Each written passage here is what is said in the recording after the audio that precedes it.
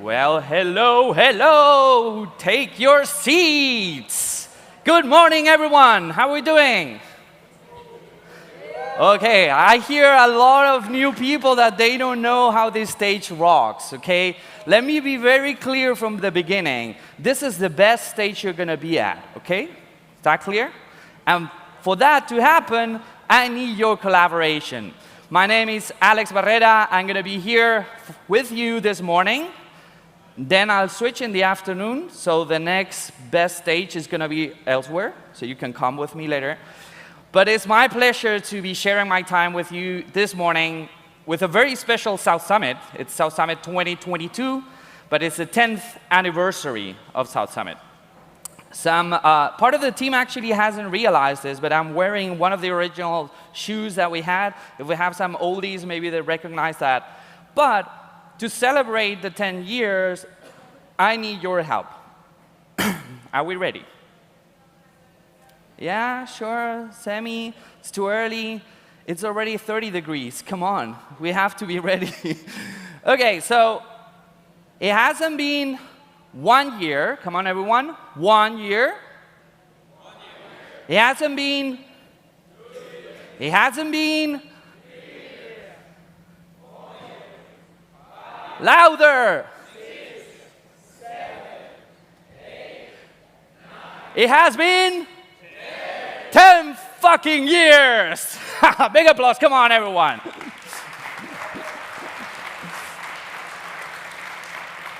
So today you're here at the startup stage, and we're going to be seeing amazing startups. As always, this year we also have incredible startups.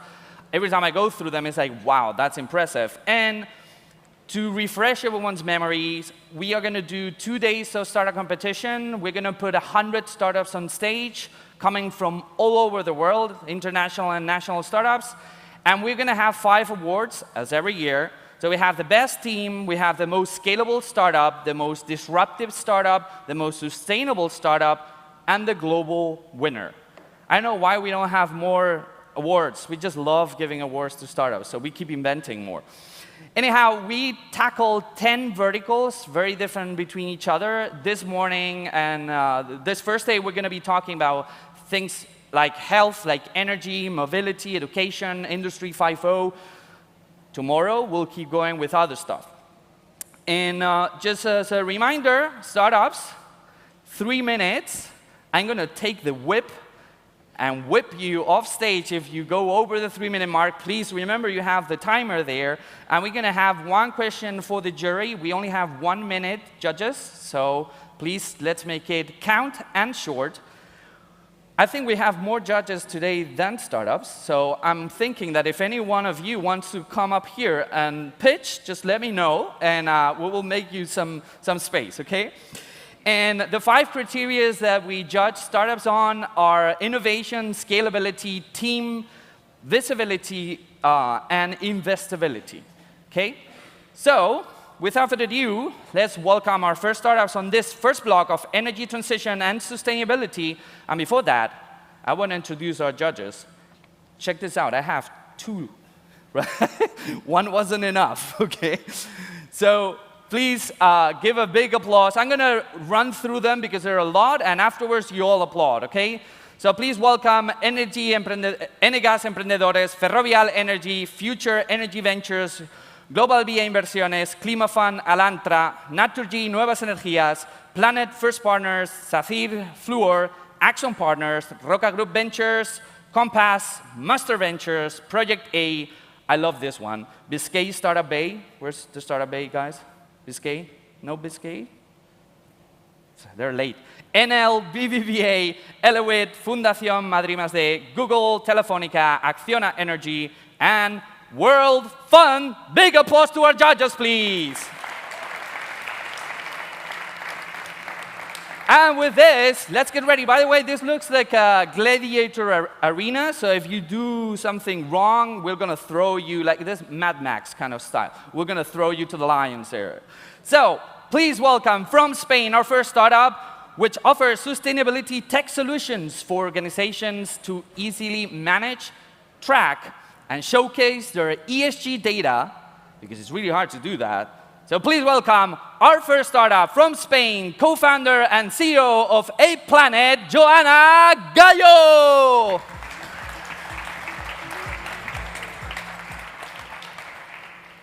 Okay, so good morning, everyone. Oh, let's see if this comes.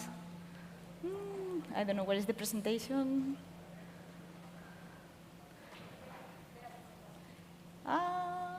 The first one. Okay, let's wait. Okay, go back. It has gone, sorry. Okay, good morning. Good morning, everyone. We are A Planet, and we help organizations to be sustainable and to have a positive impact. We all know how important it is for organizations to manage their ESG, environmental, social, governance data, and also their sustainability and their impact. But many times, this is seen as something that is just a trend, is too complex, it's not for me, or maybe it's a regulatory or compliance requirement, or it's just greenwashing. We have heard this many times.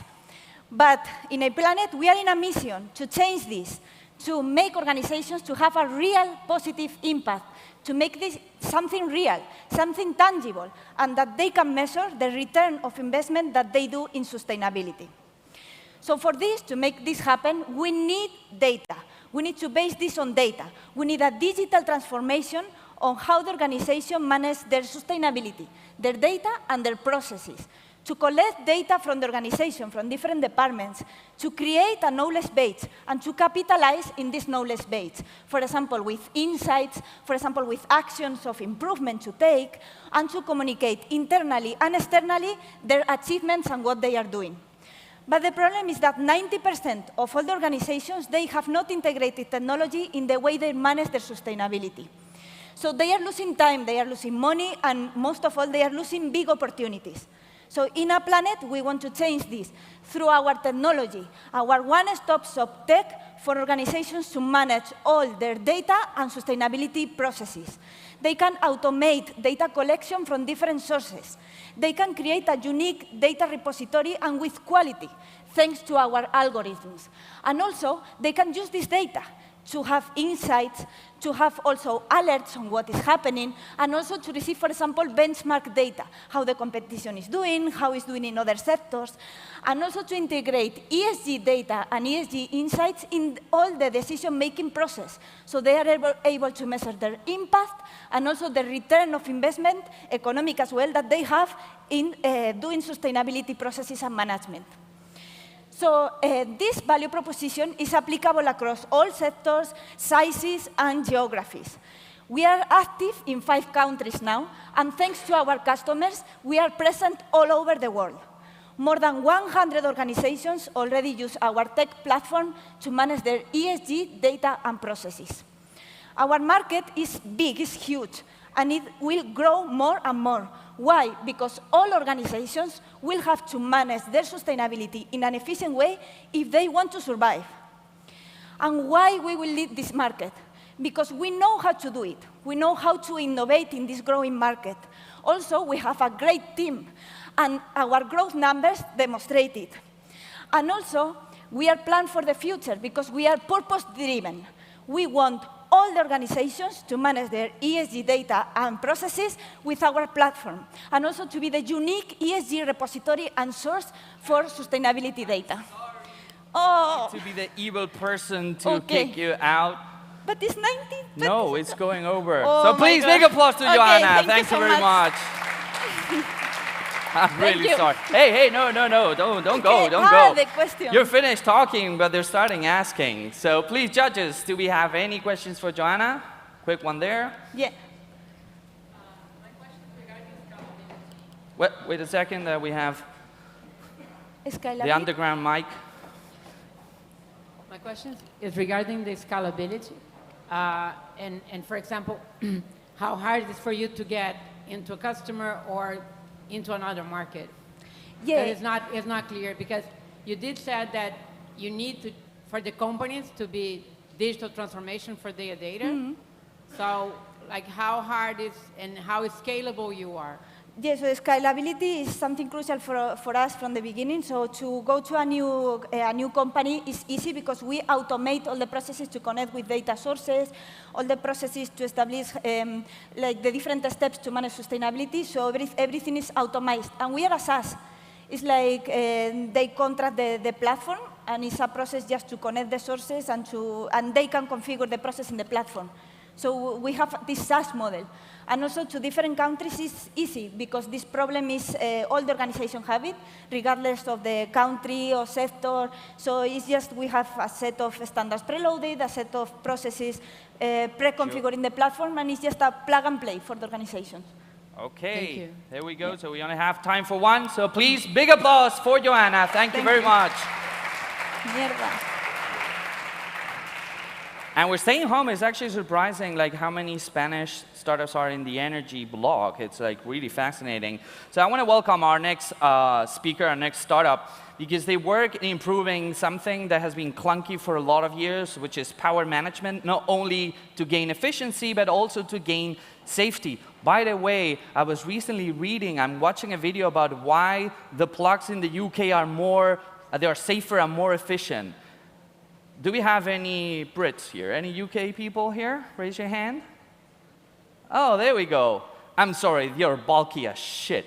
Okay, so please welcome our next startup from Spain, Miquel Peral, co-founder and CEO of ePower Labs. Big applause for Miquel, please.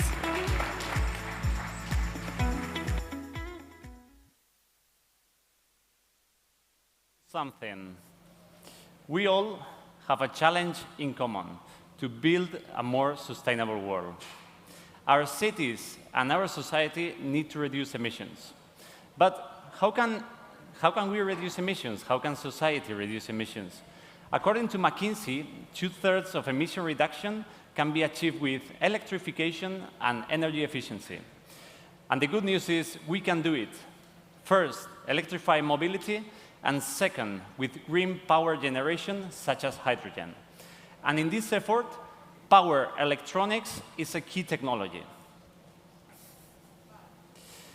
This trend is moving very fast. Electrification and decarbonization will have a huge tailwind. There is no way back. And power electronics market will grow more than 30% annually for the following years.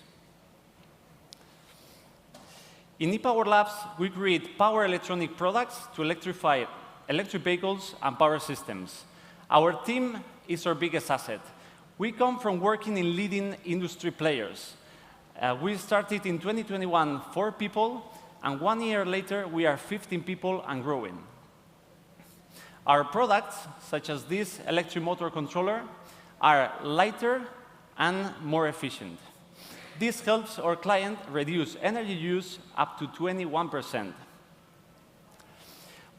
These products are a reality, and we are already working with industry-leading clients. I bring here 3 examples. The first one, we are helping Ibiza build their next generation electric buses with our motor controllers. We are also working with Talgo, so our DC-DCs can power the first Spanish hydrogen train. And we are also working with Repsol and Petronor to create power electronics which can boost energy efficiency up in hydrogen production. Since 3 minutes is very few time for a first date, we welcome you to visit us in our booth so you can see these products and also we can chat longer. And in case we fall in love, we are opening a Series A so we can work together to build a more sustainable world. So, think it one more time. How will you contribute for a better future? Thank you.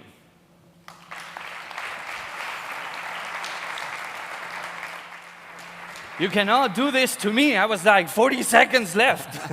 For more questions, for more questions. Yeah, that's awesome. Judges, questions, please.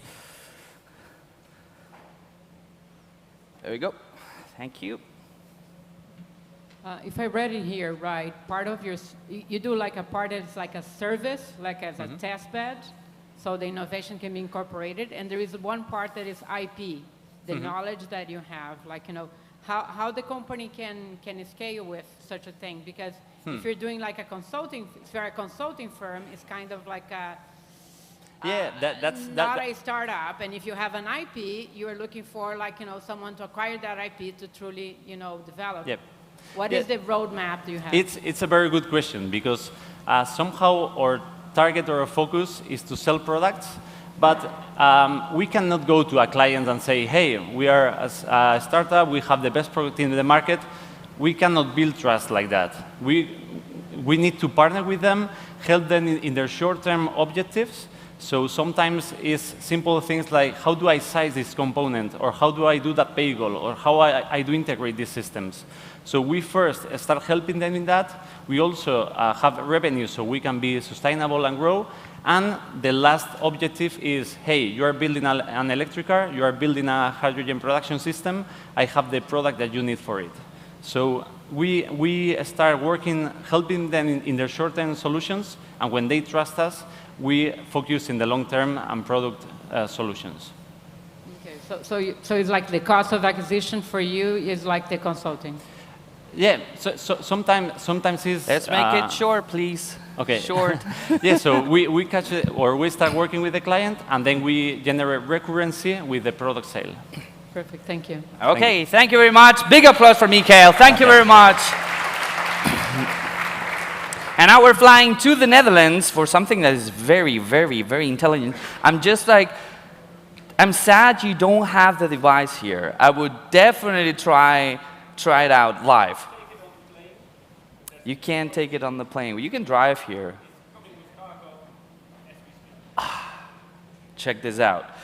So our next startup comes from the Netherlands, and they've invented a device that's called the Loops, which basically is a shower system that recirculates the shower water and keep it clean, so we don't waste scarce resources from this planet. And to talk about that, please welcome our next speaker, Josden Besten, business developer at Hamwells. Big applause, Jos, thank you.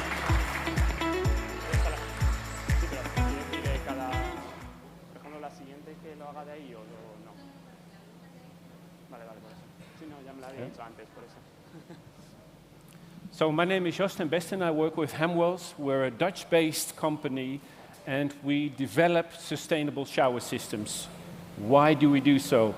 Well, when we started, we realized how much water and energy is used taking a shower. Whom of you took a shower this morning? I hope you all did. But do you know how much water you use? Approximately in between 80 and 120 liters of clean, fresh water that needed to be heated. So you used a lot of water and a lot of energy. Is that a challenge? Yes, we're in an energy transition. When I took the shower this morning, I read the statement from the hotel, and it said, our region faces water scarcity. Please, we beg you not to take a long shower, because otherwise Spain could be the next Sahara. I'm from the Netherlands. the Netherlands might be underwater for 60%. So what did we do? We developed loops. This is a sustainable and transportable shower system. It's the only unit you can take with you in your car, go anywhere you want to go, put it outside, connect it to your car battery, and toss in 6 liters of water and take a shower. And just to remind you, this morning you used 80 to 120. So we reduce water consumption for showering with more than 90%. Energy consumption for heating it with over 80%. And if we look to Europe in general, each day 17.5 billion liters of water is used for showering only. So where is it focused on? It's focused on the person that goes somewhere, is active, and wants to take a shower afterwards. But what we noticed in the last year, after starting production, 80% wants to build it into their camper van or build it into their tiny house, which is off-grid, because their focus is on energy reduction and water consumption. And that is exactly what this does. So at this moment, it's available in our web shop. We ship worldwide, and we've shipped in the past year in about 25 different countries. What are we looking for? Awareness. Awareness of how much water showering actually takes. And we're looking for growth. So we're not looking for the end user only, but also for companies that help us to have it installed directly into the camper van before you purchase it. That it's installed into the tiny house before you move into it. So then we can have growth. Thank you very much. Dutch precision. Good. Thank you. Judges, questions for Jaws? Over there, please. Thanks for the presentation. The question is, what's your current revenue model, and how do you see it growing? So at this stage, we use our webshop for sales internationally, and what we're looking for is partners, distribution or importers that will help us to have it installed by larger companies so that we can have a scale. Okay, that's it then. Thank you very much, Josh. Big applause, please. Thank you. Okay, and now we are flying to a company that's based in Switzerland, and I must say, and I'm sorry, but I'm very subjective here because I'm a big fan of their space. I'm a big fan of space.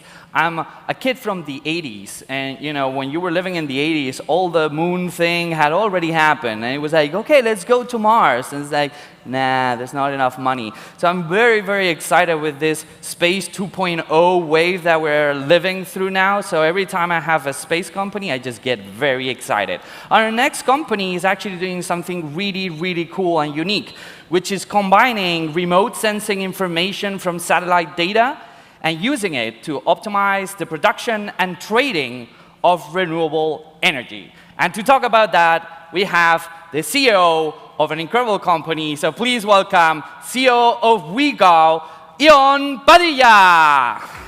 Come on, louder.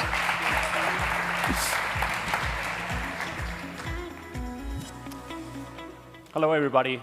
My name is Ion Padilla, and I'm the CEO of WeGo, where, as we just know, we help into increasing the production and the trading efficiency of clean energy.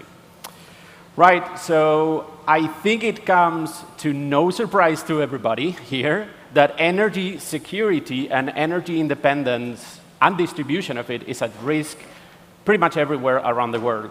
We're currently immersed in a pricing crisis, and this is primarily because it was really easy in the past to forecast the production of fossil fuel-based energy production, right? If I have a kilogram of coal, I know how much energy I can produce with it, right? But it's not that simple with clean energy. How much water, how much wind, or how much sun we'll have tomorrow? we truly don't know. And this is actually around a 30% error that we're facing today, which is a 15 billion opportunity for WeGo. Right, so how do we take this market? Well, it's a combination of several satellites from the European Space Agency and NASA that we combine with sensors like optical, radar, and geospatial sensors that we fuse together using machine learning. This way, we're able to monitor environmental variables like water, like wind or sand, and therefore we can forecast more accurately the energy that is going to be produced. This solution has been financially supported by the European Space Agency and by the Swiss Energy Agency with the Swiss government. We started operating in 2021 in hydropower, monitoring things like snow, water volume, soil humidity from space. And now we're actually doing it in offshore wind, monitoring wind, monitoring wind speed, wind direction, wave height, and we're going to do it soon for solar. The way it works is really simple.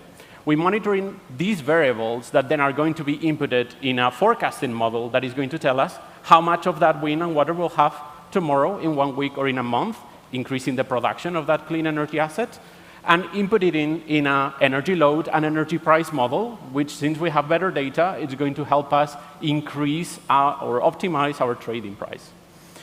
We're currently operating in 6 countries. We are now producing data for 34 power plants around the world. We have 16 clients, well, I should say 17. Tonight, we signed another contract in Canada. And we are growing at 2x, 3x year over year. And I must say that we're on track to fulfill these for this year. Our team is multinational. We're partnered with the best universities in the world: UCL, Imperial College, EPFL, machine learning, geospatial engineers are part of our team. We come from top academic institutions like CERN, top ESG institutions like the United Nations, and we're really glad to have international VCs in our shareholding like Sabadell, Catapult Climate in Norway, Republic in the States, and Business Angel Switzerland. And that's it. If you want to be part of this amazing journey, just contact me. Big applause. Okay, so do we have any questions for a spaceman? Yes.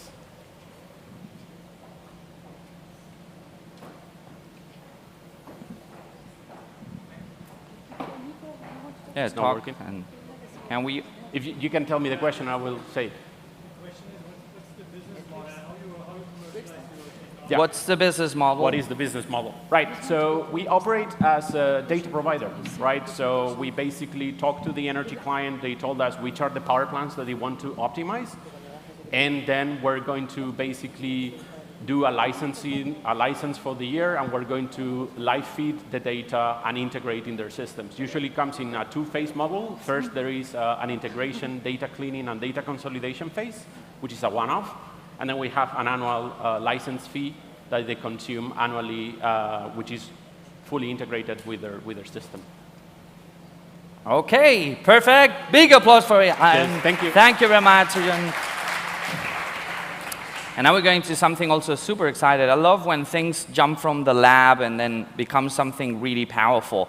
And as someone that's a big lover of tea, the whole fermentation and how our food chain is actually working is really important. And sometimes you just do not want things to get ripe.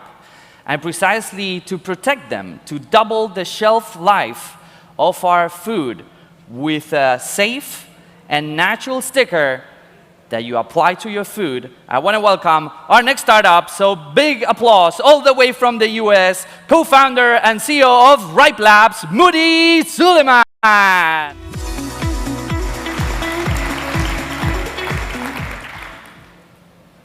Hello, everyone.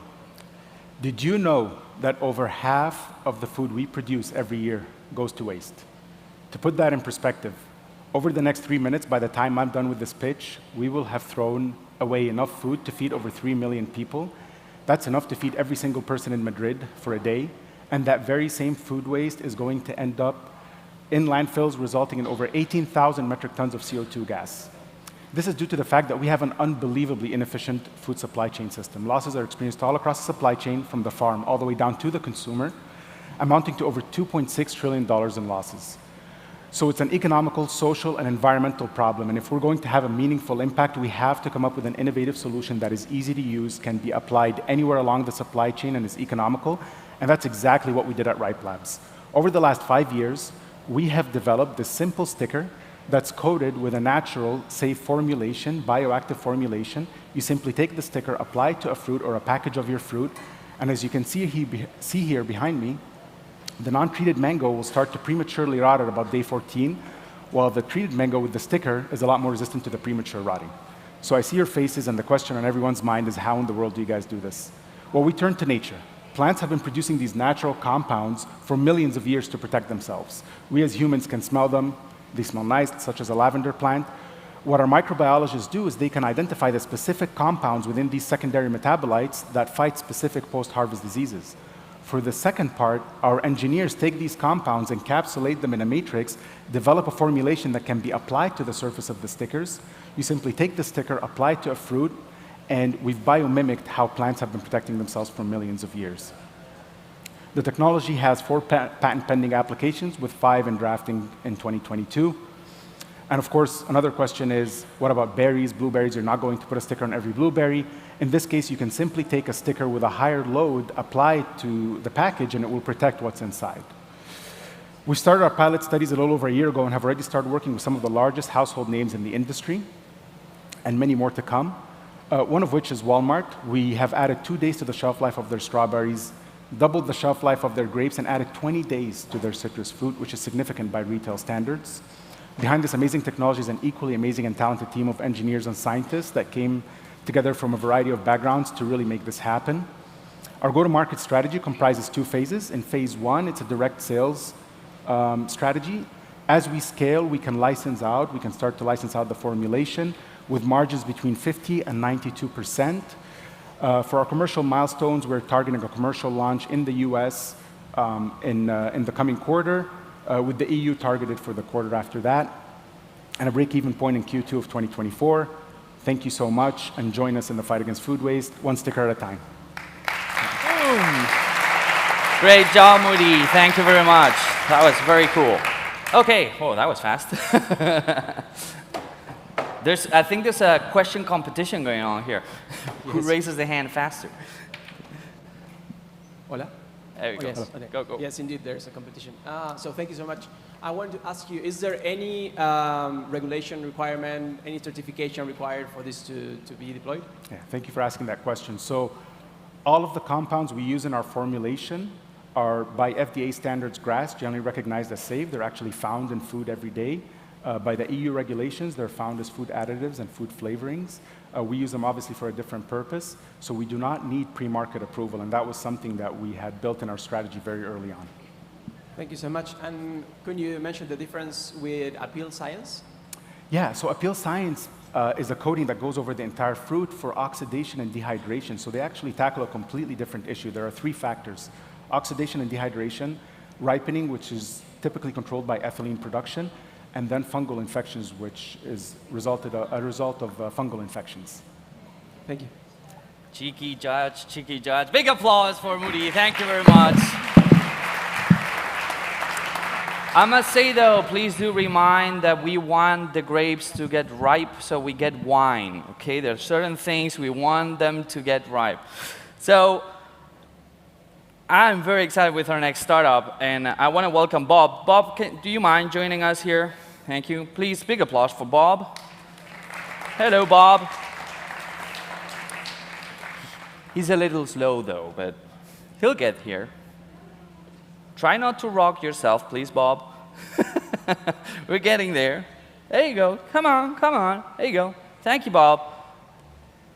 Say hi, Bob. No, we're not getting there. Big applause for Bob, please. And to introduce our next startup, I mean, nothing better than Bob here. So our next company, all the way from Spain, designs and commercializes autonomous mobile robots for surveillance, for inspection, and assistance. And to talk about this marvel of technology, this is so Terminator, I shit you not. So please welcome the CEO of Star Robotics, Ángel Alejandre. Big applause to Ángel.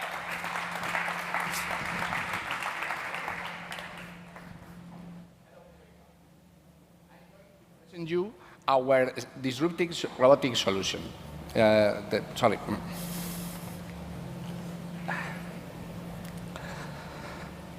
We have detected tasks that can be performed by autonomous robots.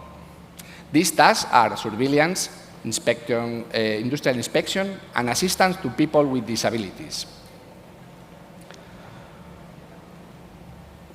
To meet these needs, we have created the Watchbot robot, which can be configured for different tasks. These autonomous robots are made up in a platform, a light platform that can be operated indoor or outdoor 16 hours per day. The robots can be navigated even in crowded environments using 3D LiDAR technology. Robots fleet is easily managed with a Auros cloud. Maybe better to watch the video where you can see how they work. This is a Watchbot surveillance. The user selects the facility and plans the route. The robot starts operating, detecting people or intruders. Also avoiding obstacles while navigating.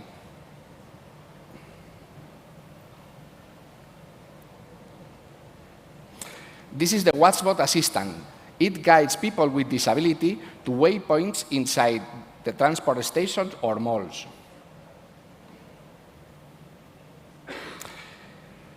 These robots are a disruptive solution in a huge traditional market due to saving at 80% versus human cost. Market leaders trust in us. We offer complete services to our customers at a competitive price. Moreover, Watchbot Assistant is the unique solution in the world. Business model can be B2B or B2C, offering products or services. We currently have 2 million funding rounds open to create 200 robotics workers in 2024. Both the technical teams and our advisors are at the highest level in Europe. Thank you for everyone. If you want to know more, we have in the 93 stands. Please come out visit us, please. Thank you. Okay, thank you very much, Angel. Questions for Angel. I'm sorry, I'm going to call you that. Bob and Angel. Questions, please. Oh, there we go. Congratulations. My question is related to the autonomy. How long does it last? The autonomy for the robot is 8 hours, and he needs 4 hours to charge. And when one day, 16 hours in 24 hours operating. Okay. Okay. Ready? Big applause for Angel. Thank you very much. Thank you very much, Bob. It was a pleasure meeting you. Try not to fall, please. Careful, there's a step there. There we go. So, I was recently taking a walk with my kids, and I was distracting. He's not going to fall. It's fine. Need any help, Bob? There we go. Big applause for Bob. Come on, he's making an effort here. So I was taking a walk with my kids recently, and we saw like a dead animal. And he's like, "Oh, Daddy, a dead animal." I was like, "Well, it's okay. That's the cycle of life. What is trash for some people is actually food for others. And when we die, we will become, food for bacteria."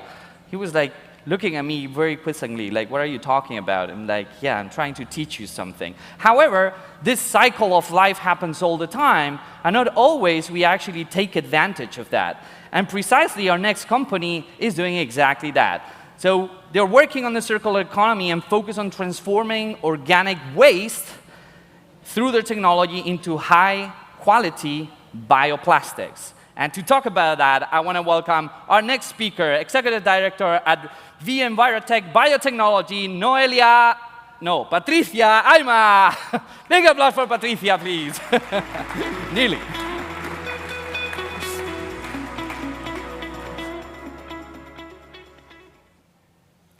Good morning, everyone. Biotechnology for me is a science with literal and figurative greatness. Figurative for putting organisms and cells at the service of humans. And when I mean literal, I mean making your beers in a 6-level high reactors. Biotech is treating your sewage in tanks just as big as this facility. Do you know Estrella Damm, Freixenet, or Danone? They do biotech, and they are world leaders. That being said, Biotech is a biotech company that is producing biodegradable bioplastic with bacteria. But it's not only what we do, it's also how we do it, because we fed our bacteria with organic waste. We are already transforming the organic waste of Calidad Pascual, an important Spanish dairy company, and we have secured a contract with one of the largest breweries in Europe. Can you imagine our market size? These companies have hundreds of thousands of tons of organic waste to deal with, and from each one, we can get between 3 to 20% of this biodegradable bioplastic that is known as PHA, and for your information, it is sold at kilos. We are using our bioplastic as a filament for 3D printing and as a raw material for manufacturing injection parts. Due to its biocompatibility, we can soon expand into the world of medicine. At Biotech, we have a clear differentiation for our circular economy model, and again, for how we materialize it. Until now, companies having organic waste contract waste managers to come, collect, and manage the waste at the lowest possible cost. Instead, Biotech installs a bioplastic production plant in the customer facilities. This model, based on standardization and stability, represents a reduction in cost, since there is a saving on the waste transport, and because the bioplastic is highly valued in the market. The bioplastic is produced continuously in a 24-hour process and extracted with a technology we have patented. Our clients, thanks to this model, receive benefits from the sale of the bioplastics with their wastes. In a current scenario of scarcity of raw materials, geopolitical wars, and price inflation, circular economy emerged as a great candidate for large companies. Our localized and scalable model allows us to have the raw material in the place we always have our plants. We have already signed 2 contracts with large companies that account for more than 100,000 tons of organic waste. We are producing bioplastic and testing the best applications. We are a team of more than 40 people, and we have received more than 13 million of investment. We want to be the bioplastic leader in 5-year time. We want to excel in biotechnology. We want to be the next literal greenness biotech company. Thank you very much. I'm ready to entertain questions. There we go. Thank you very much. It's okay, it's fine.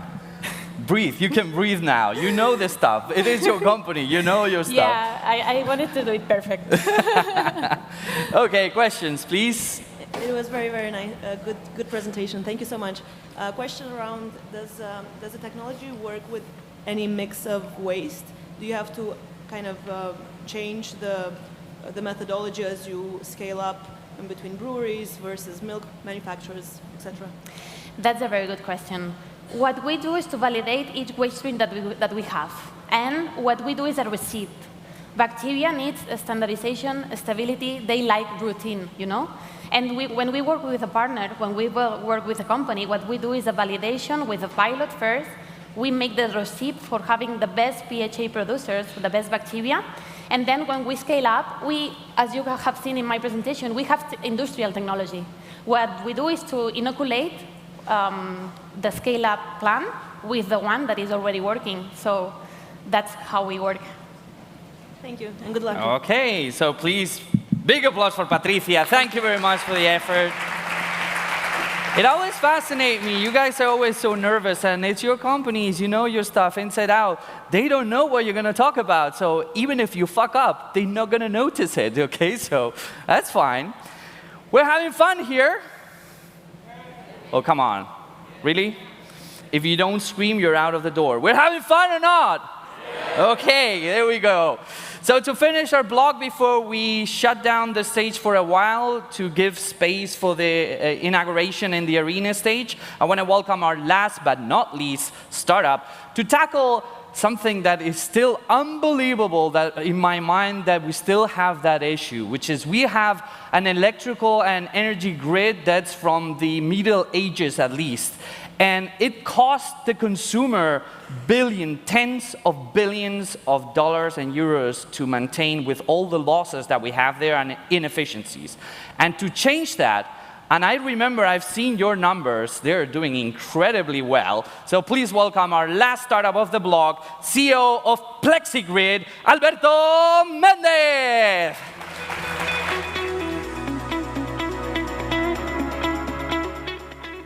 Hola. At PlexiGrid, we are reinventing electricity grids for the energy transition. Why? Because the grid is the largest bottleneck of the energy transition. For example, the grid is the single largest cause of delays or cancellation of renewable energy projects. While the last decade has seen a reduction in the cost of renewable energy between 70 to 95%, that's a miracle. During the same period, grid costs per kilowatt hour all around the world has gone in the opposite direction, up between 40 to 90%, depending on the country. And this trend is going to continue as grid operators are planning to resolve the bottlenecks by tripling investment in grid reinforcements to the tune of $800 billion a year that you will pay in your invoices. I repeat, $800 billion. There is a better way to do this. Instead of matching supply and demand with hardware on the supply side costing billions of dollars, we can do it with software on the demand side 10 times faster and 10 times cheaper. Let's find how this works, okay? In this blue curve, you see the consumption throughout the day of a street in Northern Europe. You can see here the peak at 6 p.m., dinner time in Norway, okay? In Madrid will be another time. Anyhow, without PlexiGrid, we need to urgently upgrade capacity because electricity grids cannot be overloaded, okay?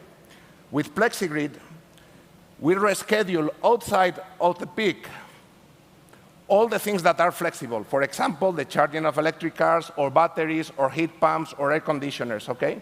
And if we do so, then the demand follows the green curve that you can see here. And there's no need to upgrade capacity anymore. With PlexiGrid, we can connect many more electric cars or batteries or solar panels and without upgrades. We enable this miracle by providing grid operators with 3 superpowers. Superpower number 1, full grid visibility. Today, grid operators have very limited visibility on what happens in low voltage. Superpower number 2, real-time analytics. PlexiGrid computes power flows and finds bottlenecks in grids with millions of nodes in less than 1 second. Our competitors take hours to do the same. Superpower number 3, access to real-time flexibility. If you combine these 3 superpowers, we can save at a scale $200 billion a year in grid costs that can be shared with consumers in exchange for their flexibility. A win-win for everybody. This is the team making the miracle, but we need your help. So help us make the energy transition faster, more affordable and sustainable by transforming the world's electricity grids into PlexiGrids. Thank you very much. Boom! Thank you very much, Alberto. Do we have any questions over there, please? There is one here, I think. Oh, hi. We'll do 2, because you haven't asked questions. We'll do 2. We have time. Congratulations on your presentation. I was wondering if on the demand side you also need hardware. I guess so, right? To action, what's happening with heat pumps and other stuff. Great question. And one of the beauties of PlexiGrid is that we build on existing hardware. What we use is the smart meters that are already deployed. In Europe, for example, there are over 200 million smart meters already deployed. We use the sensors from the grid operators, and we put all this information together. So no need of additional hardware deployment. You had another question over there, please. Hello. I am wondering if you are an aggregator, virtual power plant, or what? No, we are not an aggregator. So then how do you enable the flexibility? You can think of what Ericsson did to telecom operators from analog copper to 5G. That's what we're set to do in electricity grids. It's going to be the largest change in grid technology in 100 years. And so we supply the same thing that Ericsson supplies grid technology to mobile telephone network operators. We supply grid technology for electricity network operators to do all this magic and to run the grids much faster and much more flexible than today. They place orders to aggregators. Okay. They place orders to aggregators. Okay. Yeah. Thank you. Okay, well, Alberto, thank you very much for joining us. Big applause for Alberto. Thank you so much. Thank you so much, all the startups. You did a fantastic job. And this applause is for our judges. Big applause for our judges that have been listening to our startups here. And with this, we are going to shut down this stage temporarily to give space for the arena. We're going to have our good friend J.L. Almeida, the mayor of Madrid, and we're going to have our Secretary of Economy also talking at the main stage. So with that, we're going to make a break from now till 11:45, where we will reconvene for the next block, which is Industry 5.0, and we have really interesting startups there. So big applause, and see you in 55 minutes.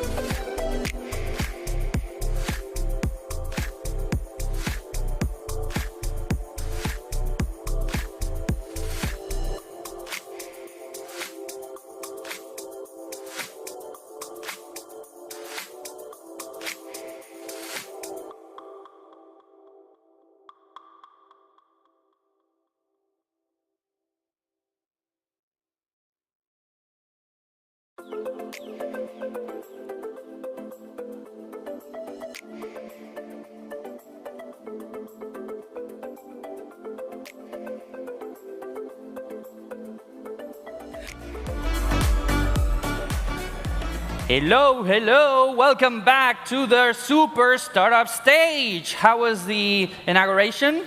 Good? How was my friend JL? You did good? Yes? Okay. Are we having fun? And heat? Right? Could be worse. It's gonna get worse, so just keep it in mind. Foreigners, please drink a lot of water. We don't want to take you to the hospital. It's gonna get intense, okay? Everyone keeps asking me, how intense is it gonna get? It's like intense. After lunch, intense, okay? So make sure you're safe, not too much sun. I know that it's great to go back to the UK and say like, look, what a wonderful tan. Yeah, but you wouldn't want to end up in the hospital. Anyhow, welcome everyone, welcome the startups, welcome our judges. Big applause for our judges for being here, and I'm going to introduce them in a second. And we're going to start with our next startup block, which is Industry 5.0. Just a reminder for everyone, 3 minutes, sharp, guys. I'll come with a whip and take you out. Someone was telling me online, it's like, dude, your stage looks like a sumo wrestling stage. It's like, that's a good one. I will wrest you out of the stage. Judges, because we have so many startups, one question, roughly around 1 minute. So make it count and make it quick, okay? And without further ado, I want to welcome our judges. So there's a lot of you. Again, I will highly invite you if any of you wants to come and give a pitch. No? So we kind of balance this thing a bit.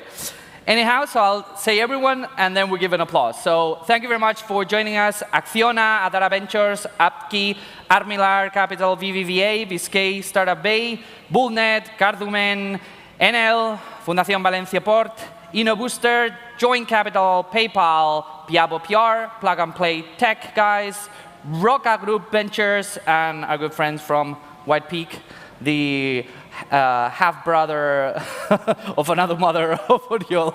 So please, big applause to our judges. Thank you very much for joining us. And I'll tell you a little tiny secret. The first startup of the blog, they were telling me, it's like, you help us with our first pitch, so I hope we do it right, okay? So please, keep track of that. Don't let me down, okay? Don't let me down. So to talk about the complexities of industry, and specifically how do you deploy connected devices at scale, and how do you manage the whole mess that eventually creates, we have our next startup, which mission is to do IoT system integration and SaaS platforms to support the blockchain technologies that allow the glue of all that information and all those data.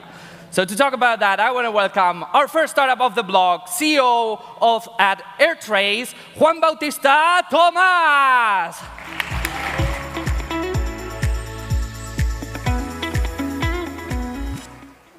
I think you're missing something. Oh, that's true, that's true. Thank you very much, Alex. So, one word, mankind. This is us. Wonder how we got this level of progress so far? Just because of something. Cooperation, also known as interoperability. In fact, that's AirTrace, our SaaS platform for allowing any IoT device in the world to integrate blockchain in an easy way.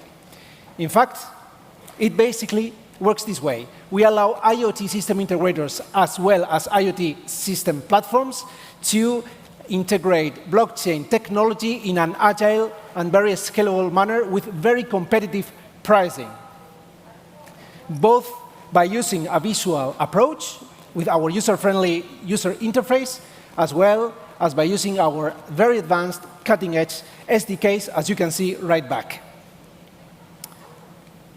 But the thing is that AirTrace is not only that, because we love data quality. The thing is that we use very advanced anomaly detection algorithms to assure data reliability. But what about now the global market share? The thing is that, according to several statistics, by the end of 2026, it will be worth $6 billion globally.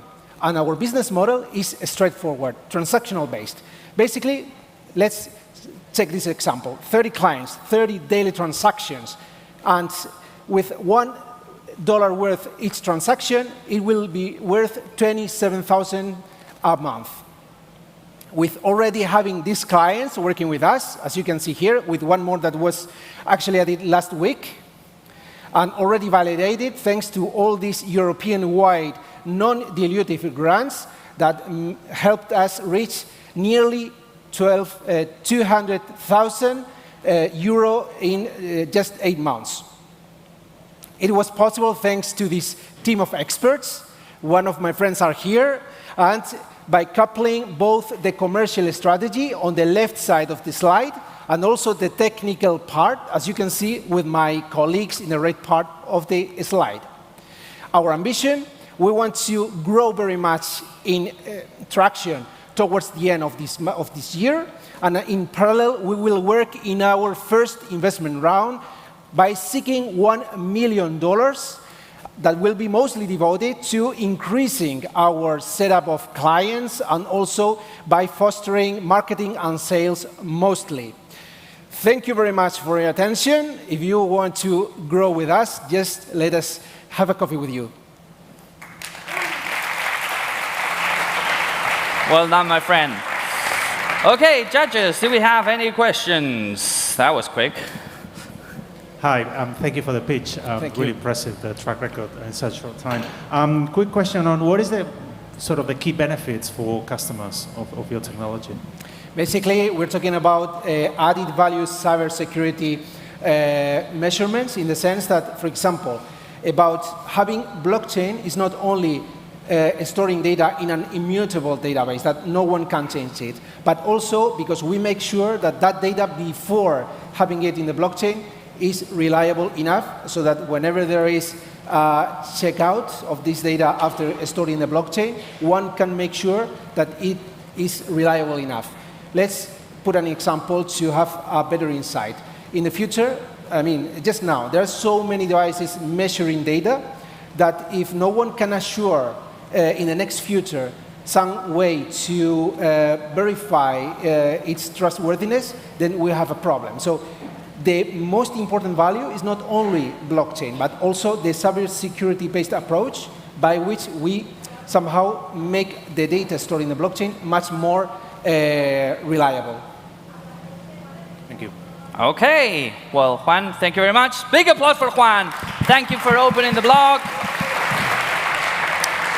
And we're flying all the way to Emirates in this case to fix a problem that most of you probably understand because you all use the cloud, right? So the cloud is a way of using spare capacity that someone has in a data center, emerge as a solution for a problem at Amazon Web Service, at Amazon. But the thing is, these were tech people. They understood these things. How do you do this in real life with other kind of resources? In this case, how do you do that with for freight? How do you do that with container space? Well, to talk to you about how to build the cloud and reuse and make cheaper transactions for the commerce using free space on the containers, we have our next speaker.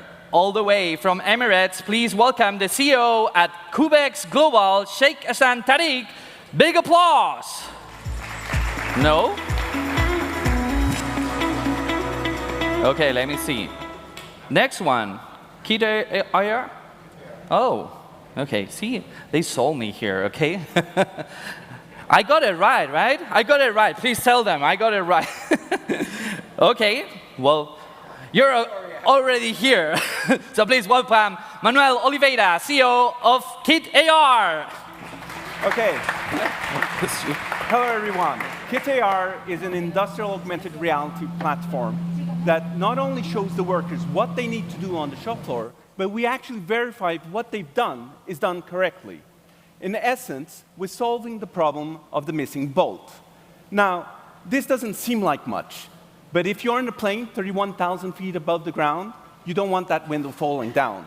So to avert disasters, whether small or big, we decided to combine man and machine to address the cost of poor quality. Welcome to the 21st century in manufacturing.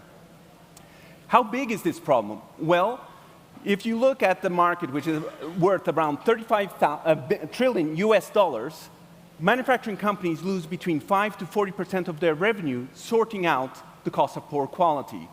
Research also shows that by 2030, there's going to be a lack of 1.9 million workers, which will translate to a loss of productivity of 1 billion US dollars.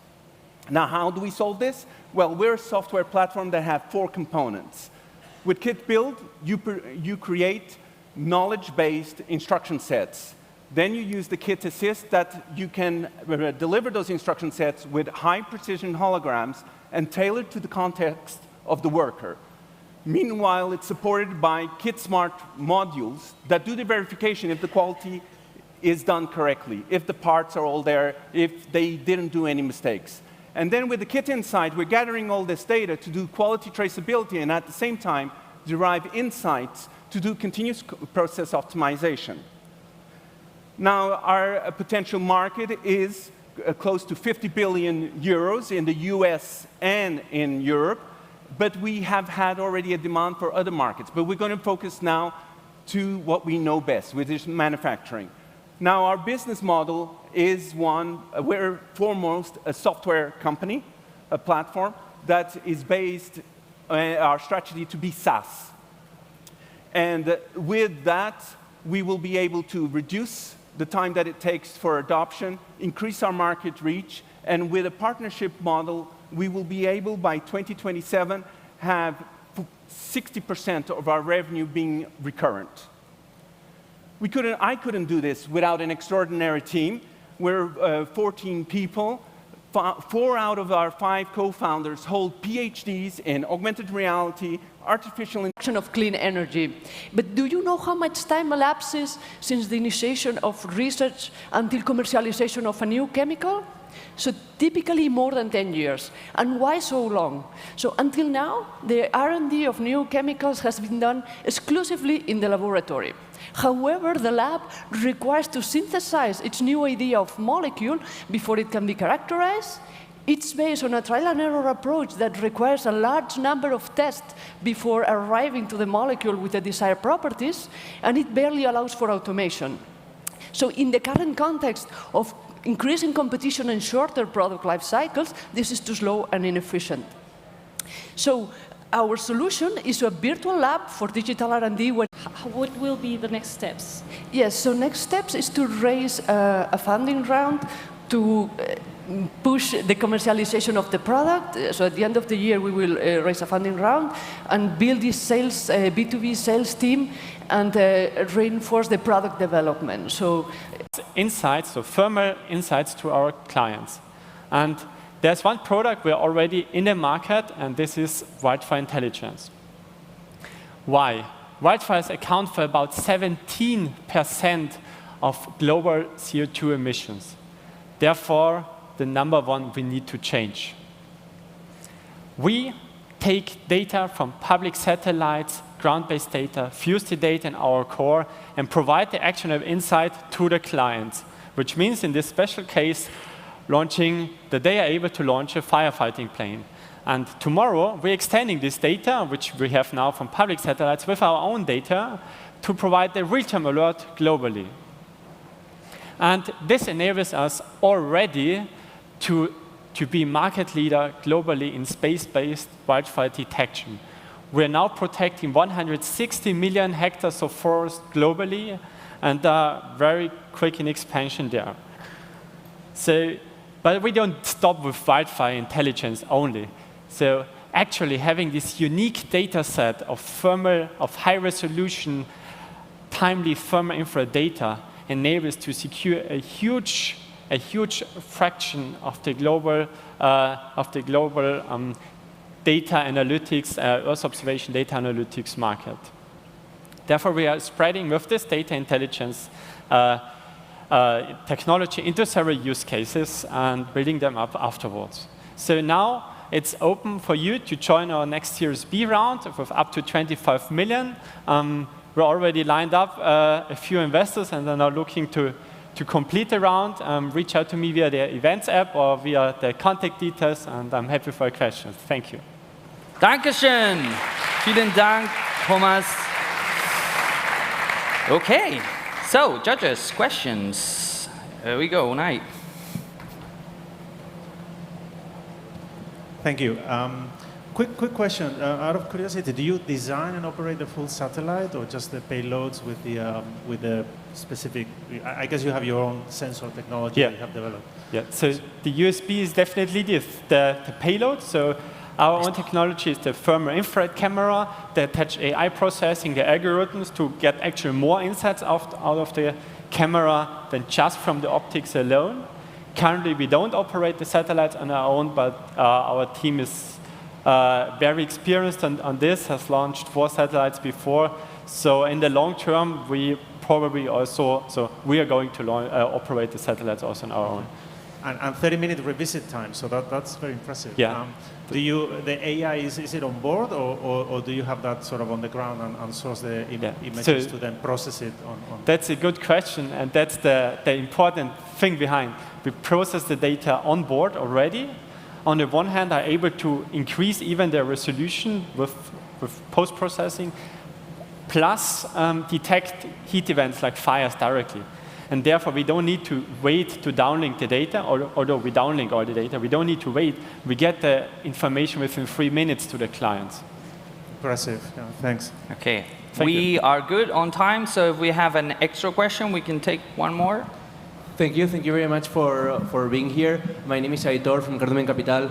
Very fast, two little things. One, on the commercial side, I understand that fire departments are usually public or semi-public entities in many countries, so I would like to see, or to know just by curiosity, how your commercial team tackles that. And a second thing, really fast, and on the data acquisition from satellites, I understand that there are already public or private satellites with infrared cameras or hyperspectral or thermal, different sensors. So I would like to understand why you are using your own, or planning to use your own satellites instead of using the ones that are already deployed. Thank you.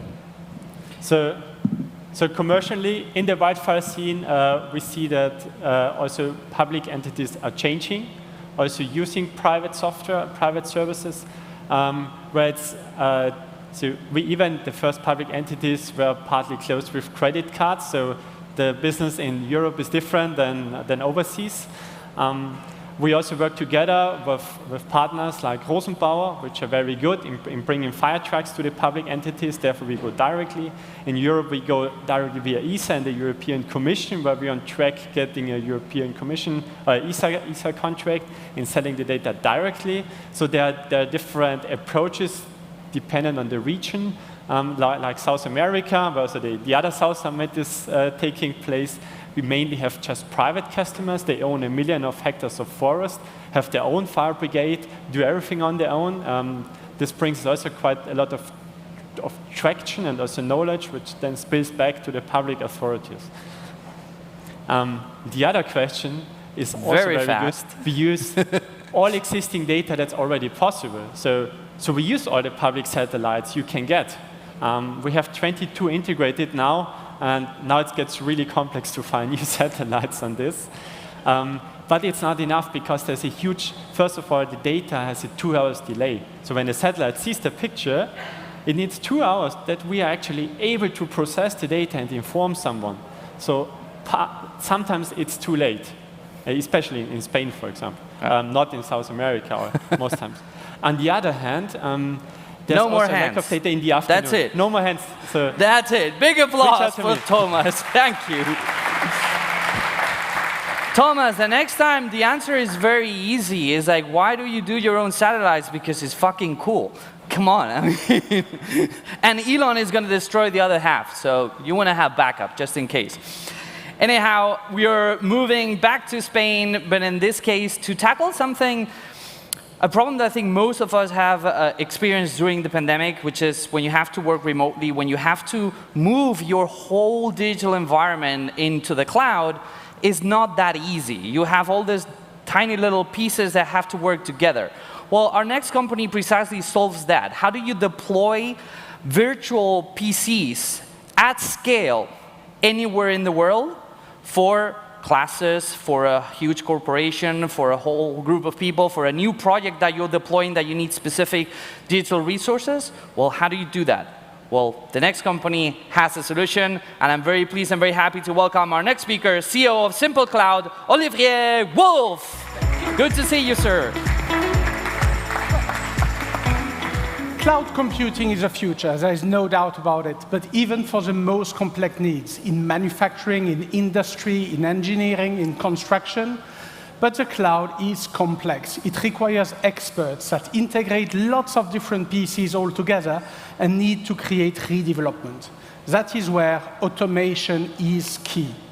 At Simple Cloud, we create completely automated work environments in the cloud with configurable virtual PCs. As you can see here, an engineer is creating live an environment for his team and for contractors, selecting the OS, selecting commercial or proprietary software, as well as selecting the profile of virtual machines and the graphic capacity that he requires for his tasks. He can select security protocols and even schedule the different times when this is going to be accessed from anywhere around the world. And people can work all together as if they were in the same office. By clicking Create, now is the environment ready to produce? Well, we have a unique no-code platform. A team leader creates his entire workspace in just 15 minutes with no IT support. And team members connect from basic devices in just 60 seconds to the most powerful virtual machines needed and work fully collaboratively as if they were together.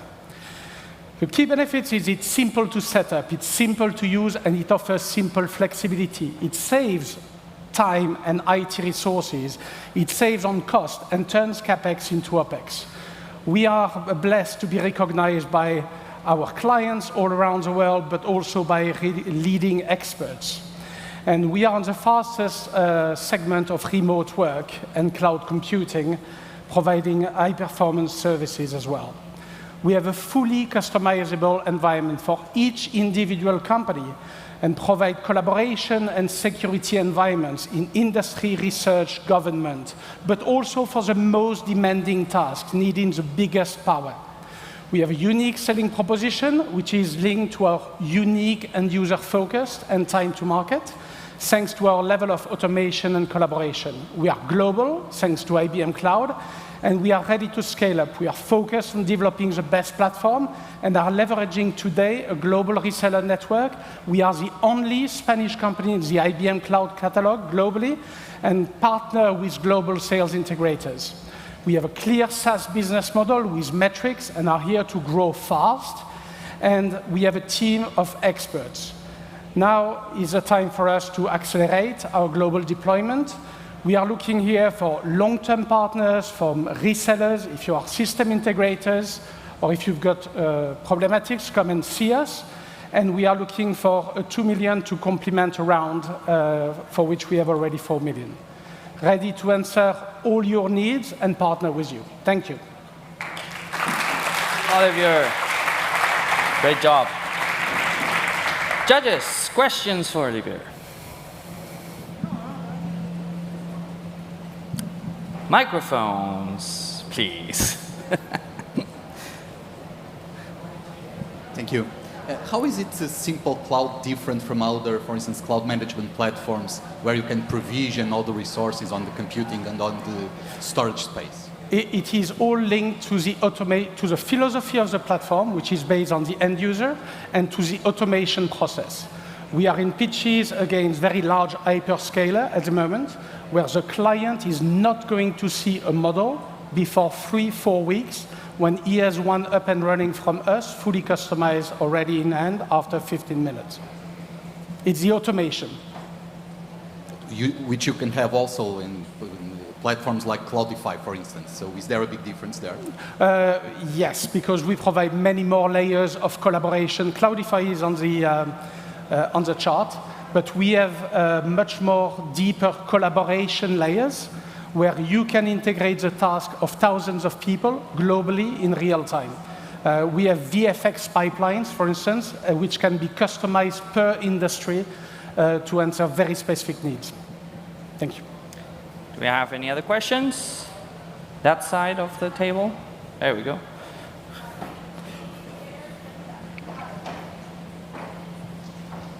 Thank you for the presentation. You mentioned that you rely on the IBM cloud. Yes. So are you planning to scale this solution to other clouds, Amazon, Google, or so on, or there's a restriction there? There is no restriction. We are very proud of our partnership with IBM because they've been extremely present and helping us to scale up fast. We are the only European solution in this workspace. We are built on bare metal server, so we are not dependent and open for the relevant collaboration, but proud for all the solutions that IBM is giving us. And also unique advantages in terms of predictability of cost, which do not exist with the other hyperscaler. Thanks. Okay, Olivier, thank you very much. Big applause for you. Big applause for Simple Cloud. I must confess, by the way, I've seen the videos of that thing working, and it's actually quite impressive. As a technician, it's like, whoa, and it does all that stuff at the same time, and you don't have to touch things. It's like magic. That's pretty cool. That's pretty neat. And last but not least, we have our last startup of the block before we all die of heat here. See, it's getting warmer, huh? I told you. It can keep going up. Hopefully, it will stay like this.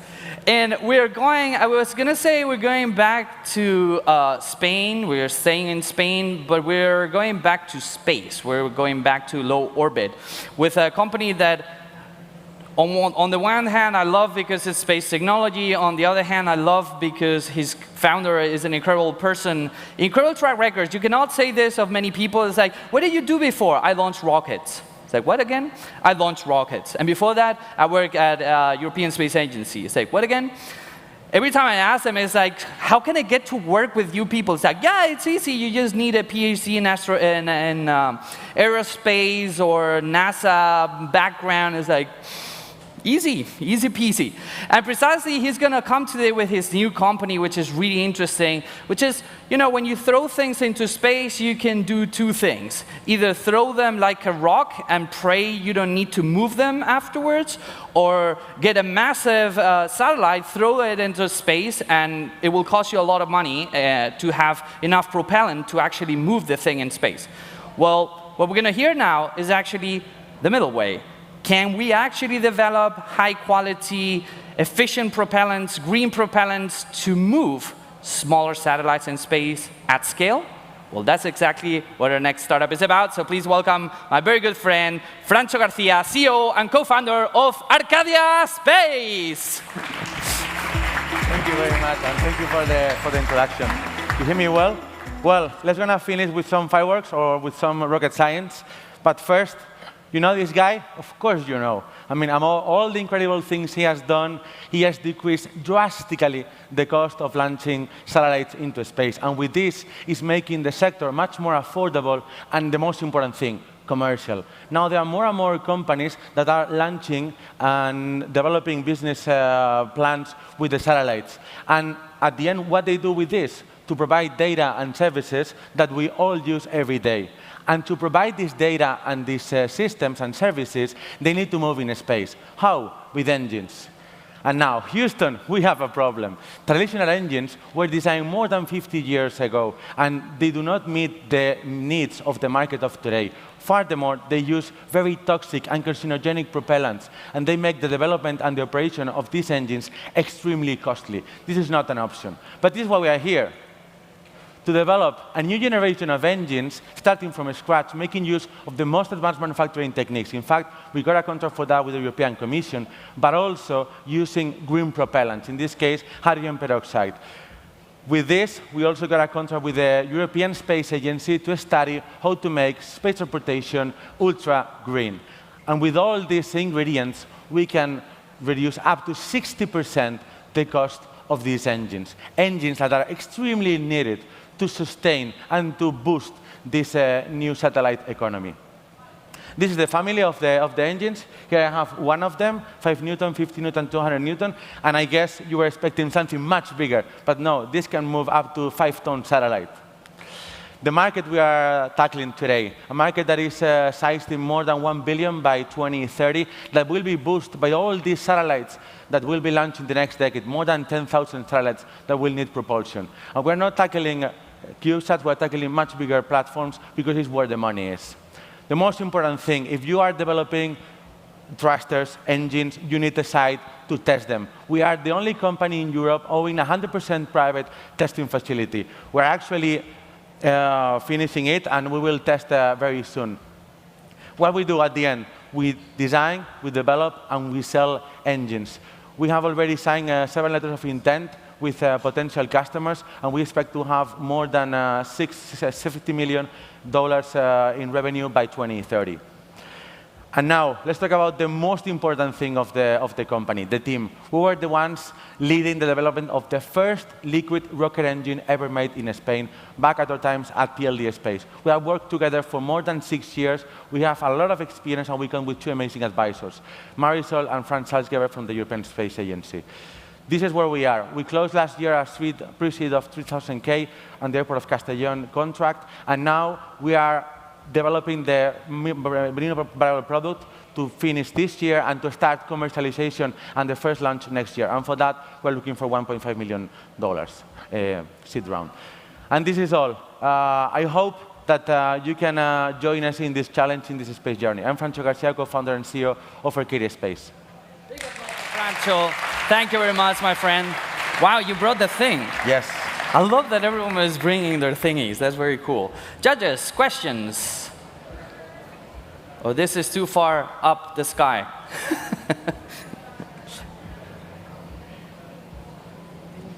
Thanks a lot. What is your planned business model? I understand that's for the future. And what's the type of customer that you feel like you'll have? The business plan of today is B2B. So companies need engines, we develop engines, and we sell the engines.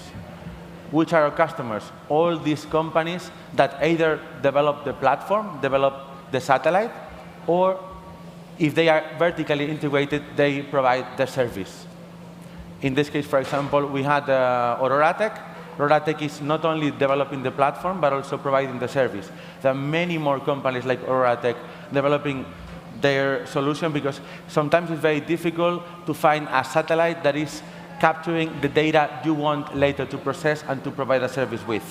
So we are seeing both kind of companies, either commercial companies developing platforms or commercial companies providing the service. We're not tackling the very short-term space agency or traditional markets, because they are very competitive and very difficult to access to. So we will go to emerging companies.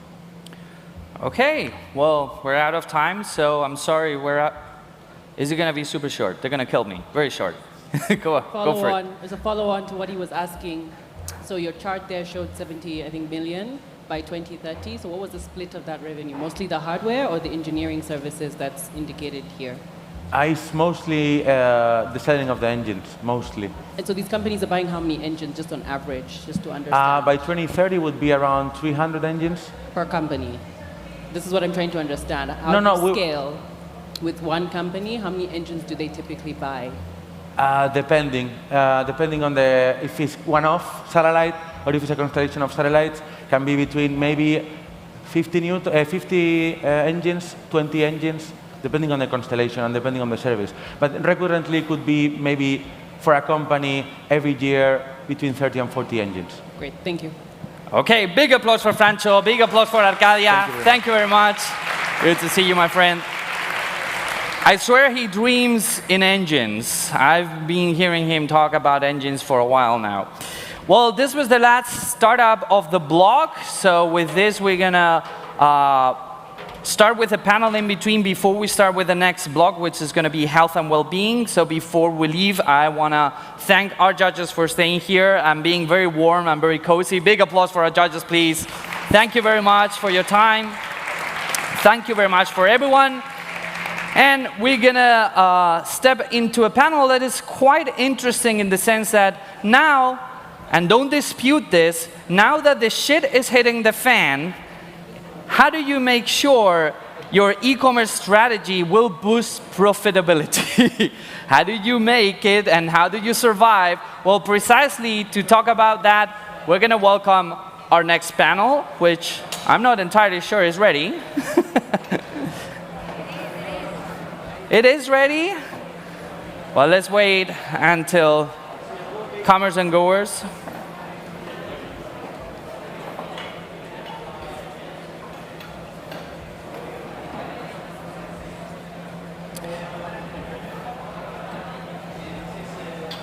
Okay, please don't delay. If you're moving out, move out. If you're moving in, move in. If you're staying, stay. If you want to sing, sing. We can do that. People at the back, plenty of space here at the front, so I'm not entirely sure if it's colder or warmer here, the closer you get to the stage. It's warmer, right? No, colder. Okay, we have good news. It's colder if you come here. People sweating at the back. Those of you wearing jackets, it's colder here. Okay. Dear startups that are talking while I'm talking, please take your talking outside. Thomas, genau, schnell.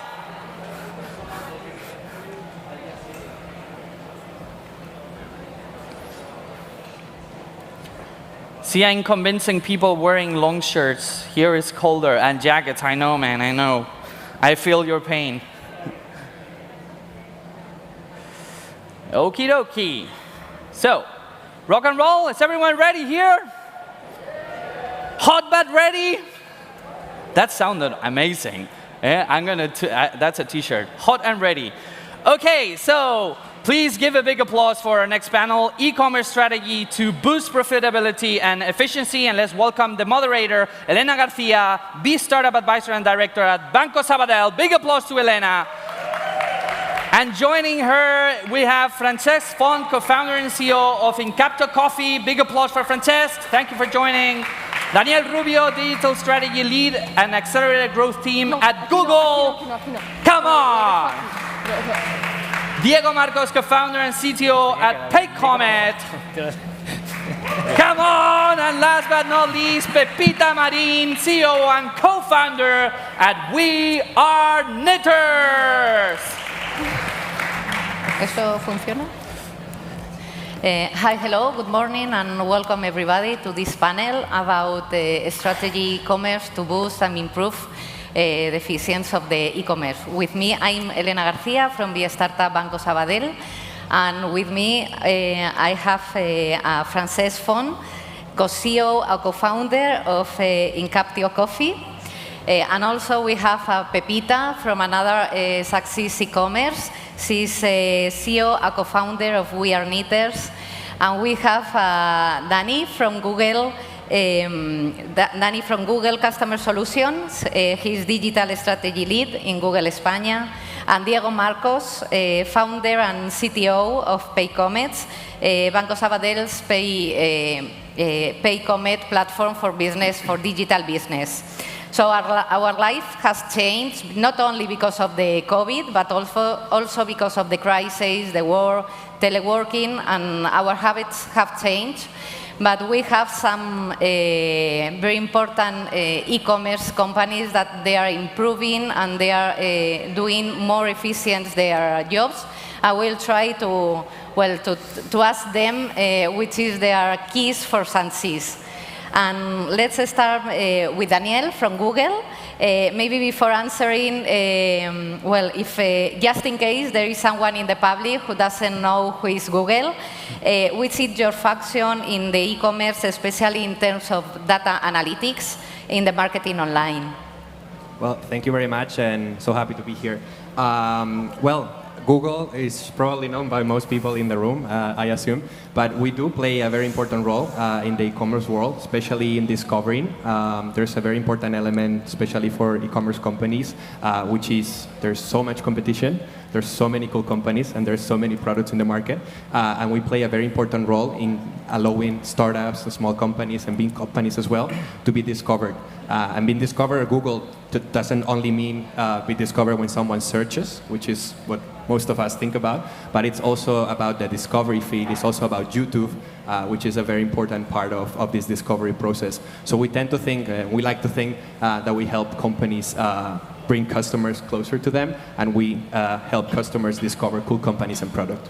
Okay, thank you very much. And what about you, Pepita, an e-commerce specialized in knitters? Could you put us in context with your experience and how do you have lived these all changes in these last years? Thank you for inviting me. I'm very happy to be here with Sabadell and my colleagues. We Are Knitters has been in the market for almost 11 years now, so we are, I think, the most veteran ones. We are very particular because we work in a very niche market, which is the rule number one about entrepreneurship, is like do it in a mass market. So we did it the contrary, but now, 10 years later, we are very happy. I think in the niche is the opportunity now, with big players having a lot of space. And in our case, our mission was to bring back knitting, which is like, for people who doesn't know, is something that you do with yarn and you create your own clothes. So it was to bring back knitting to the young people. Knitting is relaxing, knitting is something that it could be very cool, and it was completely démodé, no? We brought back, we can say, we've been working only selling online, 100% is online, 95% of our business, it is international, especially in the US, Germany, and France. We are very proud to do it with a team based in Madrid. So we are 35 people based in Madrid selling yarn online. So this is the reason why I say that we are the most technological startup in Spain, which is not true. But it was, we did that thank you to the technology. And of course, we've been doing that for 10 years, and COVID was a super catalyst and a very boosting period for us, because it was something that you did it at home and 100% online. So we did a very, very good year, and most important, we convert a lot of people into knitters. Okay, thank you. And I would like to have the POS opinion. Diego from Paycomet, you were invested by Banco Sabadell, and then you are belong to our DNA. And could you explain us which are your best solution or the tools you are providing to the e-commerce to make them succeed? That's right. Thank you so much for joining us here. It's a pleasure. Yeah, we are in the market from 12 years ago. We started with Sabadell 4 years ago. We are a payment gateway. We are mainly focused in e-commerce, but we also work with brick-and-mortar e-commerce.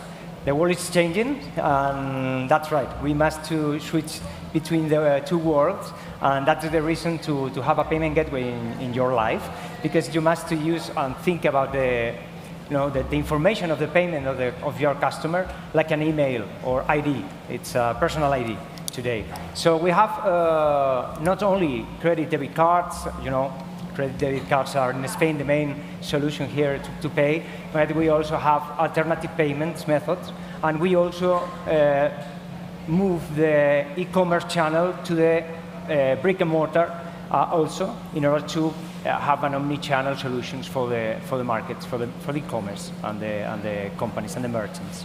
Okay, thank you. I'm Frances from Incapto. As we have been spoken before, for Incapto the customer is very important, as well as the model direct to consumer. And why do you consider this is the clue for you in Incapto? But before answering, also make us a little pitch about what Incapto is, please. Okay, thank you. I don't know. Incapto means non-capsulated, think out of the capsule, and we bring to the market a solution consistent on specialty coffee for homes and offices, plus fully automatic coffee machines that we design ourselves and we manufacture it here in Europe. And I was wondering if COVID has been a catalyst for us or not, because today it's our second anniversary, so I don't know. But well, we are very happy to be here and to bring good coffee to every home. Better for you, better for your wallet, and better for the planet. And answering your question, yes, we are a direct-to-consumer brand. We have a subscription model. We sell machines and a subscription model.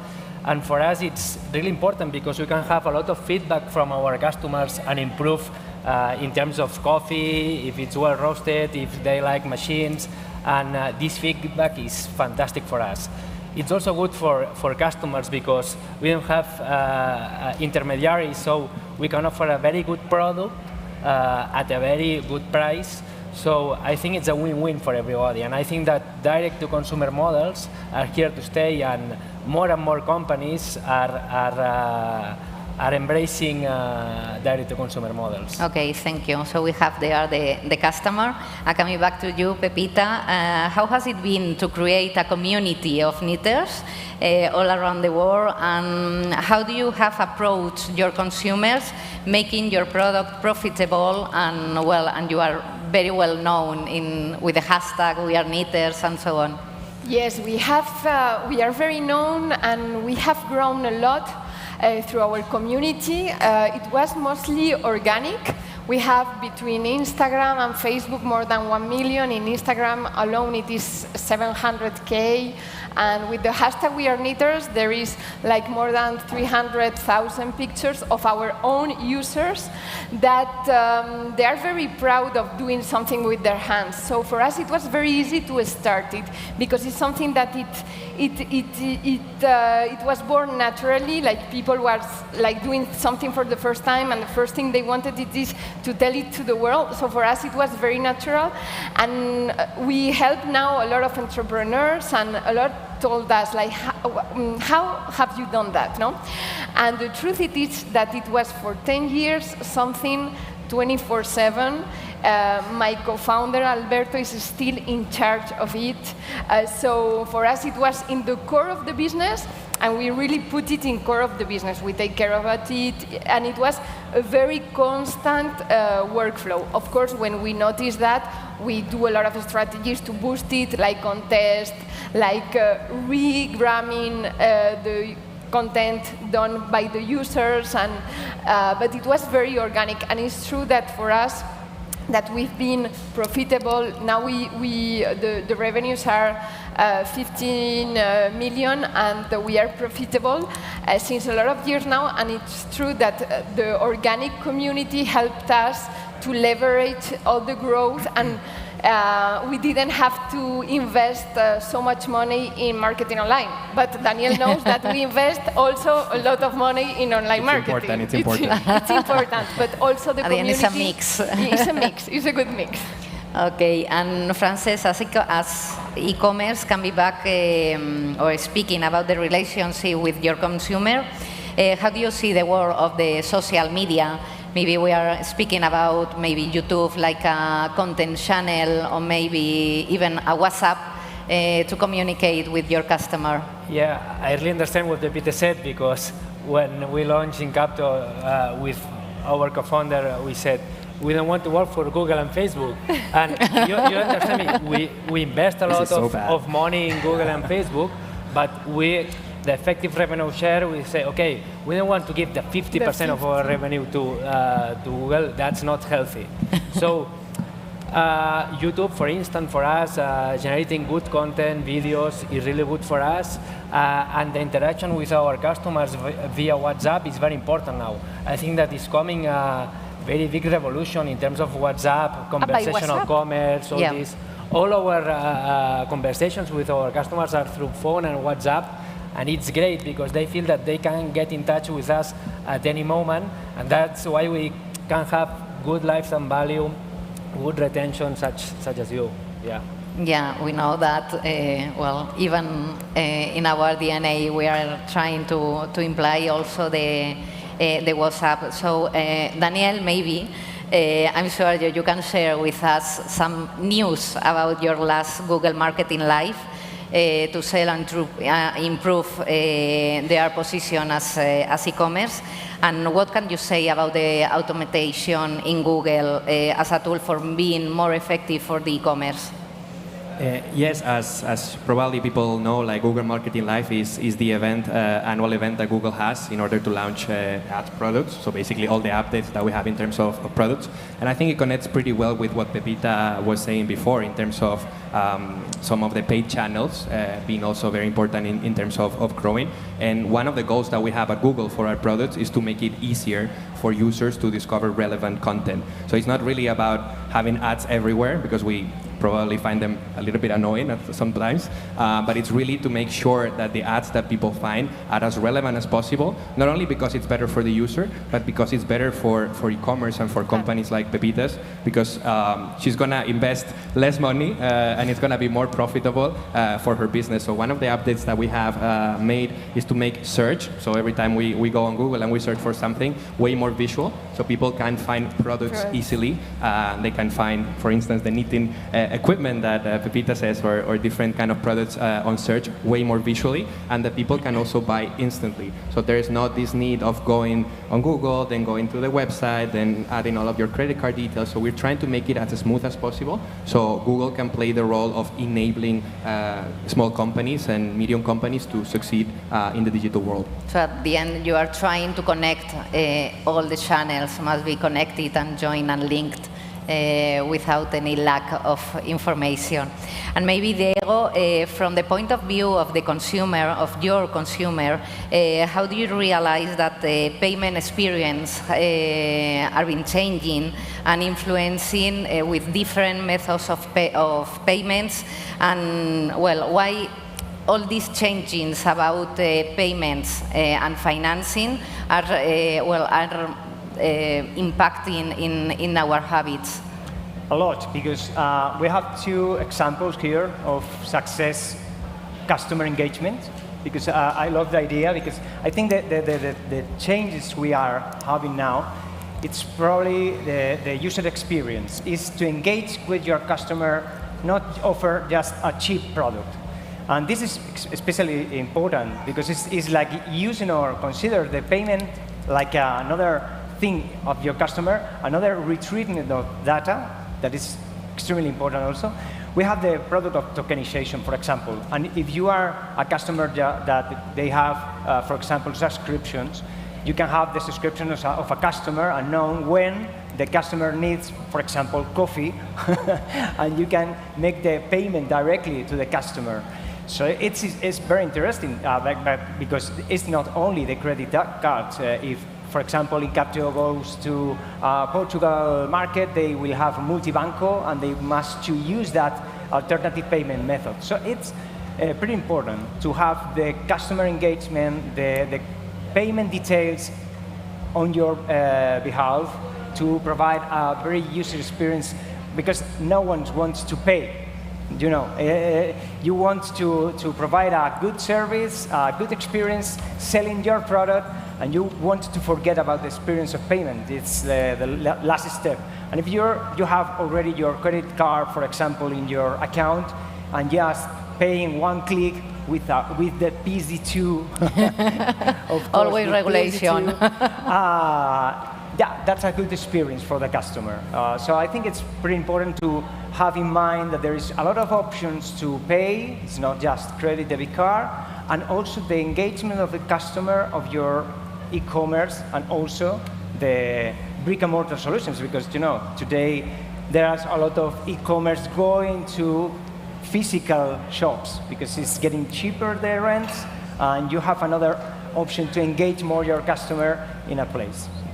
Okay, so we are trying to sum up and to recap this panel by the tips and tricks from your business. So, Frances, to sum up, which is your core business and which are the keys in Incaptio that you have, to be a succeed e-commerce?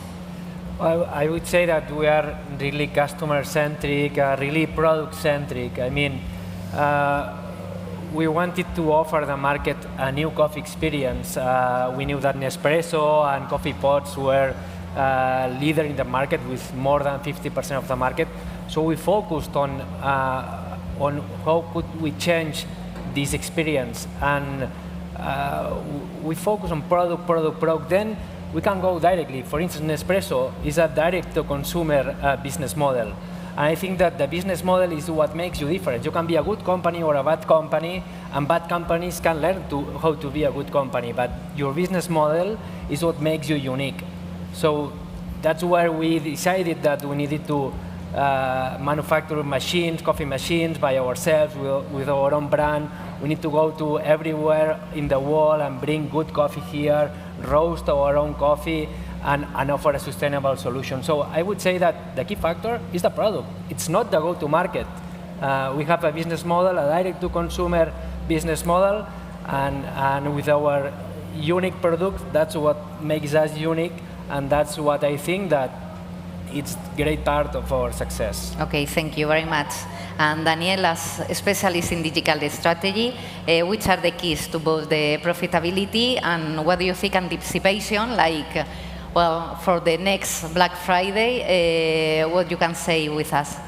Yeah, I would summarize it in 3 A's, which we like to, consultants like to do this a lot. So I would say analytics. So it's really about using your own data and really understanding what you're doing with your customers, as we were saying, all of these payment flows, A/B testing, like really getting really in depth in terms of data and being really analytical. I think that's a very important element.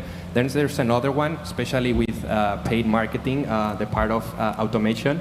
I think the times where CMOs or paid media specialists were like doing keywords one by one or like doing everything manually is over. Like we have machine learning, we have automation, and we can rely on that to help customers and companies grow.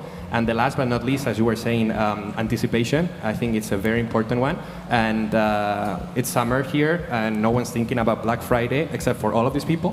We are already thinking about Black Friday. And actually, everyone. So actually, Black Friday, and I have some data here from Google, about 59% of Black Friday queries actually took place 4 weeks before Black Friday on Google. So this tells you a lot about the need to be early, to anticipate, to plan a strategy, and to really understand that your customers are looking for products and are looking to discover products, not just on the day that there's the offer, but probably a couple of weeks or even 4 or 5 weeks before that happens. So there's this recipe of analytics, automation, and also anticipation. Thank you very much. We have some clues, especially for Google. Diego, what should a platform have to make an e-commerce more efficient? To recap everything you have said in this panel. Yeah, of course. It's so many things. I think the user should be the center of the experience, and this is very important. Please think about the information you can grab for a payment. For example, it's not the same a customer with is paying with a platinum card than a debit card, for example. And if you want to retrieve this information from the tokenization you have of the customer, you must to segment your customer. It's extremely important to use the data, not to store the data, use the data. It's completely different. And today, the e-commerce, talking about e-commerce, it's completely, it's more complex because you can't track today the users in the same way you are used to. So you must to get more information about the experience of your user to get a better engagement. So if you, for example, have a brick-and-mortar commerce and you can get the payment through a normal payment device, okay, and you can tokenize the customer, they can use the same payment, the same payment instrument for the online e-commerce. So you are getting a completely omni-channel solution for your customers. So today you must to think about give your user experience another turn, and get all the information and use that information to, for example, like the e-commerce we have here, great engagement with the customer. So using the payment gateway is an option because you get more data in your e-commerce or merchant. Okay, thank you very much, Diego and Pepita. For you, the last question. Which are the most important keys that you are applying in We Are Knitters to best profitability and efficiency? Yeah. before I forgot, we are opening our first permanent store in September in Madrid. So Diego, we need to talk. So we need to talk about the brick and mortar. I was thinking, I also forgot. with Google. No, it's true. It's the first experience. And with coffee in the experience in the store. No, because we are going to do knitting parties there. So no, it's true. We need to talk about it. And no, our key is to be. I think I already told one. I think the technology is very important to be efficient. At the beginning, when you are starting, and especially us, that we were selling like yarns, something very, very, very physical, and the experience is physical, and we play with that, no? We are like telling people, like, it's not only about online, it's not only about technology, you need to disconnect, but at the same time, we leverage a lot in technology, and it is thank you of thinking about that in the very early days of We Are Knitters, that now we are like very profitable, like with a very lean team, like doing international sales through technology and having everything very automated. I don't know who told it was also Daniel, no? The automation is the key, and even if you do something very physical, you need to think about technology since the very beginning. Okay, thank you very much. So we have arrived to the end of this panel. Thank you very much, and I hope you have enjoyed at least as much as I have. And well, we have been talking about challenge. I have some tips like organic growth, omni-channel solution, WhatsApps, methods of payments, data, information, automation, anticipation, engagement, our customer, consumer, and maybe the most important of all of this is that everything must be linked, and we have to go together to make us all efficiency as possible as we can. So I ask you a big applause for all of them, and see you next time. Thank you.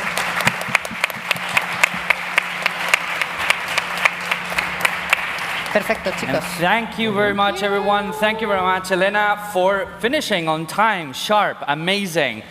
I love when the panels finish on time. So we're going to allow for some time to switch back and forth, and we're going to get into the final startup block of the morning, which is going to be health and well-being. So please allow us for a couple of minutes for the judges to sit down and get all their thingies. And I'll be right back with you in a jiffy.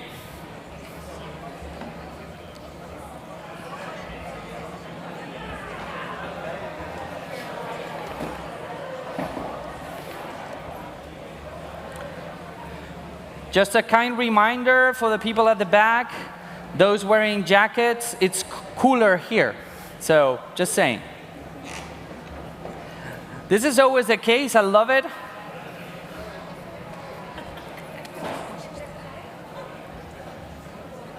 There we go. It's always the case, right? The first day you all come with your shirts, with your jackets. Tomorrow everyone's going to be wearing shorts and t-shirts.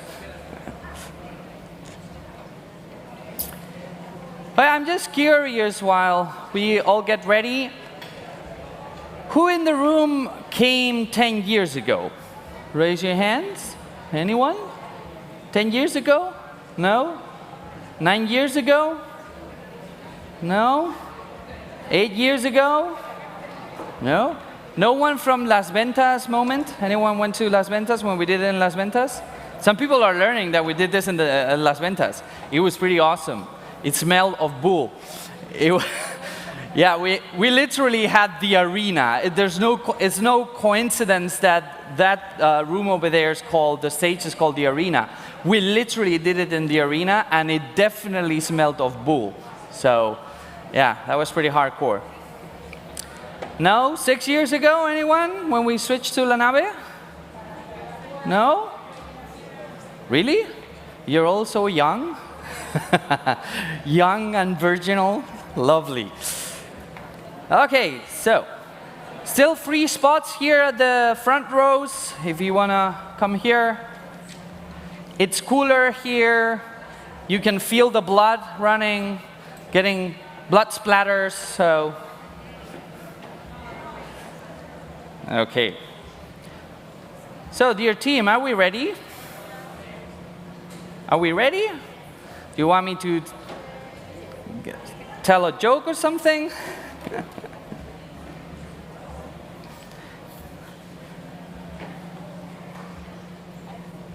Yeah? What, should I start? Okay. Okay, so rock and roll. Everyone ready? I'll tell you this story because I keep repeating myself every year, but now that it's the 10th anniversary, I'll just say it again. When we started doing this, and I've been doing startup for nearly more than 15 years, this was a desert. Let me tell you that. You would say, let's do an event for startups. And it was you and 3 startups. Okay, let's do a conference around startups. And this startup stage that nowadays is always packed, it used to have very few people. Everyone would go and listen to the money makers and blah, blah, blah. No one came to the startups.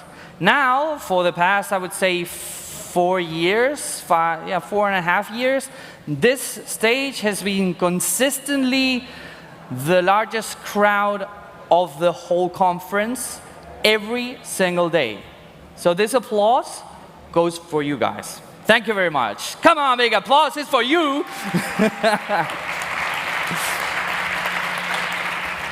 So, quick reminder, 3-minute pitch. I'll whip you out of the stage or wrestle you out of the stage after the 3 minutes because we are pressed on time and we have a large block of startups. Judges, 1 question per startup. If I see that we have a little bit more time, I'll enable more questions, but so far make it short and to the point. And before anything else, I want to welcome our judging panel, our massive judging panel.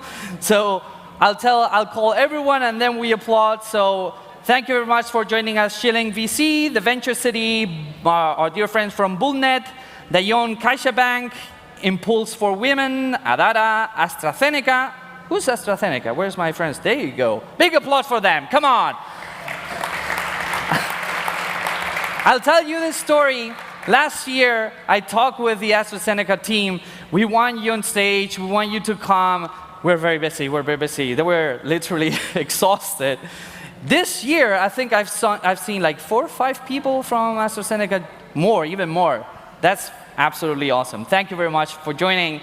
Our dear friends from BBVA, our good friends from Early Bird, the European Circular Bioeconomy Fund, Fundación Madrid Más Dead, GSK, Inshut Pharma, Laboratorios Cinfa, Long VC, Mass Mutual Ventures, Mondragon Centro de Promoción. Oh, my good friends of Mondragon. Where's Mondragon? Mondragon. There you go.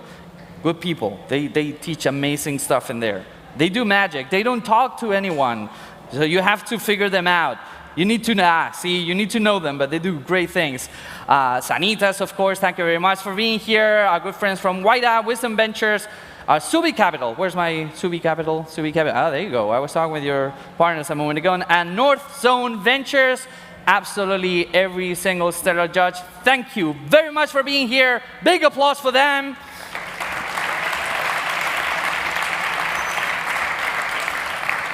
And let's get into the really amazing space of these startups are mind-blowing. And we're going to open with a really, really cool startup. And to try and figure out the capacity to manufacture and reproduce silicon micro devices and fluorescent probes, we need more technology to create better tests, better probes, better materials at scale. And to talk about that, I want to welcome our first startup, Antonio Quilez, MD at A4Cell. Big applause for Antonio.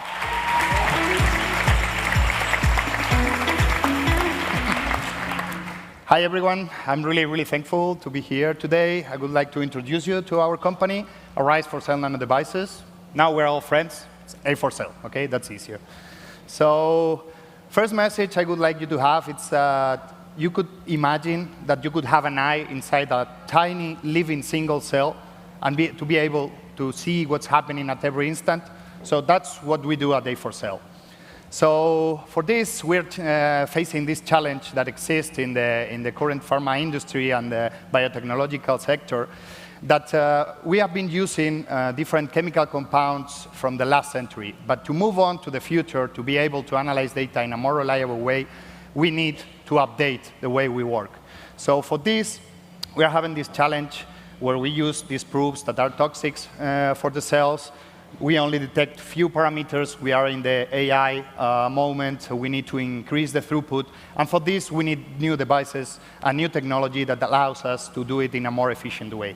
So for this, we have developed and we are producing the SPA chip technology that stands for Suspended Planar Array Chip, which are tiny devices of 3-micron size that can get internalized in living single cells without affecting the way they behave, without affecting their viability. They can keep living and reproducing themselves. And this way, we can monitor them using microscopes, using different instruments for analysis in an automated way. So imagine if we, after the pandemic, have seen that we need to have a fast response, we need to have something that can be automated and can be offering us reliable results. So the SPA chip technology, we use fluorescent proofs that we can functionalize on the surface of these chips. They get inside the cells, and we can obtain the data.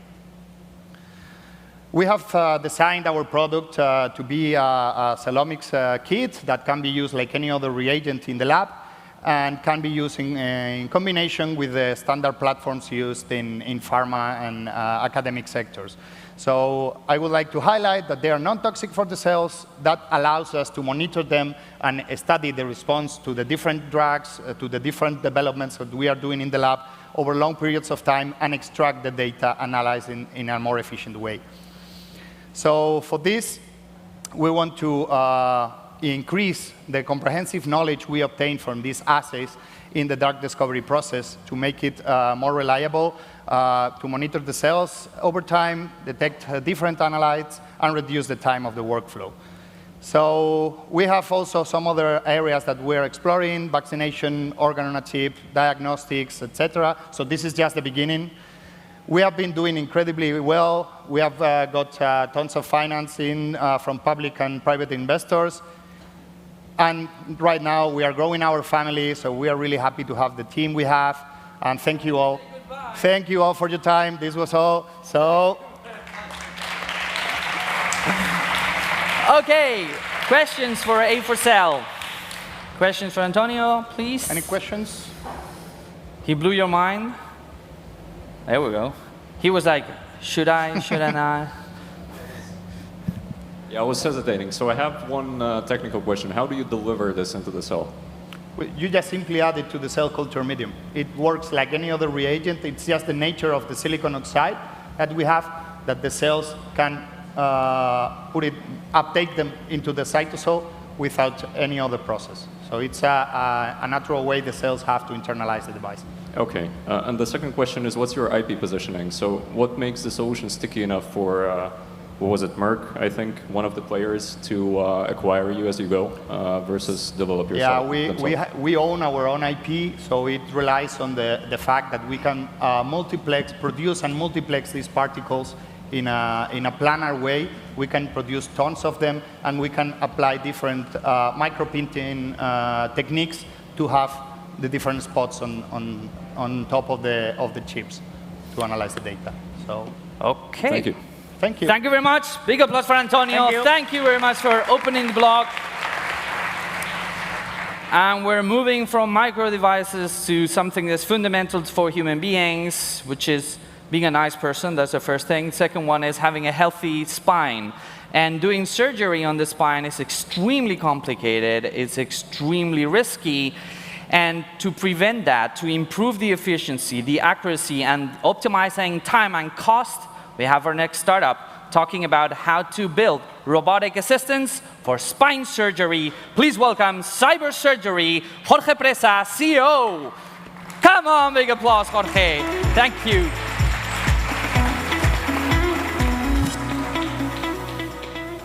Okay, good morning, everybody. I am Jorge Presa, CEO at Cyber Surgery, a robotic assistant for spine. There are multiple spine diseases. Indeed, third of all of us, we will have a spine problem in our life. The gold standard is vertebral fusion. It consists of inserting pedicle screws and connecting them with rods. It's a very complex procedure, and in some cases, a new surgery is required. As you can imagine, the spine market is growing. On the other side, robotic surgery is growing even faster, and spine market is a niche where accuracy is mandatory. There are main three competitors, and they are creating tendency. For knowing where is the patient, they use what is called optical tracking, some cameras and references on the patient and on the robot. So, okay, cameras, references. We have a different approach that we have already patented, is mechanical tracking. We connect directly the robot with the patient. So with this solution, we have performed extensive preclinical trials in phantom and in human corpse, and you can see how the robot is guiding the surgeon for inserting the screws in a minimally invasive way. Now the surgeon is moving, in this case, the cadaver, and as you can see, the robot moves, so you are going to go directly to the optimal trajectory always.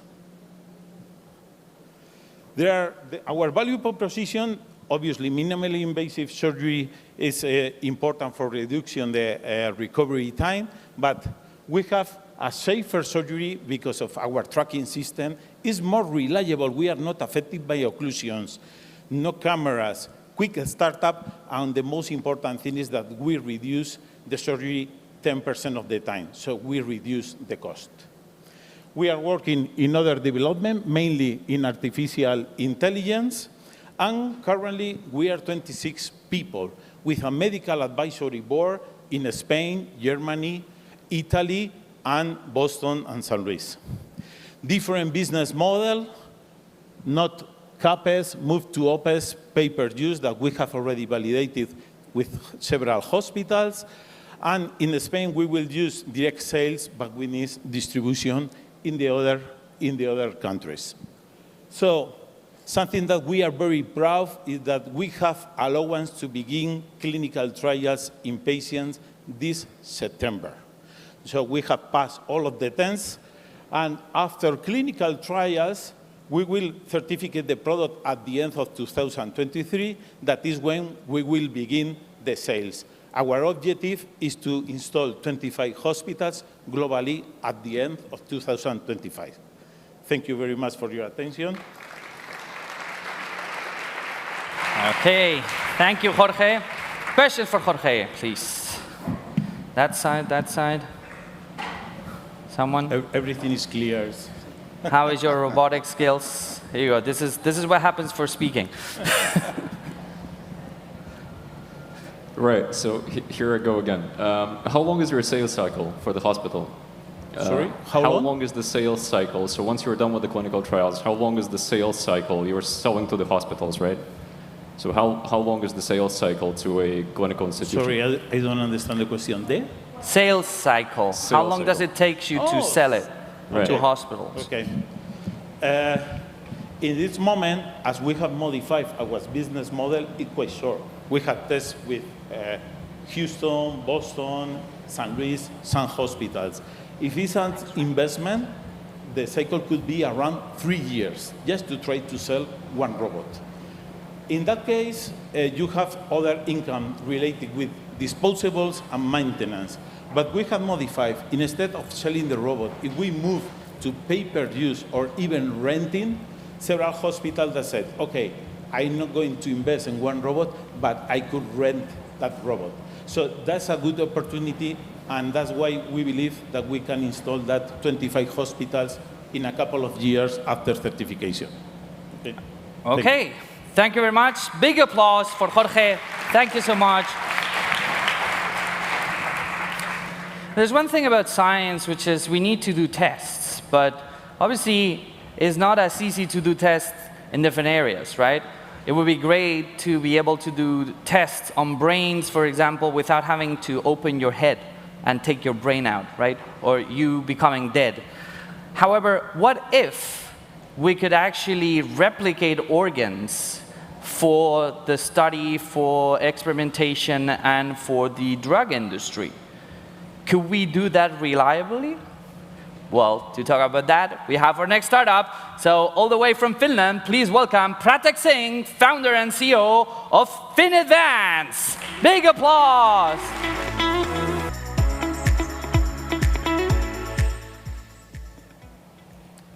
Morning, everyone. I'm Pratik, founder and CEO of FinAdvance, where we are replicating human biology. We are a team of scientists, researchers, and engineers with a proven track record of making numerous exits in biotech and medtech industry. The challenge what we are trying to solve is this really long and expensive drug discovery process. You might know that every drug on the market, what you see now, has taken more than 10 years and upwards of $1 billion to develop. And the core problem is that all of that drug discovery has taken place on a lot of animals. And animals are not really humans, right? This is where FinAdvance is making a platform where we are growing human organs in miniaturized form, and then the pharma is able to do human testing without using humans at all. We have already shown that our platforms meet and exceed animal tests till date. And this is not only from our research published, but independent research groups and early-stage pharma customers. Now, our business model relies on the hardware platform where the organs are grown, the reagents, the chemicals which go along with it, and for bigger pharma, disease-specific IP licensing. With already revenue generating, we will be profitable by 2024. Now, we are working with a small team of contract research organizations in the US and Europe, as well as doing some big pharma pilots.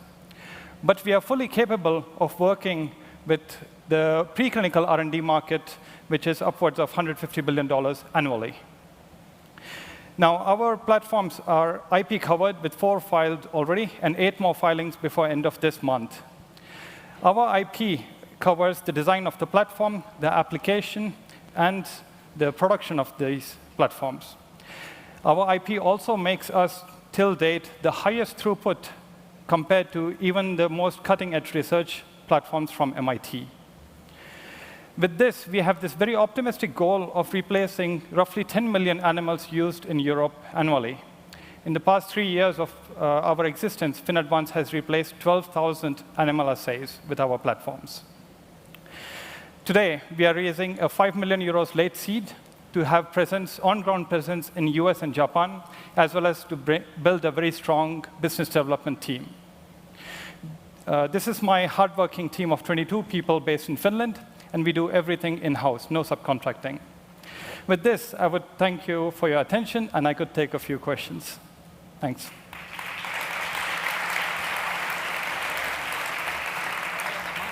Yeah.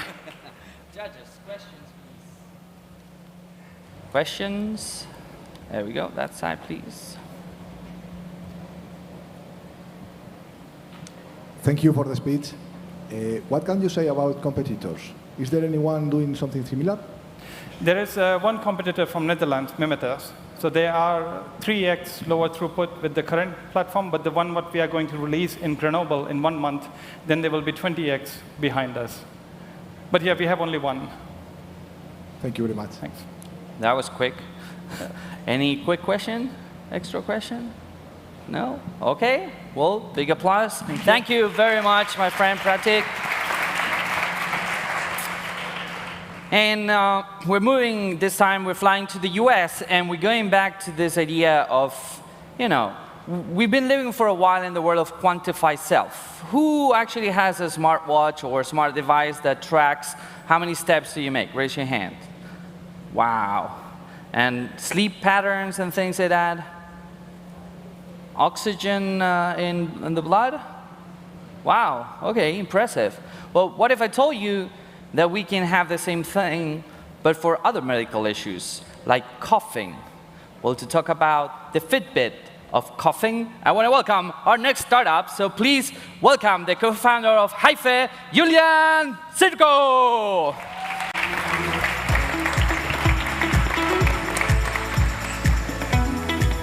Hey, everyone. The patient-doctor relationship is pretty bad when you think about it. You wait for a few weeks or months or years. You go, you see someone for 15 minutes. They take a sample of your data. They send you home. That's it. But most of the symptoms, most of the things that happen to us that contain signal, contain information, happens when we're at home, when we watch TV, when we sleep, when we're out with our family. And we build tools that detect these symptoms when they happen, where they happen, 24 hours a day. And we allow doctors or drug developers, scientists, to look at your data over time, longitudinal data. Hive runs on any device, any smart device, on a smartphone, on wearables, on your favorite smart device.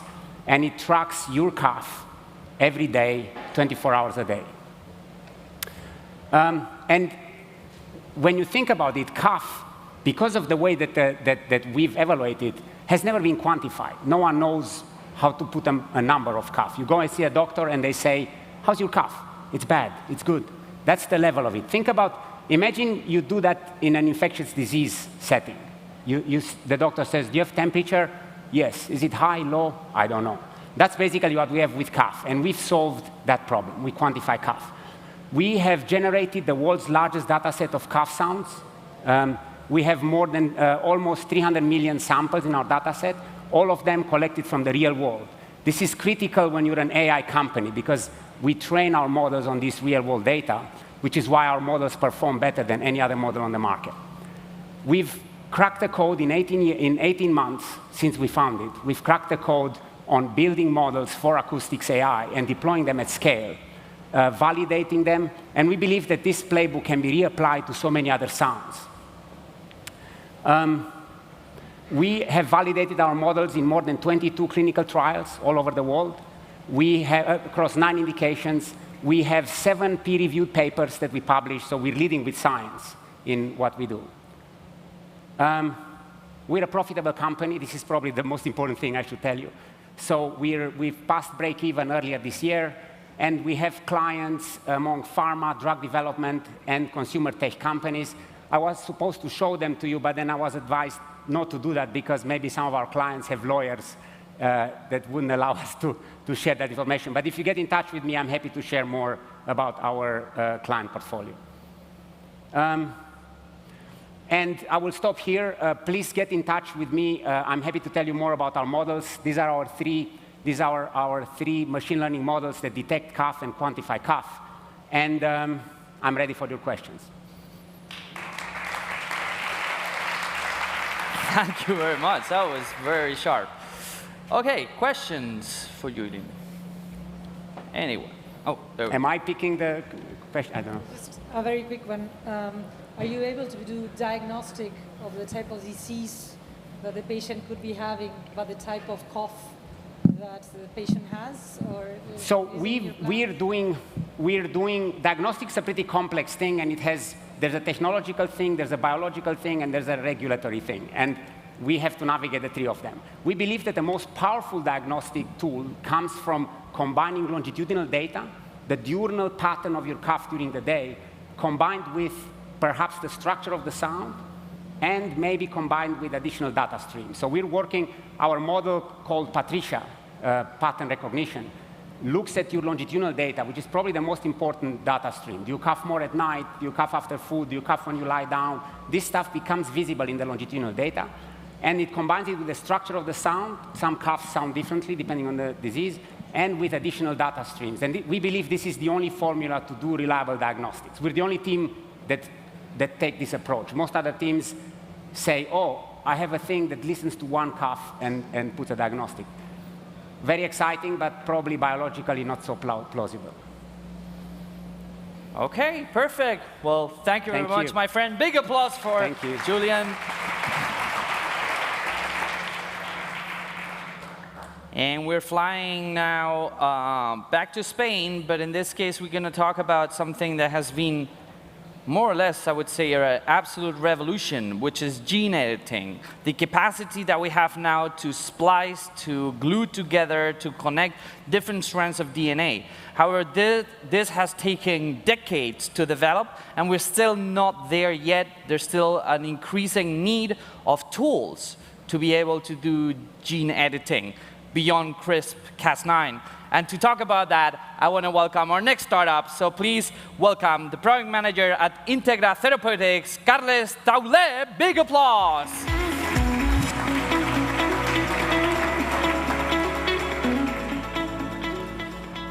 At Integra Therapeutics, we know that genetic mutations don't create superheroes.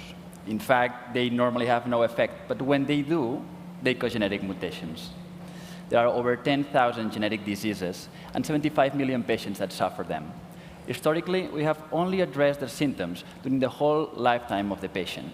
But in the recent years, several technologies have appeared that try to correct the faulty gene and cure the patients forever. However, this has been an undelivered promise. There are several technical limitations in the size of the gene that they can insert and in the precision in which they make this insertion. Also, the stability over time gets reduced, and they have lower effect over the years. And this is why we have created FICAT. FICAT brings in the best out of two worlds. The FINE model is based on CRISPR-Cas, that's very precise. And the cut and paste model is based on transposases. Transposases already exist in our body. They make big translocations of genes very efficiently, but in a random way.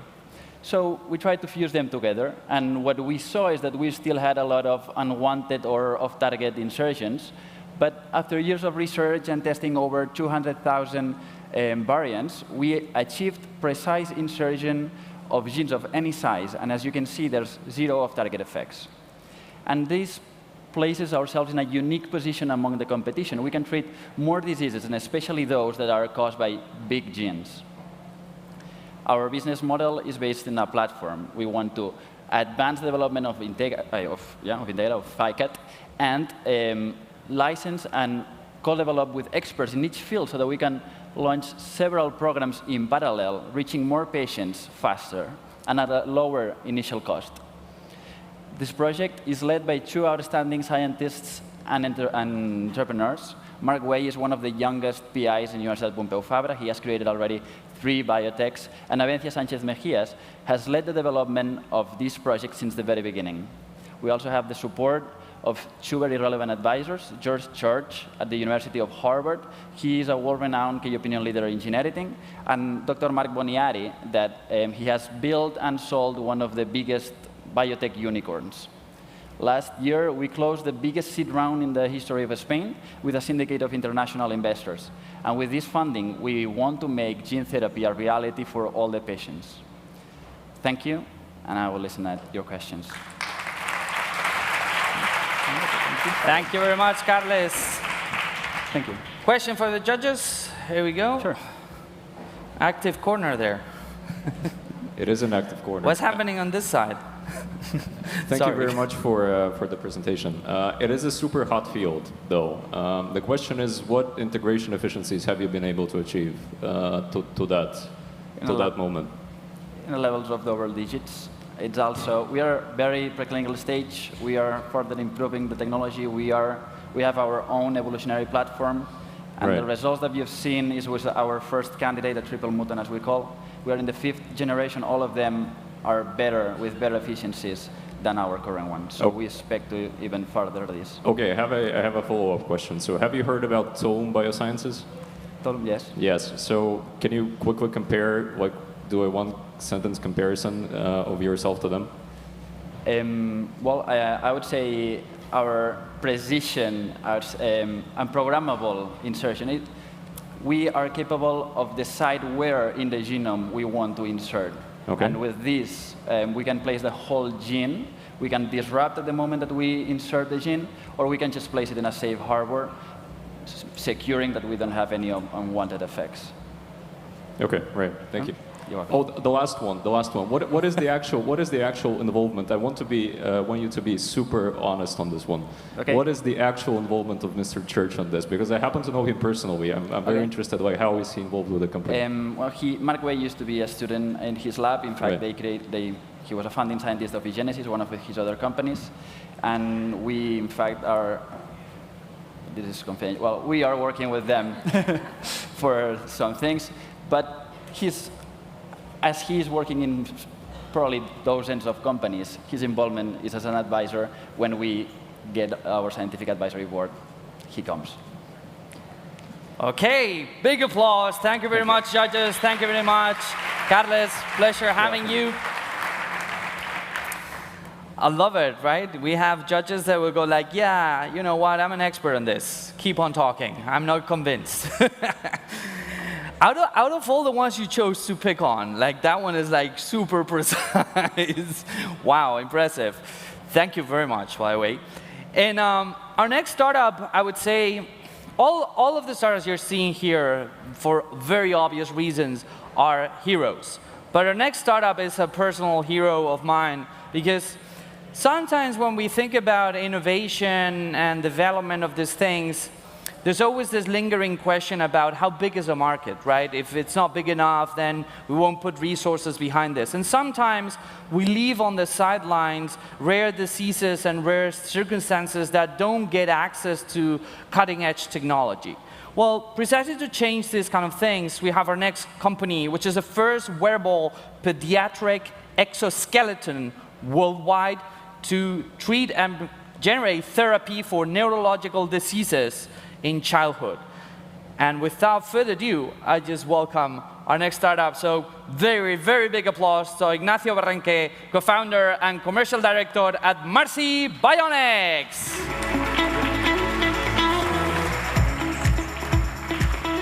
Hi, hello everyone. I am Ignacio Barranque, the CMO and co-founder of Marcy Bionics. Let me introduce to you Elena Garcia Armada.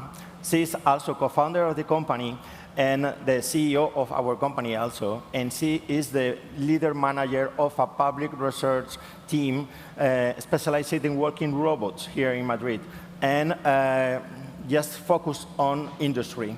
She has the opportunity to test one of her robots in a child, in a girl, that has left quadriplegic with a spinal cord injury after a crash accident. So Elena suffered a great impact. So she decided to change his in research in industry to the healthcare. So that's why, I'm sorry.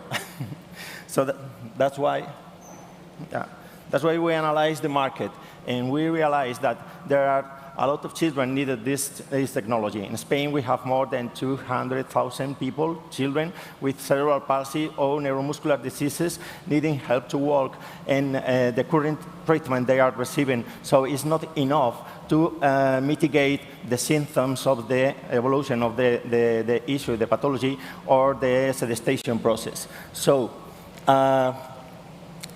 the more therapy they receive, so the more are going to prevent the situation of the children. So we also analyze competitors, and we realize that all there are focused on adults. So that's why we created the company. So, and we did it. We have an exoskeleton. It's the first and unique exoskeleton for children in the world. So better than me, let the families talk to you. How are the benefits of our technology? This not the sound. Se dio cuenta de que la perspectiva del mundo cambiaba al estar en una posición de pie, y para él poder caminar y estar de pie ha supuesto una evolución a todo nivel. Está más fuerte, cuando hacemos la transición con Jorge se agarra con más fuerza, el tronco y la cabeza lo sujeta mucho mejor, la manipulación, incluso fonar, porque al estar de pie el habla también sale más fuerte, y sobre todo es a nivel de atención, de participación, de autoestima. Para él ha sido un subidón el tener esta posibilidad, ¿no?, de estar como sus compañeros de pie. I'm sorry, there were subtitles, but I don't know, there are no subtitles. So yes, this is not only talking about the physical or emotional improvement, it's also to reduce cost. So we are to save millions of euros for public health system every year. And now we are doing sales. We have sales in Europe and also in Latin America.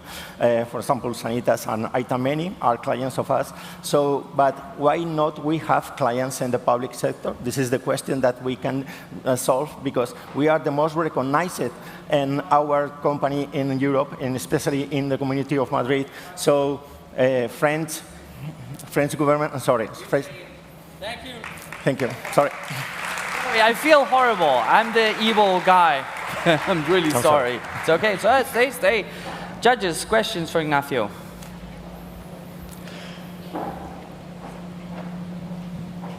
Hi, Hi, thank you for the presentation.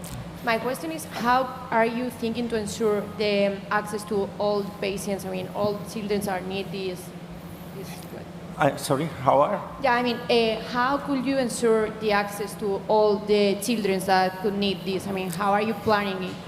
Yeah, our first objective, obviously, is to be in the public health, not only in Spain, but also in France or UK in the reimbursement process. But it's a large project, it's a complex project, and we need the help of politicians. It's only a politician decision. It's not a questionable need of the of the solution. It's just a politician has to, for example, here in Madrid, they want to say, okay, we want it in the public health, and the solution is working. We have clinical results also, and we have a lot of people waiting for the therapy. Super fast, please. A very quick one. So let me, for once, be actually useful here, not picking on people. So if that makes any sense for you, I'll be happy to introduce you to the biggest pediatric hospital in the Baltics, right? So just talk to me after the event or during the event, and I'll be happy to. Business there. Business right there, my friend. Yeah. Big applause. Thank you very much. Okay. Thank you very much, Ignacio. Hey, it's your job to pick on them. Don't get me wrong. I mean, that's what we like. Okay, they're here to be grilled. They're here to defend their companies, and that's perfect. Okay, so we're flying back. We're staying here in Spain with a company which for me is quite interesting. There's an increasing interest on biohacking and using different supplements to eat, or we're starting to focus more on the biome, on how bacteria actually react and change things in our body. And we rarely give a thought that a lot of the pills that we take, a lot of the medication that we take, it's not either stable or is not capable of being absorbed correctly through the body, right? And precisely to change that, to create better delivery mechanisms, to create better healthy things to deliver our therapeutics. Good? Did a good job? I want to welcome our next speaker, CEO and co-founder of NuCap's nanotechnology, Mariano Otto.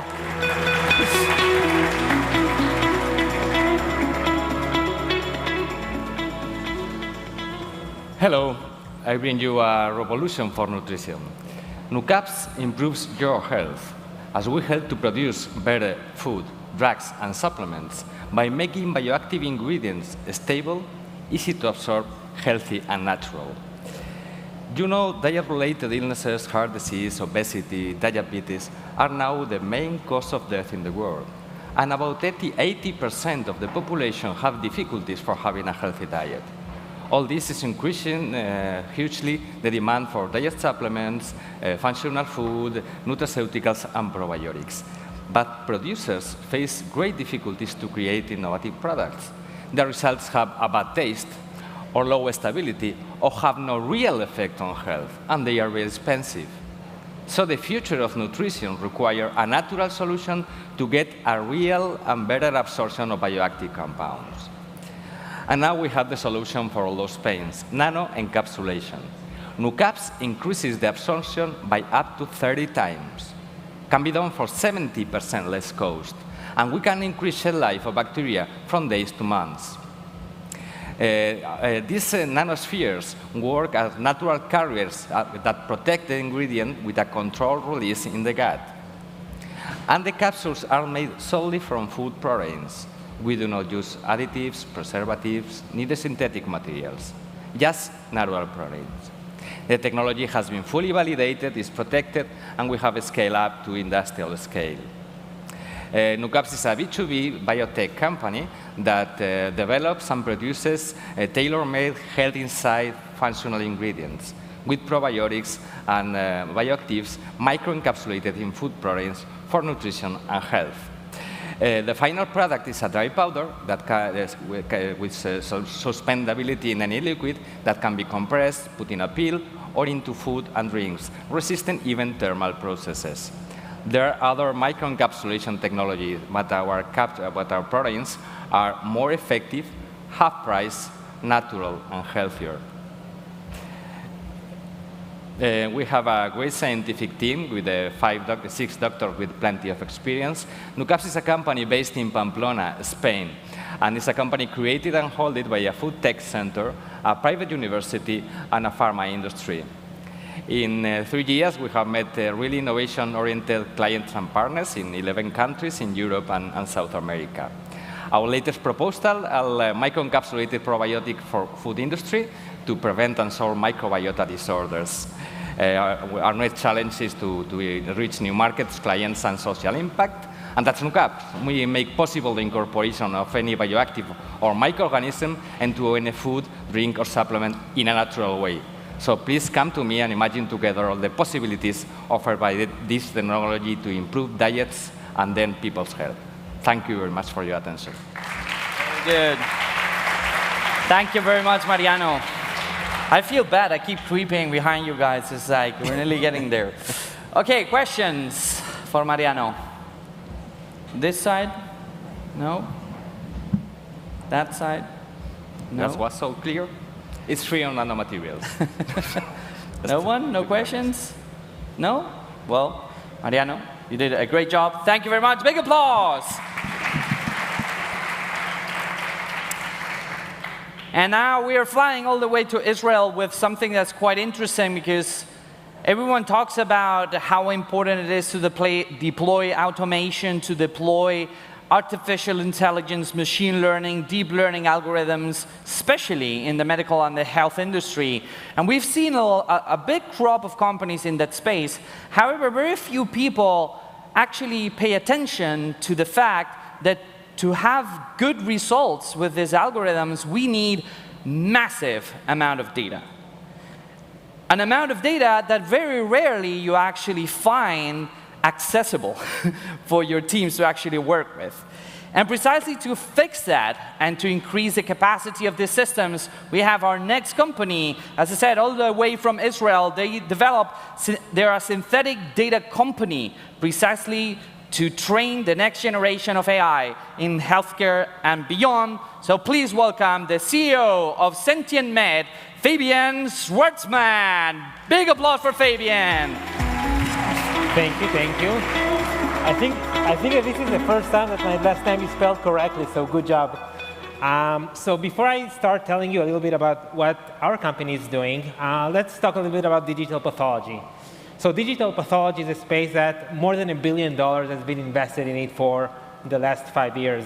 Yet it still doesn't seem to pick up, and there's a reason for that. And the reason is data. In order to get to really high accuracy, like these companies need not only a lot of data, but well-balanced and not having and having a well-distributed data set.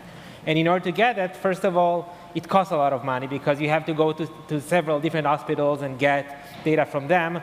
Plus, the process takes a lot of time. There's a bias in the data sets because each hospital has bias toward their technology and their environment. And obviously, there's the problem of patient privacy. And we're here to solve a significant chunk of that problem. So at Sentient, we are on a mission to leverage the power of synthetic images to build the next generation AI solutions, starting with healthcare.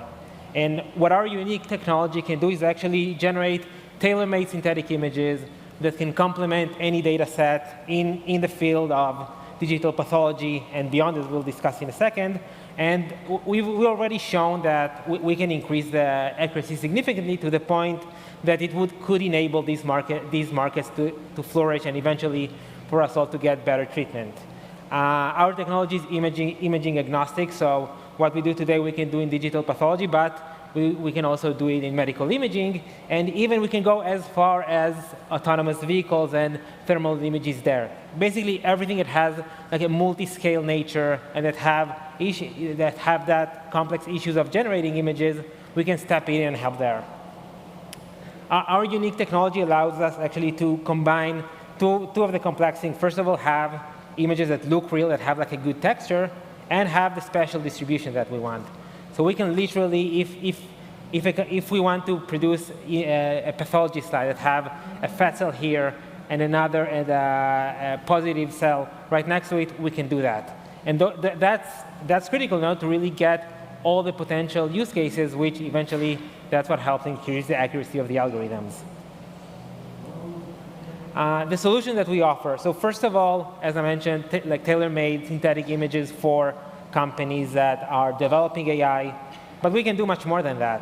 We can actually enable that market to grow much further than that. And what we want to do is we want to build like a sort of a Netflix for synthetic images in digital pathology, which means that for everyone that wants to start developing an algorithm, instead of going through all the hassle of getting data from a hospital, paying a lot of money for that, waiting for a long time in order to get it, they could just get into our platform, take the data that they want, and start working with it.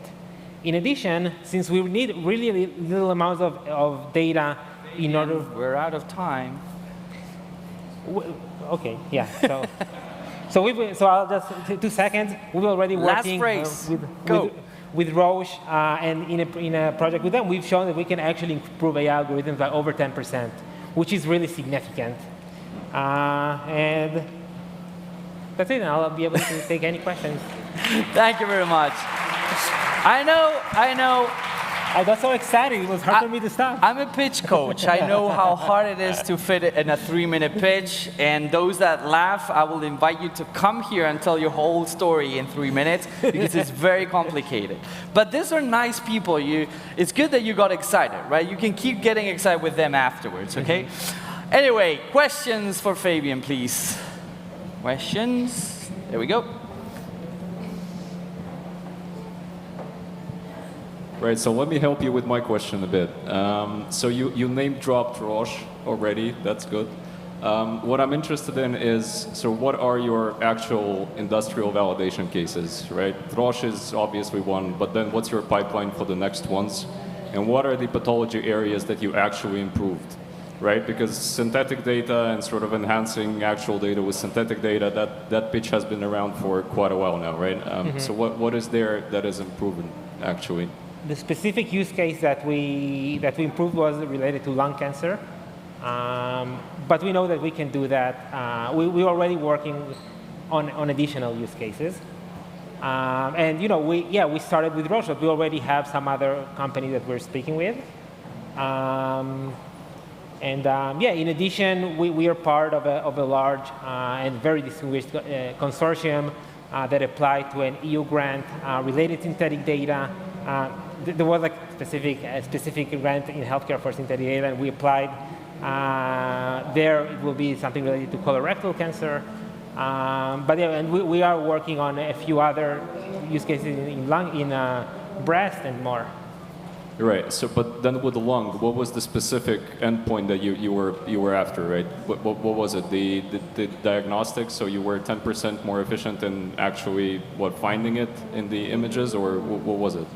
So in lung cancer, well, I can geek out on that for a while, but basically there's a measurement of how much a person is sick, and at what point you give the patient a drug. So let's say if you look at a regular histogram of people that were tested with this specific. Fabian, come on, finish. If he keeps asking questions, you're going to spend half an hour here telling us your whole company. So with this specific immunohistochemistry, like we were able to show that we were able to improve the accuracy around the decision point, which is where there's almost no data. Big applause for Fabian. Thank you very much. Thank you very much, judges. And we have 2 more. We're trying to fix the music. I'm sorry about that. It's like, what the hell is going on with the music? Now we have soundtrack. Anyhow, we're going to go fast. 2 more starters to finish the block. And the next one, we go to Spain and tell you a story. I had a friend. Is anyone here from Australia? Any chance we have any Aussie here? Anyone has gone to Australia? Raise your hand if you've been to Australia. Well, some people. OK, that's pretty cool. Well, in Australia, the thing about Australia is that everything can eat you and kill you, basically. And one of the nastiest things that there are the funnel web spiders. And I had a friend that a friend of him got bitten. So they took them to the emergency room, and they sat them there, and he said, well, the funnel web spider bit me. Do something. And yeah, we'll come back. 1 hour, 2 hours, 4 hours. After 4 hours, it's like, this thing bit me, do something. It's like, oh, you're still alive. Okay, that's good. Then you're fine. There's no antidote. So it's fine. You didn't die already. So you're going to have the worst 2 weeks of your life. Well, it was true. He had 2 very bad weeks. But he survived. My point with this is there are certain things, certain issues in the medical industry where you're kind of alone. And heart strokes is one of those things where you have a heart stroke and it's like, oh, you're alive. Okay, you know, wait there. It's going to be pretty rough, okay? We hope you get better. How about we change that? How about we're capable of managing a stroke and providing a much better prognosis for certain things like strokes? So please welcome our next startup, Time is Brain, and her CEO, Alicia Martinez.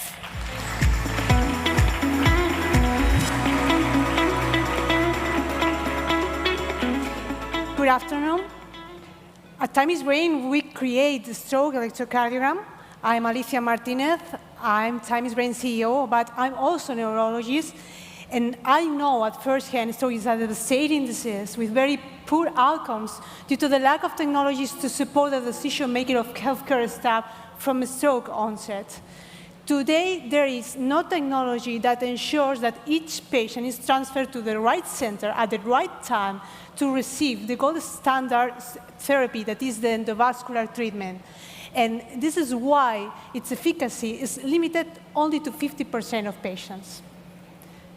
Our solution is the stroke ECG. It's Brain20, a portable medical device that monitors continuously the brain electrical function from stroke onset.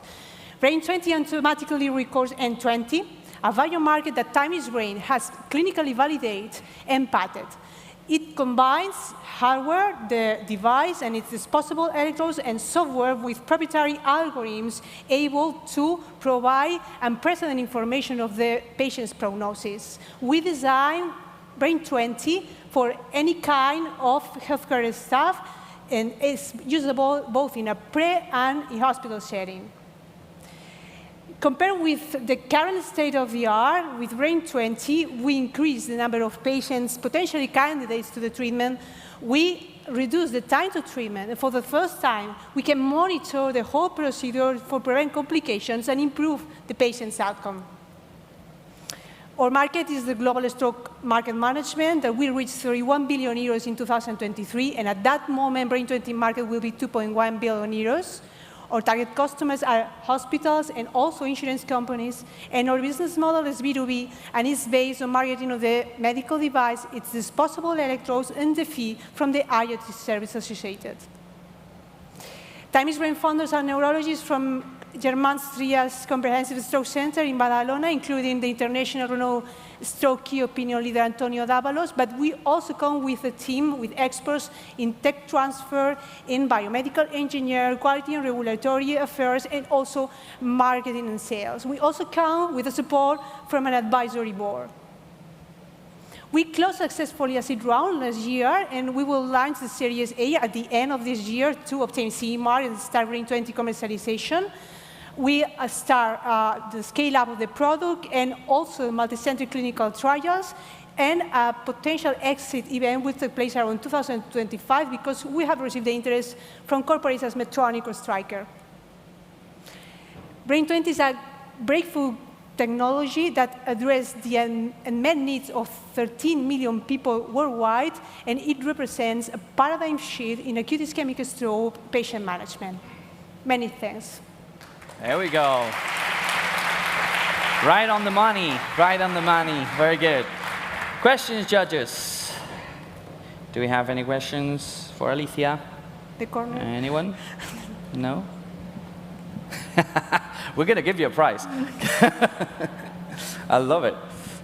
I do have a question. So what are the critical sort of value inflation milestones that you need to achieve to actually get on the table for Medtronic and Stryker? Because these indeed could be your number 1 and number 2 acquisition partners, right, as you go. And I know you already have the clinical trial that has been done. That is awesome, obviously. But then what are the milestones? What do you need to prove? hopefully, our main risk for us was the technological risk, but it's almost over because we have the first version of the prototype in July, and we are happy because everything goes as we expected. And we also come with the interest from hospitals in Catalonia to validate not the technology, but the medical device. So for us, we think that the critical milestone could be to generate market traction and to avoid or facilitate the acceptance by the scientific community of the product. I myself am a neurologist, and we are tough people to adopt new technologies, so they will need for sure multi-center clinical trials to adopt the technology. This would be the critical, maybe the critical milestone. But hopefully, we expect to establish partnership with these corporates to conduct these multi-city trials. Thank you. Thank you very much, Alicia. Big applause. Thank you so much. I'm sorry to be such a time burster, but the gods of time at the backstage keep whipping me. We have to go for lunch, and we still have our last and final, but not least, startup of the block. And it's quite interesting because, you know, it's becoming increasingly hard to get experts in any field, but especially true in the medical field. And if you are in places where it's hard to get remote, they are too remote to get them, and you start having an increase of diseases or conditions that need to be constantly monitored, then you have an issue because you don't have enough hands, you don't have enough people. So how do you actually scale that? How do we scale the monitoring of diseases that will be with us all our lives, or nearly all our lives? So please welcome our last but not least, the last startup, Tucubi, and its co-founder and CEO, Maria Gonzalez. Big applause for the last one. Okay, hello everyone. I hope you're not so hungry. I'm Maria. I'm the CEO and co-founder of Tucubi. And what we do is we develop empathic AI to automate medical monitoring phone conversations. Because we are living in a moment where the demand for care is only increasing due to aging, due to the prevalence of chronic conditions, while on the other hand, there is a huge global shortage of healthcare professionals. So this imbalance is making healthcare systems more and more unsustainable. So that's why we created Tucubi to tackle this thing, to help doctors and nurses to scale their ability and focus their time where they are needed the most. So we created the first CE mark voice-based medical assistant. Her name is Lola, and she monitors health status of patients by speaking with them via phone calls. So this means that if a doctor has, and this is already happening today in Madrid, for example, if a doctor has 1,000 patients assigned, but she can only attend 15 patients today personally, with Tucubi, she knows who are the 15 patients that she really needs to attend today. And how? She just needs to choose in our platform what type of monitoring protocol she wants for her patients. So for example, if it is a post-surgery monitoring, evidence-based protocol about bleeding, about infection symptoms. And Lola automatically calls her patients at the hour and frequency defined. They have a natural conversation, and the natural language processing algorithms analyze the conversation, structure it, and prioritize it, and send her back. So now she knows who are these 15 patients because 10 a.m. and Lola has already spoken with the 1,000 and sent information back to her. So we work with healthcare systems, helping them augmenting the care capacity and improving outcomes, and also with pharma companies, helping them understand how patients behave in the real world and provide them beyond the pill services. And all of this with great patient satisfaction because they do not feel they are speaking with a machine. What they feel is that there is someone keeping an eye on them when they are at home. And so far in 2022, we've already multiplied by 2 last year revenues with these clients. Lola is speaking daily with hundreds of patients in Spanish, in Portuguese, and in English, with an outstanding patient engagement of 95%. And there are more voice companies in the healthcare space, but most of them are focused on the administrative tasks because medical phone calls are complex, are sensitive, and are regulated. And we have a huge competitive advantage here because nowadays we are the only European company with CE clearance to automate medical phone conversations. And our business model is a SaaS model where clients pay an annual subscription based on their size. And we are leaders in the market. Well, sorry. We are leaders in the market because our team is nailing it. We are biomedical engineers, conversational designers, doctors, and nurses, all of us working to make healthcare efficient and to enable doctors to provide the best care for the patients in time. Thank you. Thank you very much, Maria. Well done. OK, final questions for our startups. Judges? Mondragon is waking. Hi, congrats for the presentation. My question is regarding the plans for escalate the business. The plan for escalate the business. OK, yeah. We go sell directly to private hospitals and pharma companies, but what we do in parallel is a B2B model when we partner with big electronic health record companies and also telemedicine companies. So they are already implanted in the hospitals, and they need to implement new services because they need to increment the revenue, basically. So the product itself is API first. So what we try to do is to be integrated with any platform in the market to make it like the escalation easy. Thank you. OK, perfect. With that last question, I want to welcome you. I want to thank you very much, Maria, for the last pitch of the group. So we've finished for the morning pitches for today. We're going to take the lunch break. I'll switch stages to playground. However, my peers will be here continuing with the startup competition starting at 3:30. So enjoy the food. Foreigners, please do not get dehydrated. Drink a lot of water. Do not get exposed to the sun. It's nasty today. Have fun.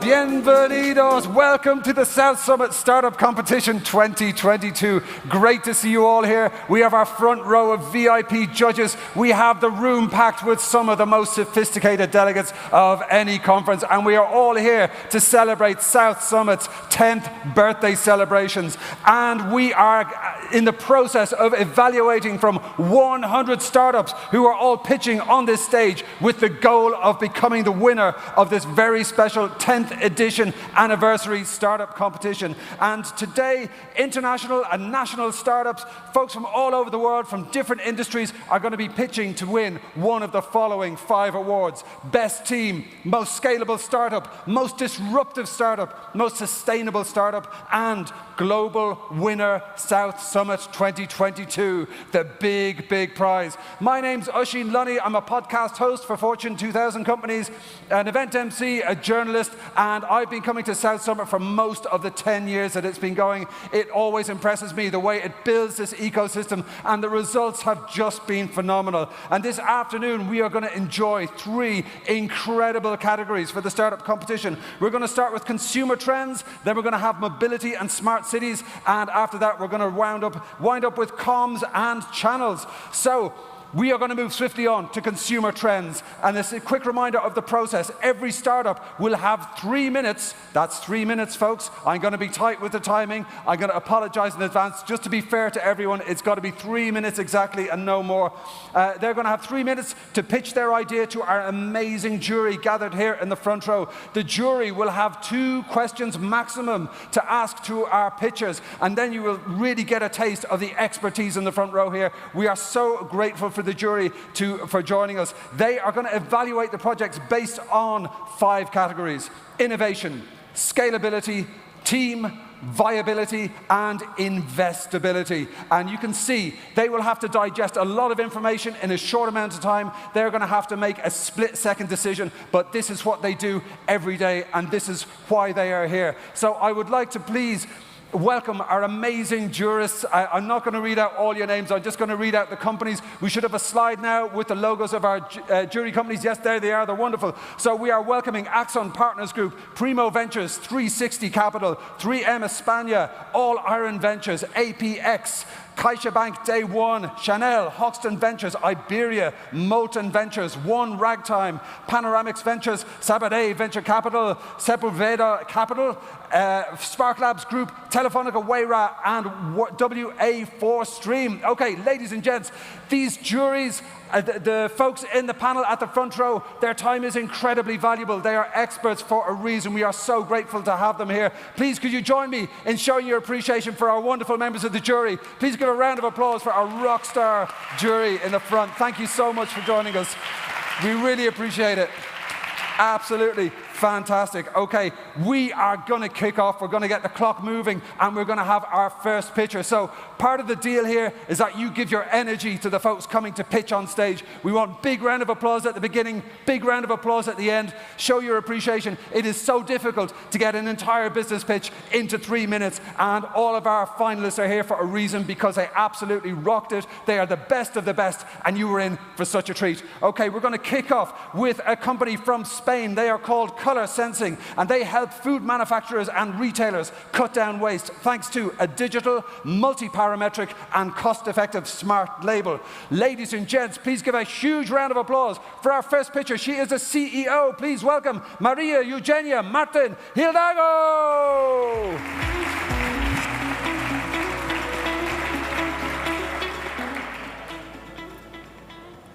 Packaged food manufacturers have two main concerns. One is profitability, the other one, food safety. They are responsible for their products along the whole supply chain. In-house, they run really expensive and destructive quality controls. But once the product is out of the factory, they go blind. They cannot check neither the cold chain nor the real freshness of the product. When the expiry date is close, the retailer applies discount on the price or makes the manufacturer pay for the unsold and expired products. So, can you imagine a solution that could save at the same time on quality control and on product recalls? In color sensing, we have created a smart label for packaged foods. It's a QR code hiding color-changing inks. Inks working as sensors that give us key information on food safety, information that we use to check the packaging quality, the cold chain, and the freshness of the product. How? Just taking a simple picture with any kind of camera. Our algorithms transform colors into data, anytime, anywhere. OK. So what can we measure? You name it, from packaging or spoilage gases to temperature or other parameters. With this solution, manufacturers will increase their profitability 15%, and we will take 20% of that as an annual fee. Only for the meat industry, this problem means more than 6 billion euros every year, but we are also targeting fish and ready meal providers. Do we have competition? Yes, we do. But they either use high-cost technology or a color-changing ink. Like us? Yes and no. They only detect one parameter. We are multi-parametric. They don't provide digital data. We do. We track. And they confuse the consumer with the colors. We don't. We give them information. As the CEO of the company, I have raised more than 800K of non-equity funds, and Daniel, the CSO, brings the science and the laboratory. So far, we have a patent, 2 inks on the mobile app, prototype tests with tech centers, and letters of interest from manufacturers and retailers. In fact, this year we already ran pilots with 2 of them. We are also working with key packaging companies that will print and prescribe the labels. Our next steps for our MVP are industrial prototyping, food contact certification, and running pilot tests with manufacturers. For that, we need 500K. Thank you. That's a good finish. Thank you so much, Maria. Fantastic. Absolutely brilliant. As you can see there, the time does go quickly. You know, it really does. It's very difficult being up here. You did a fantastic job. Ladies and gentlemen of the jury, are there any questions? You can see they're tapping their notes. They're digesting all of that brilliant information that Maria just shared. Any questions? We have 2 questions. Going once, going twice. Any questions? No, you answered all the questions in the presentation. A round of applause for Maria. Thank you. Muy bien.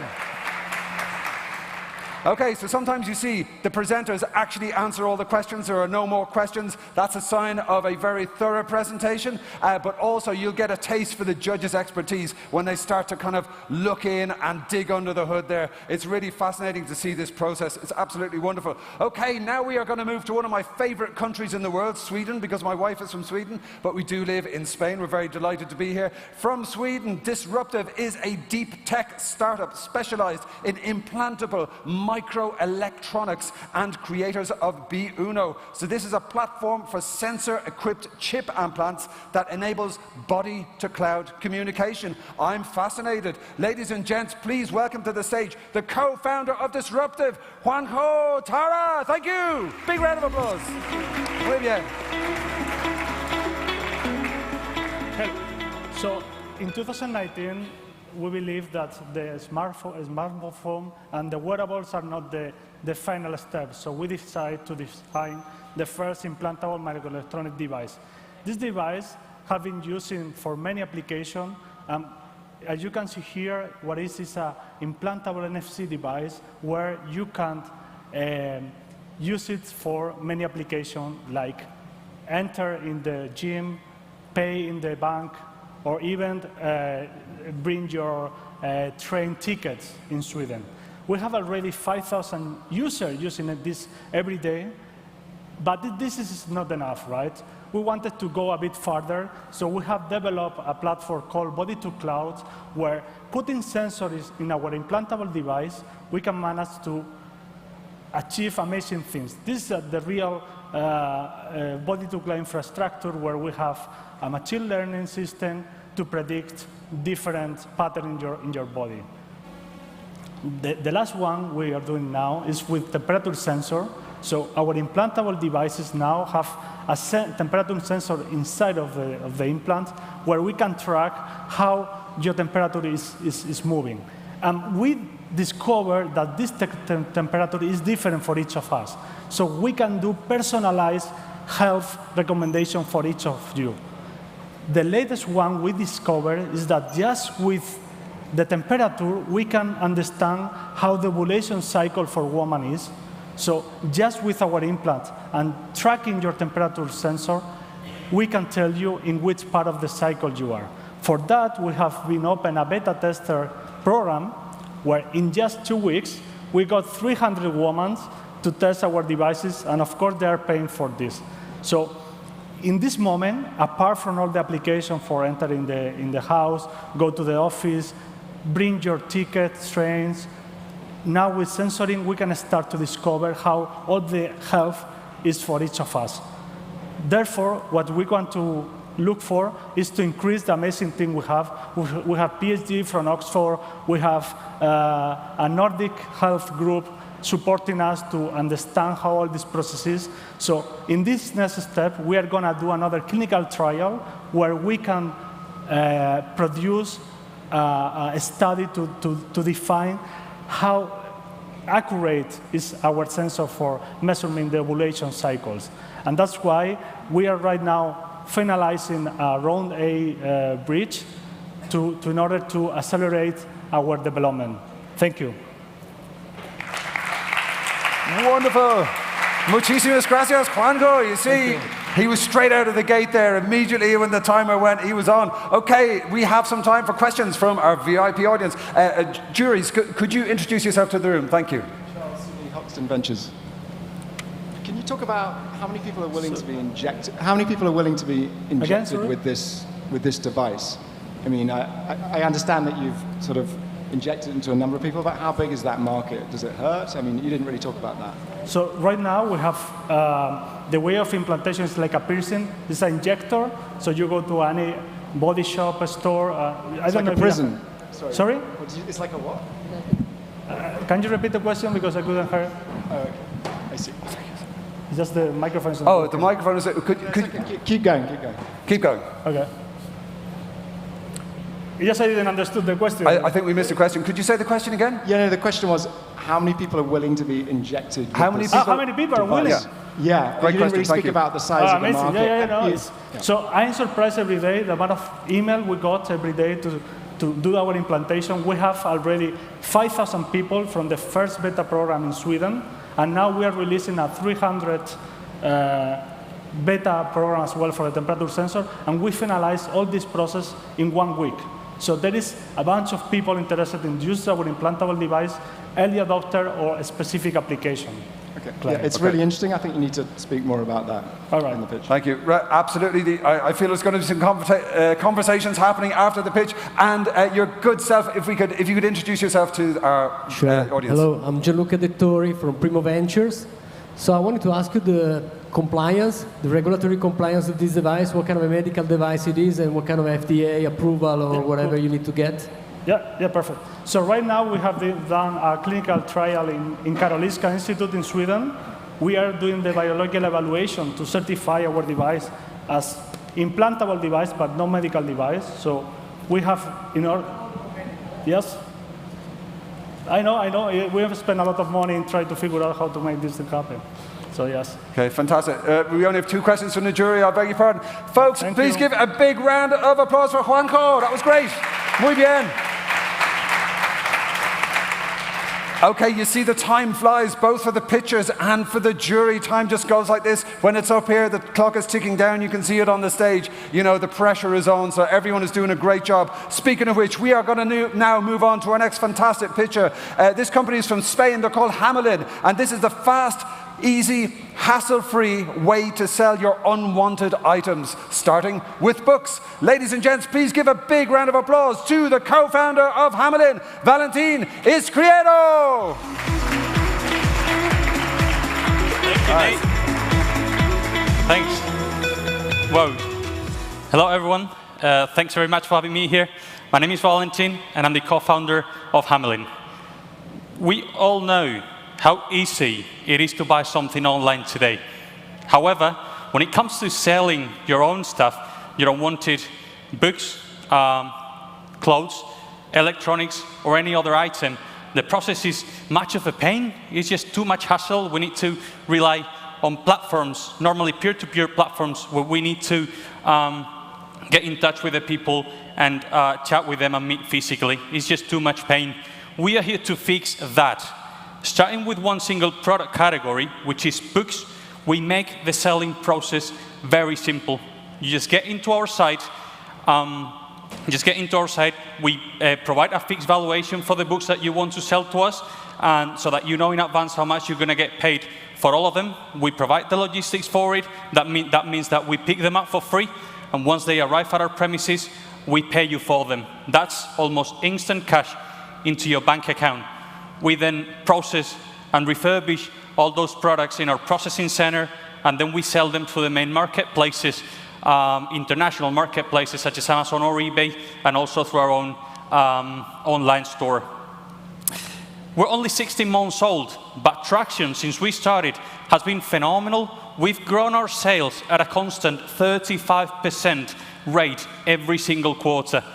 In addition to that, we've sent orders to over 50 different countries. We've grown the team from 2 people in January last year to over 20 people as of today, and we fulfilled over 50,000 orders to customers all over the world. But Hamelin was not created to be an online second-hand bookstore. We will become the world's largest pre-owned and refurbished online store. In order to do that, we'll be adding many other product categories to our instant price app, so customers can sell everything they want in a fast, easy, and hassle-free way. But you know, there is something we feel especially proud of.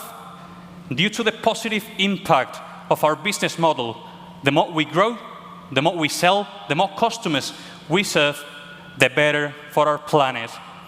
We are a mission-driven team of 2 co-founders, 20 people, and we are backed by 3 top national VC firms such as Caviedes & Partners, ITNIC Fund, and Angels Capital here today with us. Hamelin is on a mission to make the circular economy a reality. Who wants to join us? Thank you. Muy bien. All right. Fantastic. Thank you. Fantastic. Absolutely. What a great pitch, making a circular economy a reality. Okay, do we have any questions from our VIP judges? Yes, we have. The 2 questions are gone already. Okay, you snooze, you lose. Your good self, if you could introduce yourself to the audience, thank you. So I'm Diego, and from APX and Ventures in Berlin. Speak louder, please. A bit louder with this microphone, please. Yeah, sorry. No, so I have one question regarding the quality assurance, right? So I can imagine that during the buying process, and you need to kind of certify that the product is actually in a good quality, right? Exactly. And this will get much harder, and once you can, and target different verticals to different products, right? Yeah. So I'm wondering what type, if you have any kind of technology that can, support you in this process, or is this is done very manually? And what is can you elaborate a bit more on that? Yeah, I mean, right now, every single product goes to the warehouse people hands, obviously. We've got 4 in the books category. We've got 4 different state of conditions, physical conditions of the product, but obviously we cannot filter that before the customer sends out the product, because it's not easy. Obviously, we're not seeing, but we don't pay them until we check the product. So, I mean, obviously, every single product vertical has its difficulties, but we'll, with technology, I think we will improve it a lot. Thanks. Okay, great question. We have that gentleman had his hand up first. I'm so sorry. You come in on the next one. Thank you. Sorry, this could be. If you could introduce yourself to the room, thank you. Sure. Hi, this is Robert Novak from All Iron Ventures. Nice to meet you. So I have a similar question, a very similar question actually to my previous colleague, basically relating to also like inventory, right? And like whether you how you make sure that you can actually sell all, let's say, your inventory. To make sure, for example, if you're moving from books to fashion and so on, there's a chance that you might sit on unsold inventory and unsold stock, and how are you making sure that you can sell it in a quick That's time frame? key. I would say that's key to our model. That's where technology takes place. I mean, we cannot filter by physical condition, but we can know, because the customer at home, they're labeling the product that they're sending us. That's completely different from the normal like business model in which they send everything. You open the box at the warehouse and you don't know what's inside. They're labeling us the product so that we know exactly if we want that product or not. We can tell the customer with our app that in that moment we cannot buy that product. He might give it a try in the afternoon. We might have sold one unit that we've got in our inventory, so we buy that one right now. So that way, 90%, we've got 200,000 references in stock right now, and 90% of them, we've got just one unit. So we don't overstock ourselves with any product. Fantastic, great question, strong answers. Give it up for Valentin Izquierdo from Hamelin. Thank you. Fantastic, what a strong start already, but the pace does not stop. We're going to move immediately on to another amazing company from Spain. They are a marketplace that connects restaurants with producers to buy fresh products directly from producers without any intermediaries. They talk about farm to plate. This sounds like an amazing version of this. Ladies and gentlemen, representing our best market, please give a warm welcome to the CEO, Alvaro Perez Redondo. Nice.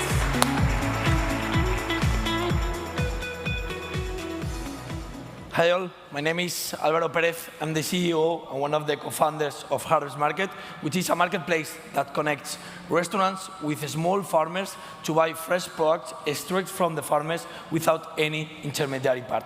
So what we do on a daily basis is to eliminate all the intermediaries from the traditional supply chain, and we make it possible thanks to the technology, because we gather both sides of the supply chain into one single digital place, but also we coordinate all the logistics from the origin to a restaurant's door.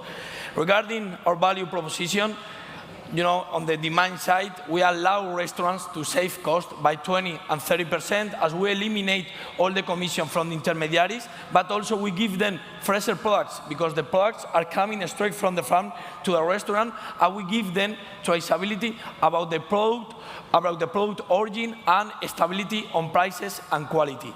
On the supply side, which is the farmer side, we give them the capacity to set up their own prices so they maximize their revenue up to 50%, but also that's how we make sure that they get fair prices and they will get liquidity as they receive the payment at the same day that they deliver the product.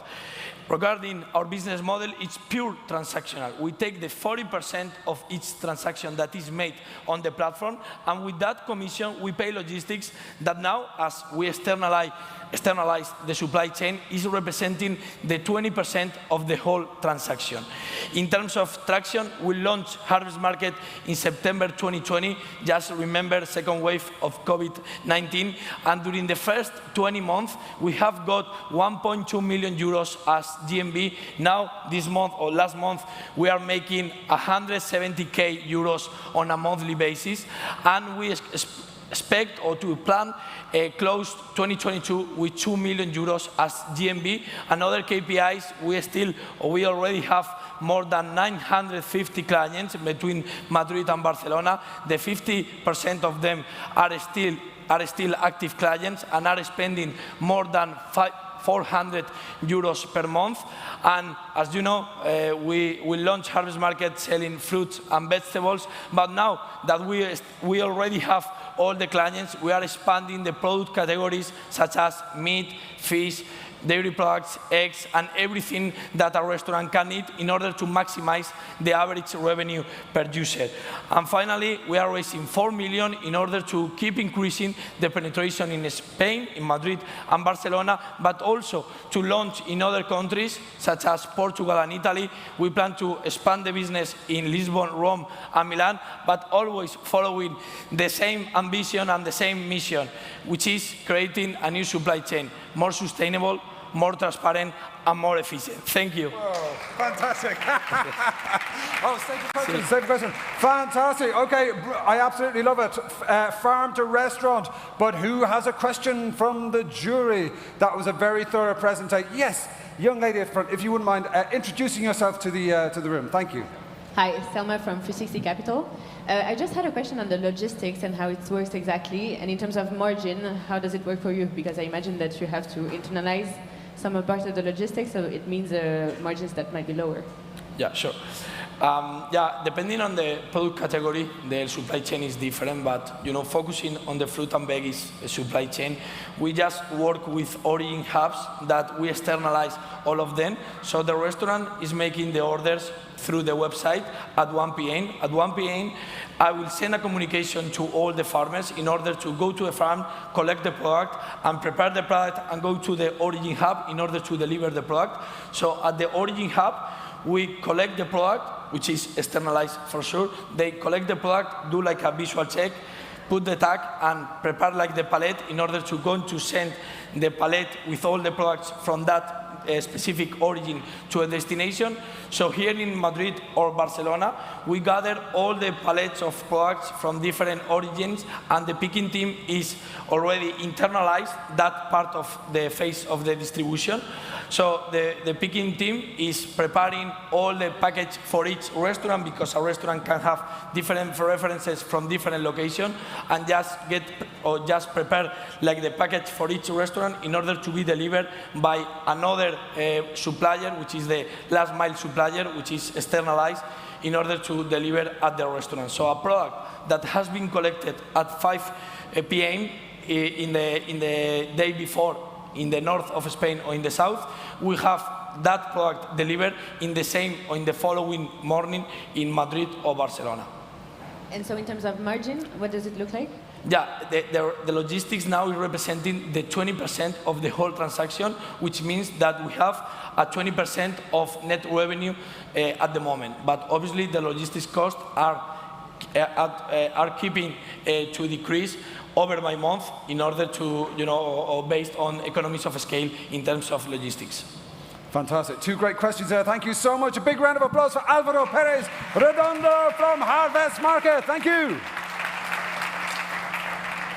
Wonderful. What a strong start. Can you believe we're almost halfway through already? This just flies by, and we have another fantastic startup from Spain who's going to take to the stage right now. Instant is the data e-wallet that protects your information and helps you securely share it with businesses and people instantly. Please welcome to the stage the founder and CEO of Instant, Andres Ramirez Sierra.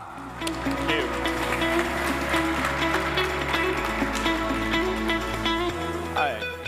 Hi, how are you? My name is Andres. I'm the founder of Instant. You might agree with me that time is money, but so is data. We constantly have many transactions involving our personal data, whether it's for applying for a product or service, or when you go to your doctor and you hand your medical records, or even sending an email. The problem with that is that the amount of information we're sharing right now is way too big and way too poorly controlled. Even for companies, it's a big deal because having efficient process for onboarding or for ID or processing all this personal data is quite costly and efficient. That's why we came up with this solution, which combines a wallet for your data, so you'll be able to store your data, personal data, financial information, health information, whatever it is, securely, of course. And we also provide companies the technology to process all that data. Very similar to using your credit card, and you have terminals, same thing. But then it's going to be extremely easy to use and share your data with different type of companies. The important thing here is that, well, these are examples here. For instance, when you go to your doctor and you say, well, I want to share my medical record, my medical history, and it's just going to be shared easily, and they'll be able to have to access that. Or let's say you keep forgetting passwords, and then you just want access to whatever website that has our technology, you'll be able to access that as well. So that it has the same technology, several uses. But for companies, it's also quite powerful as well. You'll be able to, as a company, multiple purposes for ID validation or creating new flows. For instance, we have banks that can deploy a full onboarding process in 20 minutes. But that's also cross-industry, like different industries, not only financial, but commerce and health. And we're right in the middle between data wallets and onboarding processes. It's a huge market. We have over 100 billion transactions in that represents over $378 billion in transactions. And the business model is very simple. The way we make money is we charge per transaction processed, and for users it's free. We've been growing continually, not only in sales, but also in users. With over 200% exponential growth every year, and also with users, expecting to close over 130,000 users this year. But based of all, we're profitable with exponential growth, and so far we haven't needed any external investment so far. Our growing network, of course, over 19 large corporations right now that represent over 3.5 million users base that we can tackle and continue growing from there. And right now we've proved that it's market fit, it is profitable, and now we just need to scale it. And we're scaling now in Portugal and Spain as well, and so is Mexico, and well, the team. You didn't need to cut. Amazing. A big round of applause. Fantastic for Instant. Good stuff. You can see how much quality information is being conveyed by those slides. A lot of information being conveyed digitally, visually. So our VIP judges. Yes, we have a question from our good friend here. If you could introduce yourself again for the folks watching at home. Yeah, thanks very much, Gianluca from Primo Ventures Milano. So how does it actually work? Can you tell us about the mechanics of this? Is there an authentication system? What do you need to, there's a client, there is another, the company needs to have a reader. And how complicated it is to adopt this technology? All right, for users, it's very simple because it's just an app that you have either a QR or someone can send you a request to your mobile number. So it is, it's linked to your mobile number. So that's going to be very easy. For companies, it is very easy to deploy flows. We already have several templates that they can deploy. And as I said, it works very similar to Visa. So we're giving you the wallet as if I'm giving you the credit card. And then on the company side, we're giving you the terminal, terminal that will enable to connect both of those. And we're right in the middle processing all the data. We're like the Visa, but instead of payments, for personal information. That's what we are. Right, but but how do you, this data is so sensitive and so sensible. I mean, we've been involved in a company doing passwordless authentication. Okay, so it's very delicate and complicated. How do you ensure the security of the data? Because, if someone steals my wallet, they have everything. They have access to everything, right? Correct. The phone becomes the key to all my data. Correct. So we have, of course, several ways so you can access your data. But right now, we're complying with banking standards. So right now, information is encrypted. The transmitting information is encrypted as well. And it is treated as money. Same thing with your bank account. Exactly the same. We're treating data as money. Okay, data's the new money. Those are two questions from Gianluca. Grazie mille. I come to you first next time if you put your hand up. Ladies and gents, please give a big round of applause to Andres Ramirez Sierra. Wonderful. Grazie. Gracias. Gracias. Okay, I'm getting all my languages mixed up. I speak less than one. So we are going to move on to our next fabulous pitcher who joins us all the way from the US of A. The company name is Catch with a K, and Catch is an engagement layer for an antiquated backend that will not go away. The calendar. Ladies and gents, please welcome the CTO of Catch to the stage, Tomás Pérez.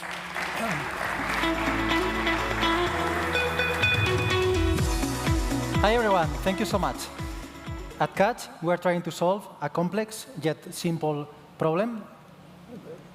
Okay, we're having a problem with the slides. They're not working. Anyway, I can skip them. So at Catch, we are trying to solve a very simple but complex problem at the same time, which is taking control of our time. Have you ever get overwhelmed by looking at your calendar?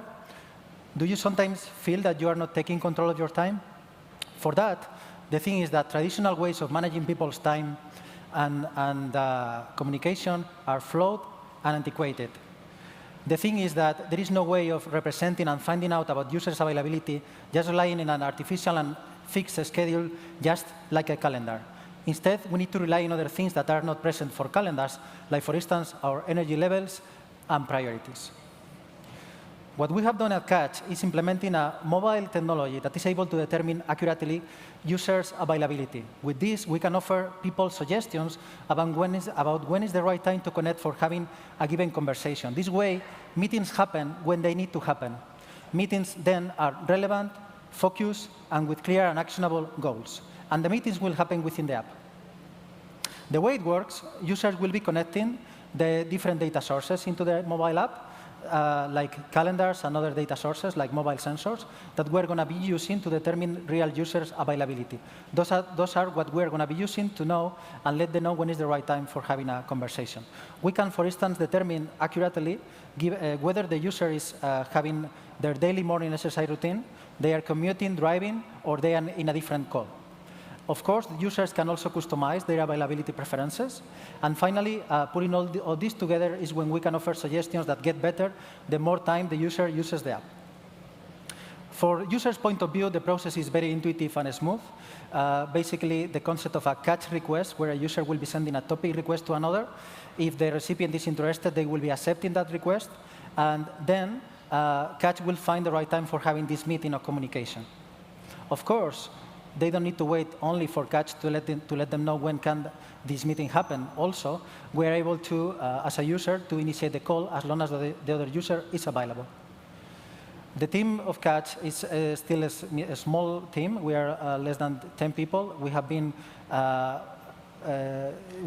less than 1 year of life, although during this period we have been able to release into the Apple Store an iPhone version of this mobile app that we are encouraging everyone to test. Of course, as employees at Catch, we are one of the first users of the app, and we are definitely getting the benefit of using it by improving with this tool or meetings and getting a much better workflow. Thank you so much.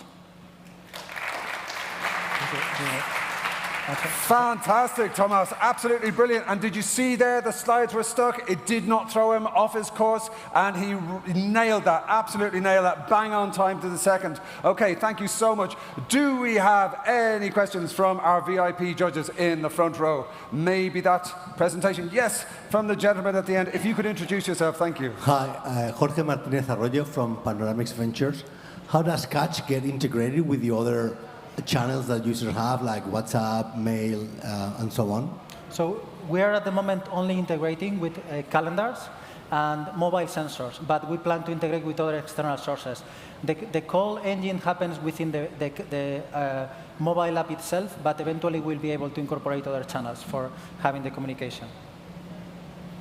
Great question. Any more questions? No, I believe the answer is no. We have no more questions. Once again, please, a big round of applause for Tomas Perez from Catch. Yes, fantastic. Okay, would you believe it? We've actually reached the final three. We've been flying through this. Our judges have been tapping away on their iPads, sending their marks to the South Summit mothership, and all will be revealed. We are going to find a winner for this category and a winner for all 5 categories in the South Summit Startup Competition. Okay, on this very special 10th anniversary year, now we are going to move on to a country that knows very much about food, alongside Spain. Ireland not so much, but La Belle France, they certainly know about their food there. SIGA is a company from France that is a food scoring system that helps food companies craft healthy recipes. Yes, please. Ladies and gents, please give a very warm welcome to the CEO and founder of SIGA, Aris Christodoulou.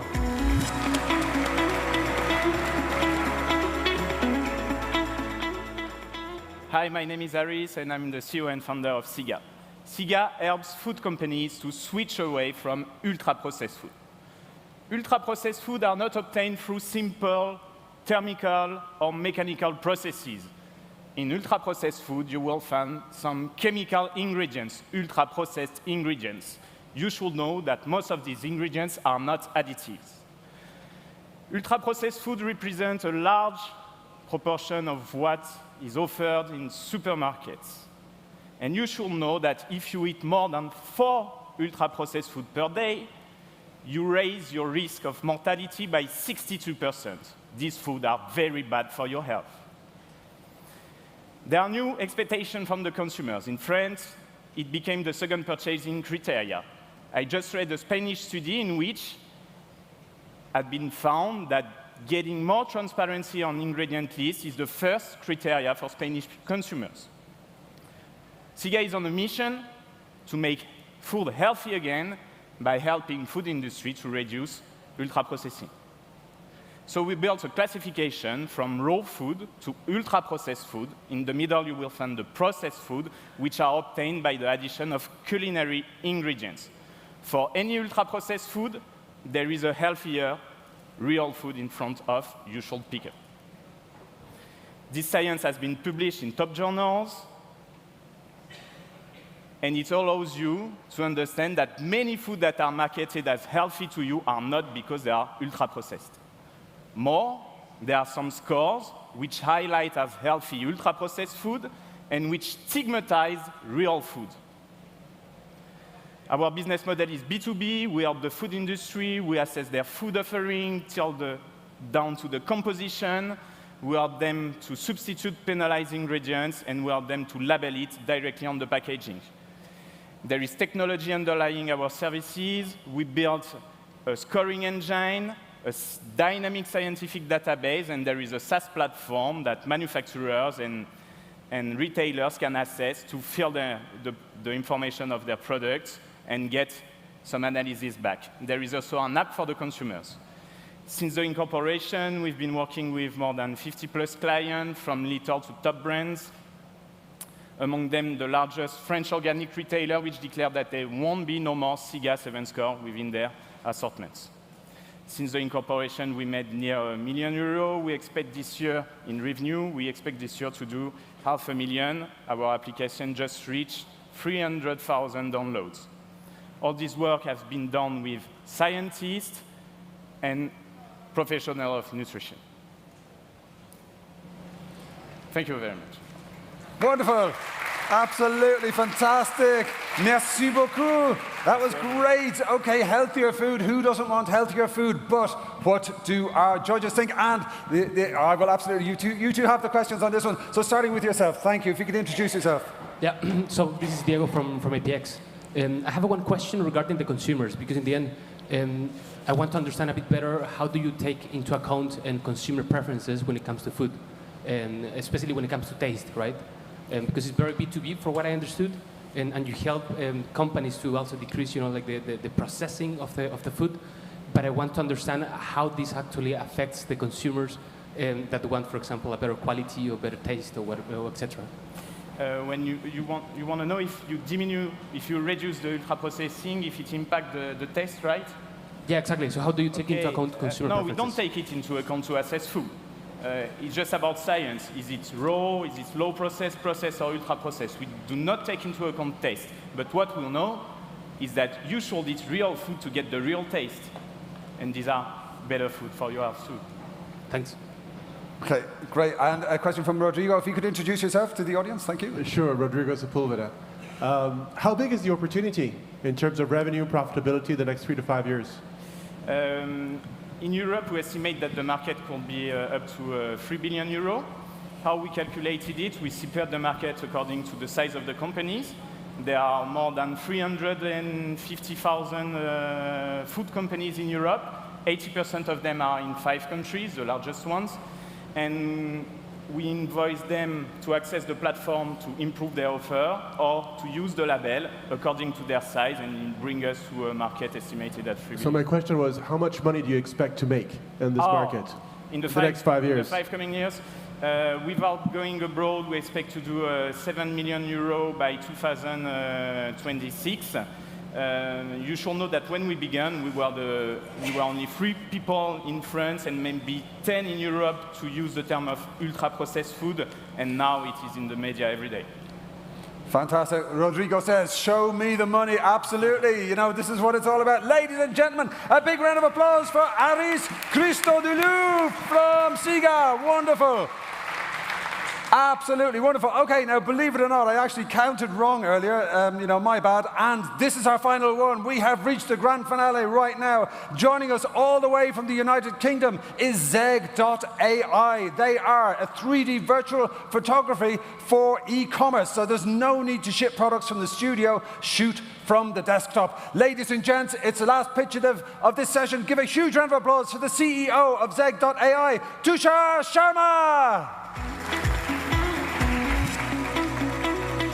Hi everyone, we are super excited to show you what we have built. So if you imagine through the eyes of Shopify, Etsy, or Amazon sellers, they need to ship the product to a studio, they need to ship props to a studio, and they need to spend more than 500 euros just to get a handful of product photos. So what we have built is a completely virtual solution. You can imagine deep fakes for products rather than deep fakes for human faces. So the way this works is, if the video works, yeah, it works. The way it works is you take a photo from a smartphone camera, you upload it on a virtual desktop, and it converts that into a 3D model instantly. And it looks exactly looks like what it looks like in the real world. And within a few minutes, you can build a completely virtual world if you want to, or you could use templates just like you use on Canva, and click render to get really stunning imagery. So what's happening here is that we're clicking render in a pub scene, and this is a project for a client. And then you download the photograph from the desktop. And that's the kind of imagery you're able to generate instantly. So no camera required, no expensive lighting setup required. This is, again, the quality of imagery that has been generated directly through the desktop. In terms of the market opportunity, we are focused on consumer goods right now, which think about cosmetics and such products. So there are millions of cosmetic products. Even if we capture a small part of it, it is a sizable opportunity for this thing. This is our go-to-market. Right now, our anchor client is eBay. And we are generating 1,000 images per month for them. And the idea is to take this from 1,000 to 20,000 images per month. Plus, we have organic traction through Instagram and other such places. In terms of competition, there are just 2 things to imagine, like it's price and time. So there are multiple ways of generating fake imagery, but all of them would be very manually intensive. So you can imagine Hollywood CGI method, which will require an expert on a very expensive software. Or you could imagine something else, but there is a lot of back-end work involved. So the only negative side on our side is that we only focus on consumer goods right now, but in the future, we want to build anything and everything on e-commerce. This is the traction so far. This is right now, it's being fueled mostly by eBay right now, and the idea is to just keep on creating more images per month, build out the capacity of a SaaS solution. We have also sold 2 APIs, which is like, this will be used inside a web of like different companies to use our software to provide virtual shopping experiences and things like that. In terms of the team, we have 3 different kinds of people, geometry, CGI, deep learning, all coming together to build the product that we are doing. We have publications across CVPR and such notable publications. Recently, we had Mark Cuban as an investor in the company, and that's pretty much it. Thank you so much. That's a great way to finish up. Thank you so much. Look at that, brilliant. Tushar Sharma, great presentation, rocking the branded clothes as well. A very impressive presentation. Do we have any questions from our VIP jurors? Did I see a hand go up there? Yes, if you could. Introduce yourself again to our folks who are streaming in on demand. Thank you. Hi, Selma from 360 Capital. I just had a question on the input data that you put into your platform. What type of images do you need? Do you need a certain quality? And where do they come from exactly from the consumer goods? Yeah, so it's just a smartphone photo, and the product needs to be vertical. It should not be in a crowded environment, and that's the only requirement we have. So it can be in a very poor lighting as well, and we will be able to convert into a 3D model. So the technology that you have is really to change any image, mediocre quality, into a really interesting photo in 3D. Yeah, as you can see, we are developing shoes now, but we are going from like 1 or 3 images to a complete 3D model, which is indistinguishable from reality. Thank you. Thank you. Okay, fabulous. That was sort of 2 questions there, so we're going to keep it moving on. Ladies and gents, give it up for Tusha Sharma, CEO of Zeg.ai. Yes. Okay, and thank you for that question. Thanks to all of our fantastic VIP jury members. We appreciate how important your time is. We really value your incredible questions, your input. Can we have a big round of applause for our wonderful members of the jury? Absolutely. And keep those applause going for all of our pitchers who pitched here today. Fantastic. So, of course, you know, me being a bit soft-hearted, I want all of them to win, but there can only be one winner. That's going to be announced right here at 4:30 in the afternoon. And you're going to see which winner of this vertical goes on to the next stage. Thank you all for being here. We are going to change over to the mobility and smart cities category. So thank you all again. We'll be changing around and back here in just a couple of minutes. Don't touch that dial.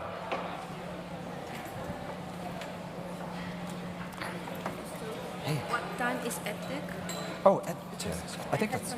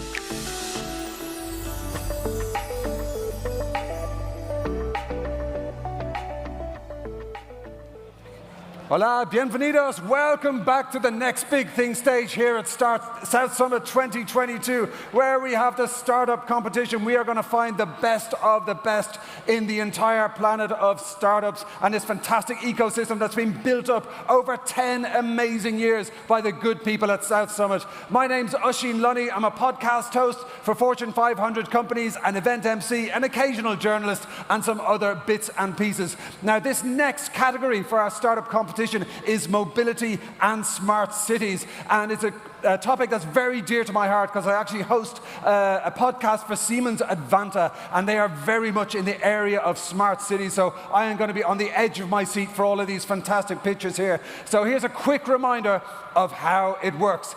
Each of our incredible 10 pitchers who are sitting over there will have 3 minutes exactly to pitch their idea to our VIP judges sitting here at the front of the room. I am going to be slightly obnoxious in telling people to stop at the end of 3 minutes, just to be fair to everybody. At the end of this 3-minute pitch, our VIP judges will have 2 questions, a maximum of 2 questions, and we're so grateful for our judges. They're going to evaluate each of the pitches in like super fast time, and they're going to be evaluating them based on innovation, scalability, team viability, and investability. And you will see them working very hard down the front. Now, speaking of which, I am just going to tell you about some of the amazing companies we have gathered in our front row here today. We are so grateful for all of your time. These are the VVIPs of the investment world. We have representatives from SIA Ventures, Aster, Renfe, Contrarian Ventures, NL, Ferrovial, Fundación Madrid Maste, GSD Venture Studios, and Inveready. Ladies and gents, can we please have a big round of applause for our VIP judges in the front? Thank you. Thank you. And I think we need one more iPad. One more iPad over here. One more iPad in the front. It's coming. One more iPad. Great. Okay, you will be getting an iPad, so thank you for highlighting that. As you can see, we run a tight ship here. Things are moving fast. The iPad is already on its way. Look at that reaction. Okay, are you ready for the first pitcher? Ready? Yes, listos, amigos. Muy bien. Okay, we are going to kick off with a company with a wonderful name. It's actually the name of one of my daughters, and this company provides city-wide drone ports for last-mile logistics. Very futuristic stuff. We are thrilled to have their CTO joining us right now. Please give a huge welcome to Olivier Jouret.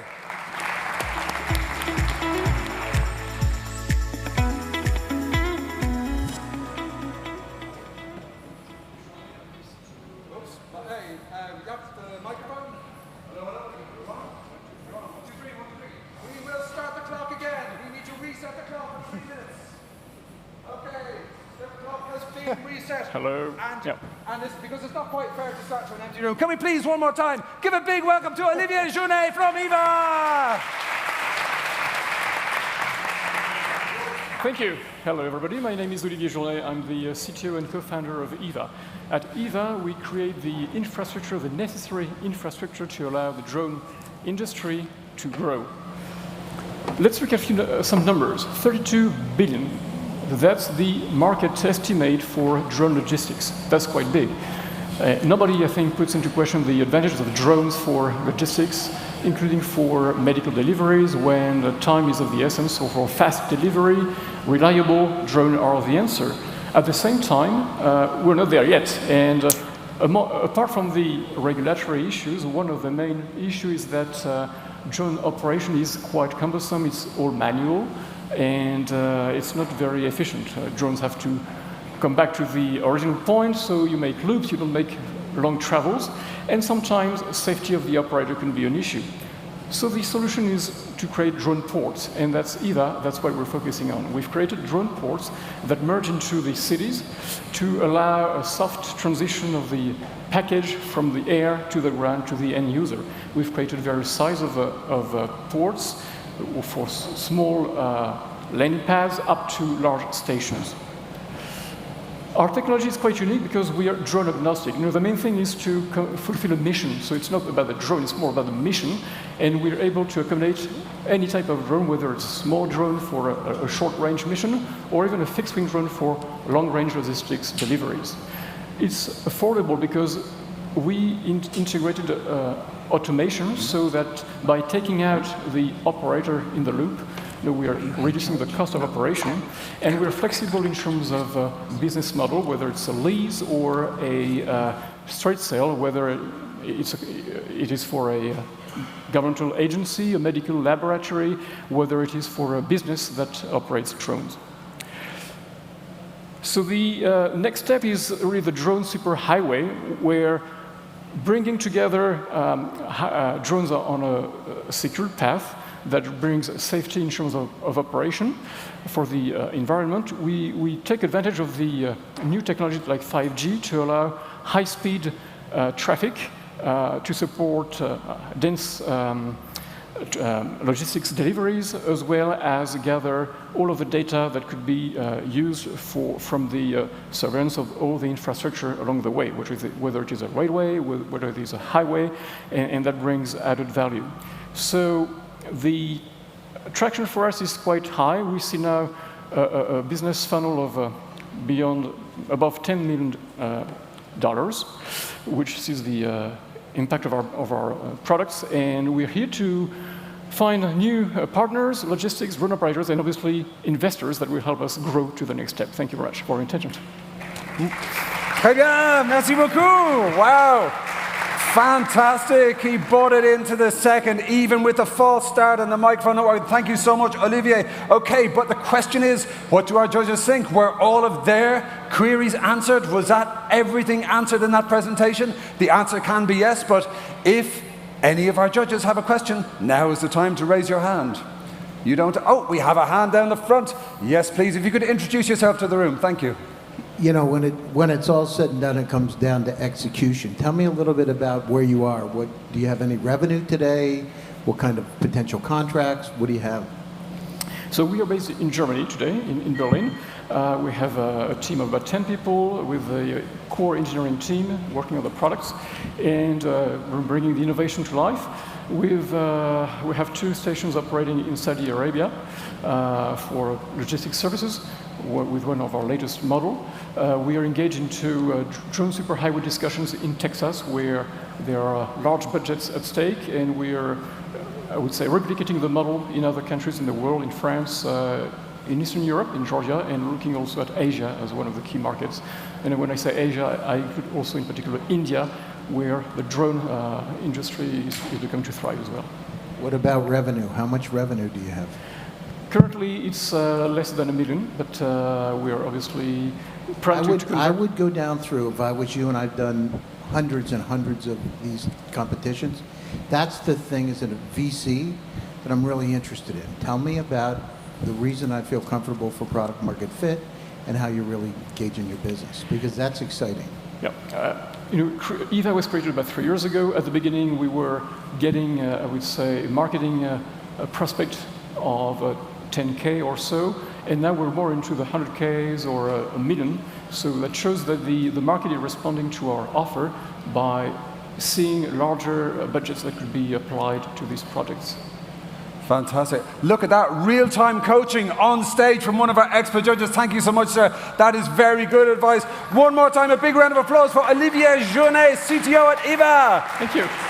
Merci beaucoup. Fantastic, and thank you for that. That's brilliant. That's a good advice for all of the pitches. You know, somewhere along the line, the question is always going to be, show me the money. This really is the bedrock of everything. It's got to work in dollars and cents. Okay, we're going to move on to our next exciting startup as our judges make their final thoughts into their iPads. They're beamed up to the South Summit mothership, and we are now going to welcome a very exciting company joining us all the way from Germany. HCharge is democratizing access to EV charging globally through their secure charge technology, reducing costs and improving user experience. Ladies and gentlemen, please welcome to the stage the founder and CEO of HCharge, Chris Card.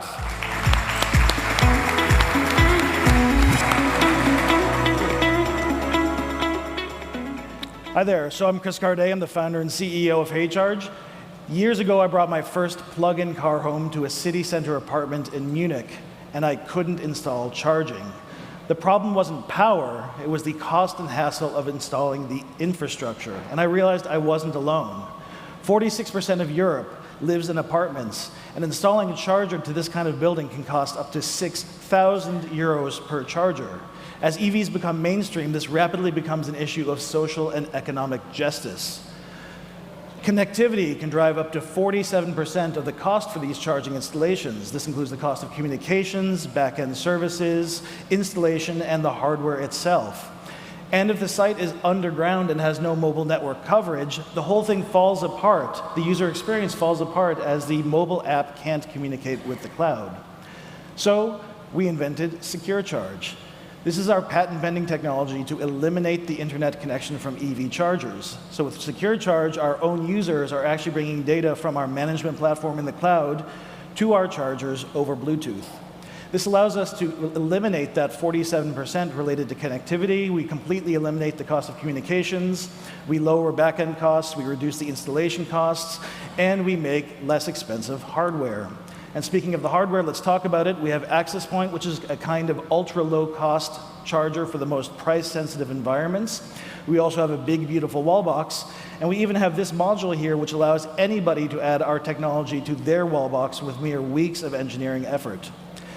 We run a full-service business to private buildings in Germany today, with other countries to follow. We count real estate asset management and property managers among our customers. But we realized that the core innovation behind our technology was too good to hold for ourselves, so we built a B2B embeddable technology platform that allows anybody to build our technology into their own first-party charging product.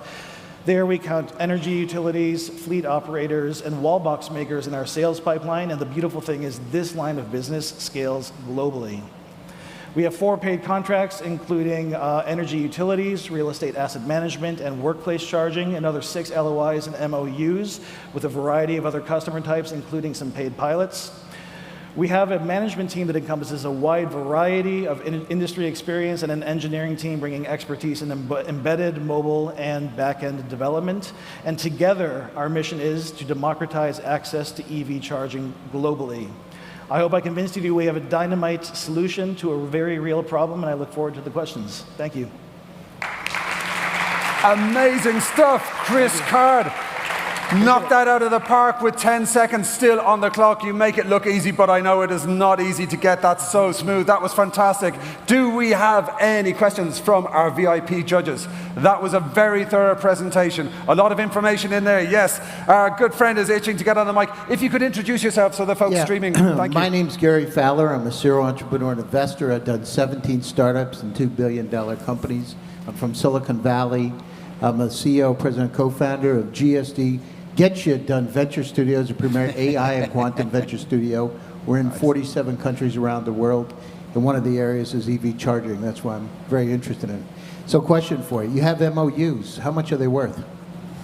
They don't actually have contract values. Most of these are for pilots, and then for kind of leading into what we typically do is a frame contract. So for example, with our real estate asset management company that we're working with, we have a frame contract that gives us access to basically the entire set of properties they have, but we do close them one by one by one. We're expecting to get about 1/3 of their total asset base. How much are your paid pilots? We have been paid, let's see, about 20,000 euros for pilots in the last 6 months. And what's the intent? After the pilots are done, what happens? Of course, we want these to be kind of gateways to paid scaling contracts. So I have to say one pilot was with an energy utility R&D consortium. They will never be a frame customer for us, but this is a EPRI. This is the basically R&D consortium for every energy utility across the United States. So obviously that's valuable because it's a reference for us to get into the utility business with their member utilities.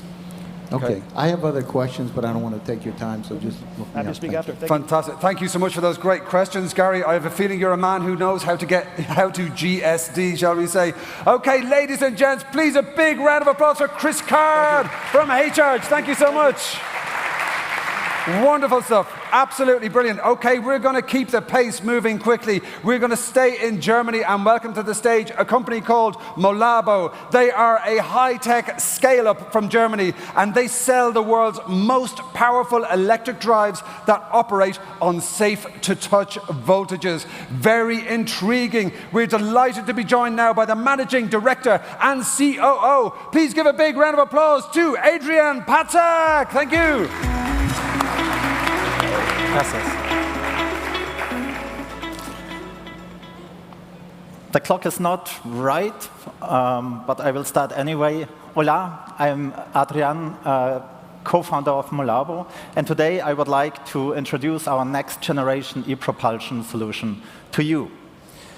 E-mobility is certainly one of the key answers in the fight against climate change. However, there are still some major hurdles because currently e-mobility is based on high voltages.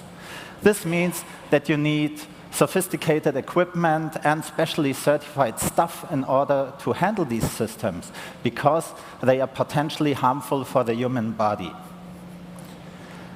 The truth, however, looks like this. Many car service stations in the world are not prepared for high voltage systems, and e-mobility is therefore a huge challenge. So how can we make sure that the entire world can adopt e-mobility quickly, because we cannot lose too much time? The answer to this is obvious: low voltage solutions. You already know these systems, for example, from your e-bike. Unfortunately, low voltages always meant low power. But Molabo is changing this paradigm now. We developed the world's first high-power drive on basis of low voltages. It is safe and reliable, highly economic, powerful, and most importantly, simple and robust. Last year, we started the first market entry for electric boats, and this year we already generate 7-digit product revenues. But more importantly, we receive incredible feedback from our customers because they are finally able to offer electric mobility on the water. Our technology is really considered a game changer. And this game changer potential opens unlimited possibilities across a variety of industries. So after the marine market, we also want to create much bigger impact in the industries, commercial vehicles and automotive. Our technology gives us a very strong differentiation from our competitors. Molabo is currently in the fundraising process, and we want to use the investment in order to scale up our marine business and also enhance our product portfolio. Our award-winning team consists of both very innovative minds, but also industry professionals. Molabo is already shaping the transition to simple e-mobility. If you're interested in investing or partnering with us, please visit us at booth 87. Thank you so much. Nicely done. Thank you, Adrian. Finishing up with a call to action. You know where to go and see them at South Summit. But what do our judges think? Are there any loose ends, any unanswered questions, any areas of personal curiosity? Yes, the microphone to Mr. GSD, Gary Fowler. Thank you. Yeah, thank you. So question for you. How much more, I deal with Bosch a lot, and I deal with one of the families from Germany that build vehicles. So a little bit of knowledge. Question for you. If you use it, I saw an e-bike example.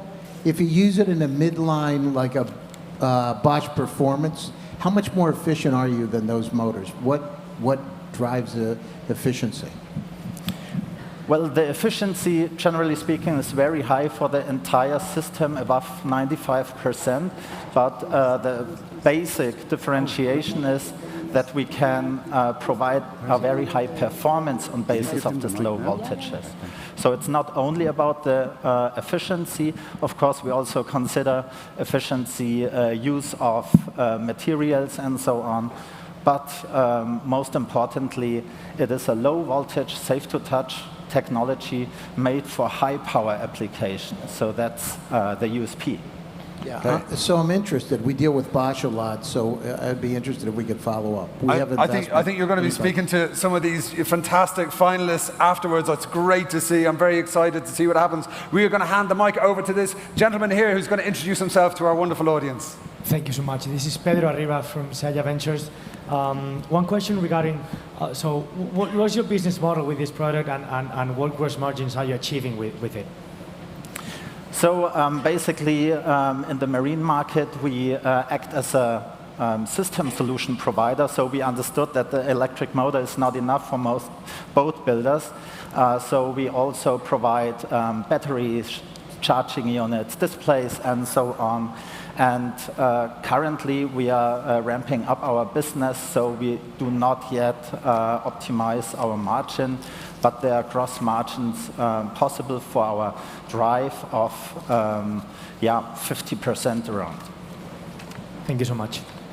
Fantastic. Ladies and gents, one more time, a big round of applause to Adrian Patzak from Malabo. Thank you. Thank you. Thank you. Thank you, Shun. Fantastic. Okay, we are going to move swiftly along to startup number 4. Ladies and gents, do remember to share the love. If you're impressed, take photographs, post them on social media. Use the hashtag SouthSummit22. You never know who you're going to connect with. Okay, we're going to move on to a wonderful company from Spain. They are Pangea Aerospace, the company that is disrupting space transportation. They use real rocket science in order to democratize access to space with minimal carbon footprint. We're delighted to be joined by their CEO. Please welcome to the stage, Adria Argemi.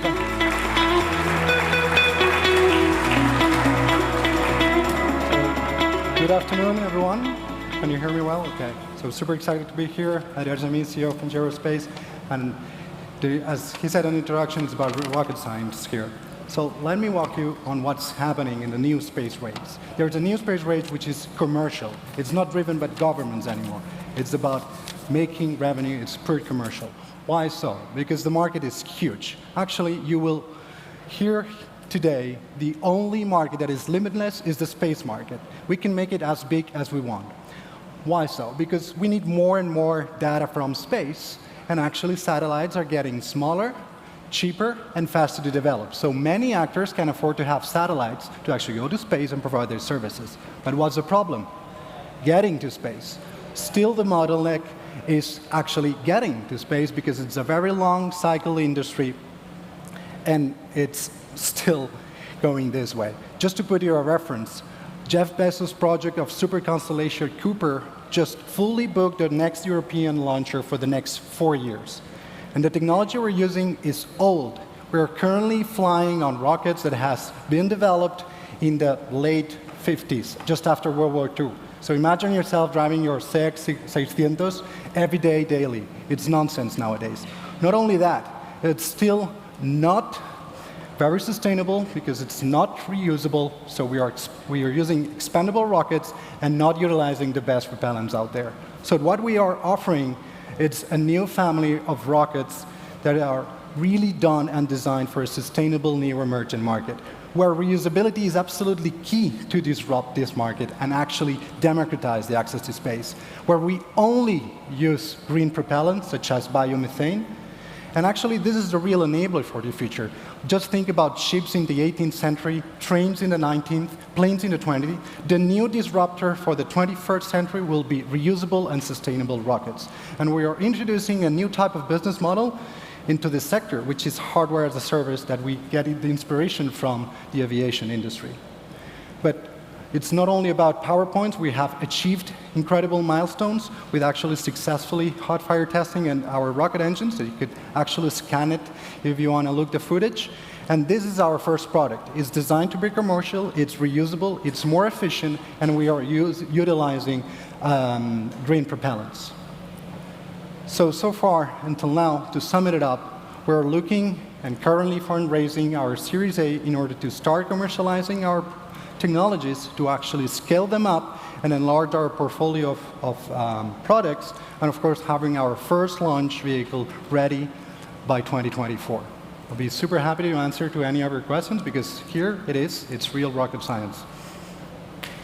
Fantastic, wonderful. Adria from Pangea Aerospace, fantastic. Okay, so, you know, in contrast to most things you see, that actually is rocket science. Indeed. But what did our judges think? Do we have any questions from our superstar judges? We have a hand going up there. If you could introduce yourself to our audience, thank you. Hello, it's Jordi from Inverready. Actually, Inverready from another department is on your cap table, so it's like second degree knowledge.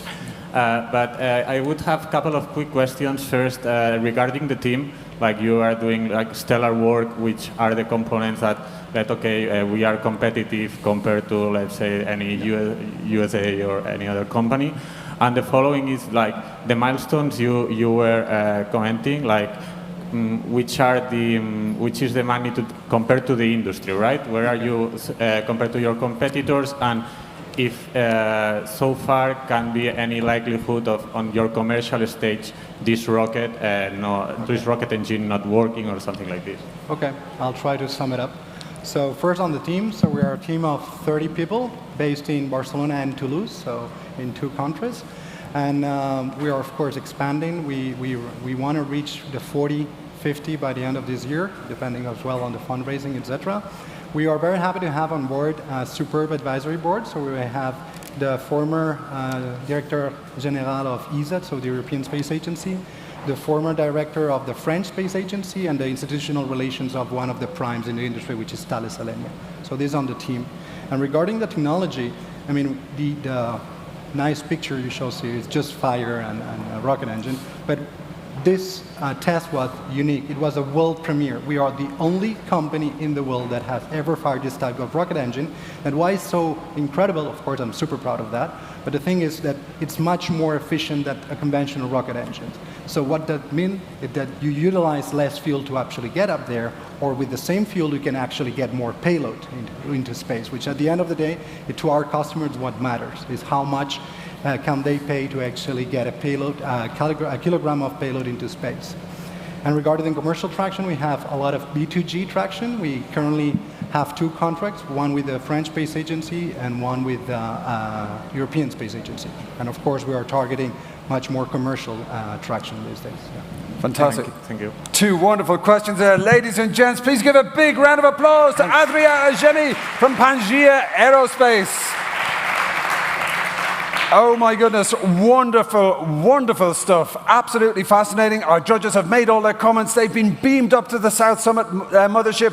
Who will win this category and go through to the final? We'll find out here tomorrow at 4:30 in the afternoon. Okay, now we are going to meet somebody who joins us from beautiful Romania. And ladies and gents, it's a pleasure to introduce to the stage Postis. Postis is an AI-fueled logistics platform helping retailers master their delivery. Postis is on a mission to enable personalized shopping journeys. Ladies and gents, please give a very warm welcome to the stage their founder and CEO, Mircea Stan.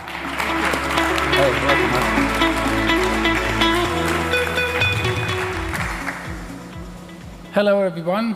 From Space to Earth, we want to discuss about another big issue that we face now is the logistics. It's a huge problem that we have to solve. You had to either make it or break it. If you make it, you're doing well. If you break it, it's happening like this. This is the Shanghai harbor this year. What we want to do, we want to automate the last mile delivery using the data and machine learning in order to be universally accessible. We want also to reinvent the delivery in order to be a way to redo all the customer experience and not stop the experience on the shopping basket. How I do it, we want to have the tools to monitor what's happening in the whole process from what you select in the shopping basket till the moment you deliver the good and after that. How I do it, we develop a set of tools and apps in order to collect the data, and with those data, we take the decision based on machine learning and data science. The market is huge, and we only want to take only a small part of this. We have a lot of players, but with our, let's say, data collection, proprietary data, and machine learning, we want to reinvent the way you have the shopping experience. The business model, we have a B2B SaaS, where we put together the retailers and all the transport last mile logistics. The traction for the last 24 months was very good. Actually, we tripled the annual recurring revenue for last year. We have hundreds of brands which work with us in Romania, but also outside Romania. We have an office in Romania and the development center. We open a new office in Poland, and we hope to open a new one in Germany. We have a good team we share the experience from different domains. And with that, we would like to raise 3.5 million in order to accelerate our growth in Europe. Thank you.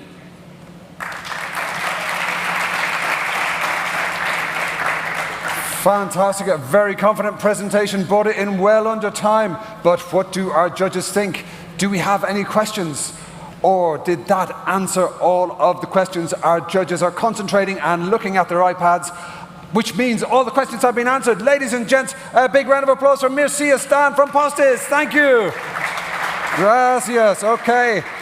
That does happen. Every question can be answered by the presentation. They can be so compact and expertly crafted. Okay, we're going to move on to the UK, a country I lived in for a very long time. I'm from Ireland, so it wasn't very far to travel. And speaking of which, our next company, our next picture is called Road.travel.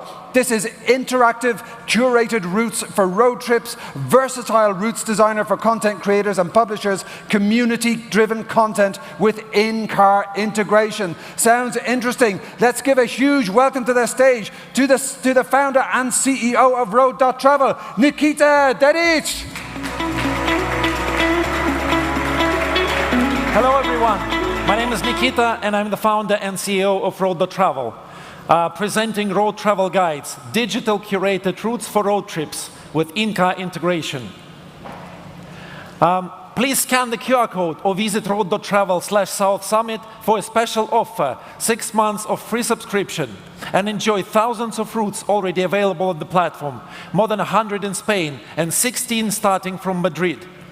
Try our premium features like optimizing your trip to any budget of your choice in seconds, or booking multiple hotels in one go. It's 37 degrees this weekend. You have to escape the city, and it's very easy to do so now.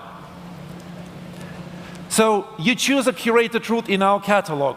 You can do that on desktop, or you can continue on mobile, jumping from one to another using a QR code. You can send navigation instructions to a navigation app of your choice. When inside the car, connect to your in-car infotainment system to receive navigation instructions on the big screen. Then start enjoying the trip. Follow the route. Embrace the story told by the author with tips and tricks of what to do, where to go, how much time to spend there, and why. Our EV-friendly routes will help you recharge your electric vehicles at the time when you need it, so that you don't have to worry about range anxiety.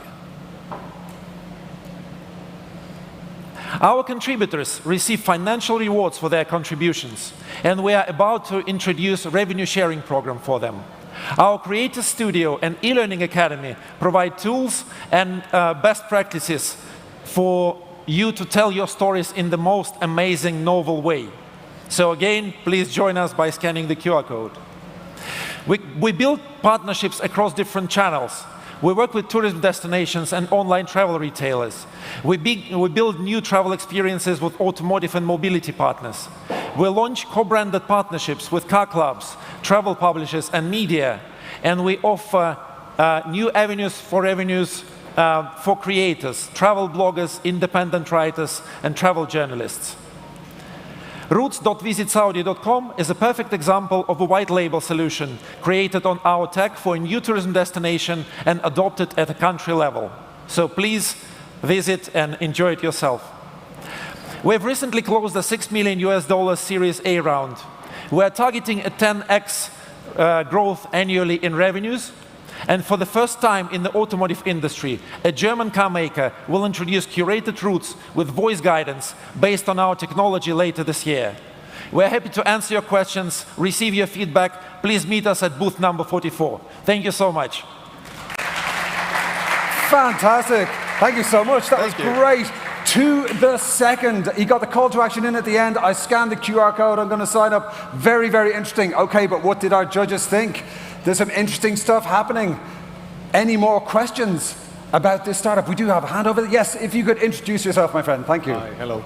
Thanks for the presentation. Rodrigo from Indra. I would like to ask if there is any specific requirement for vehicles to use your solution, okay, because I guess it's a aftermarket product, and also in which type of vehicles are you testing this solution? And finally, how are you generating the revenue in your company? Yeah. Thank you so much for the questions. I'll start with the last one. So our revenues come from different sources. We do B2B or B2G partnerships with tourism destinations. So tourism offices, DMOs pay us to create content and host that content under their brands.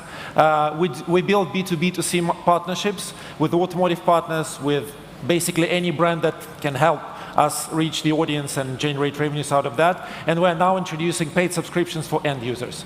Now, answering your question about the vehicles.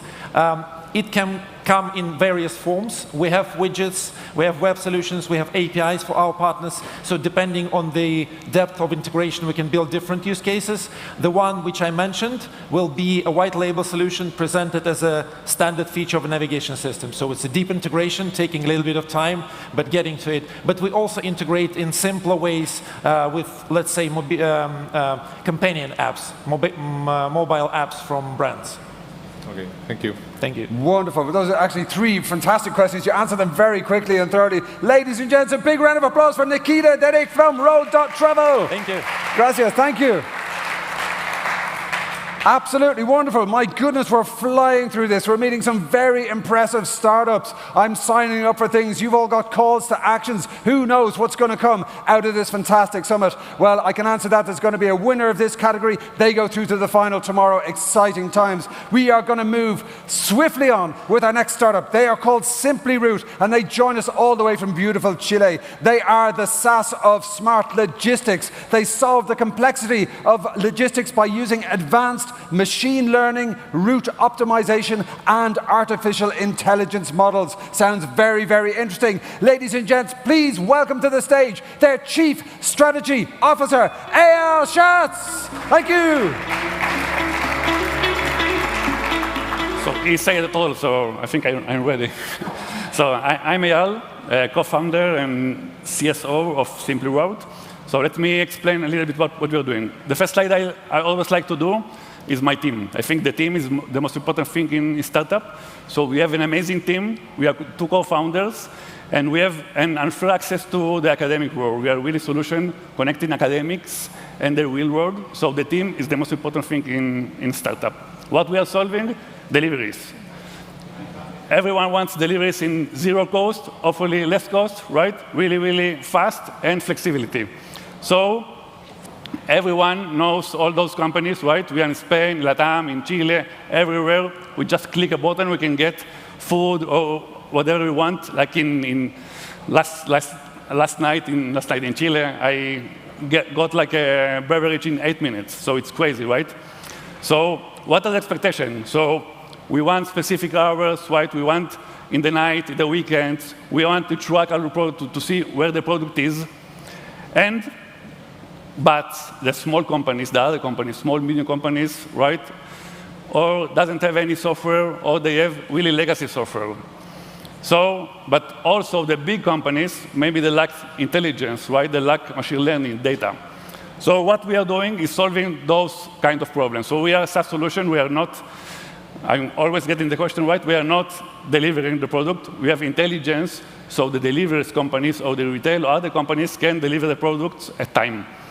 So how we do it? With amazing team, right? Algorithm, machine learning, we connecting those 2. That's why the team is the most important. And we can have the algorithm machine learning with high flexibility. So we can understand the customer, we can understand the client, and then build our solution. So this is our SaaS solution. We have platform. Of course, always in the middle, we have our machine learning algorithm that we are doing by ourselves. So this solution, as I mentioned before, it's for everyone, right? It's not only small customers or big customers. It's for everyone in different kind of like couriers, collection, e-commerce, and other stuff. We also have an API solution. So what is happening? A lot of companies now they have their own application, right? But to get the intelligence that we have, they can connect using API and get only the intelligence, right? Only the algorithm, the machine learning, and not everything. So this is machine learning, like one day of, imagine what we can build with a lot of data. We're also building things on demand, intelligence on demand, so we can get the product right now with intelligence. Green logistics.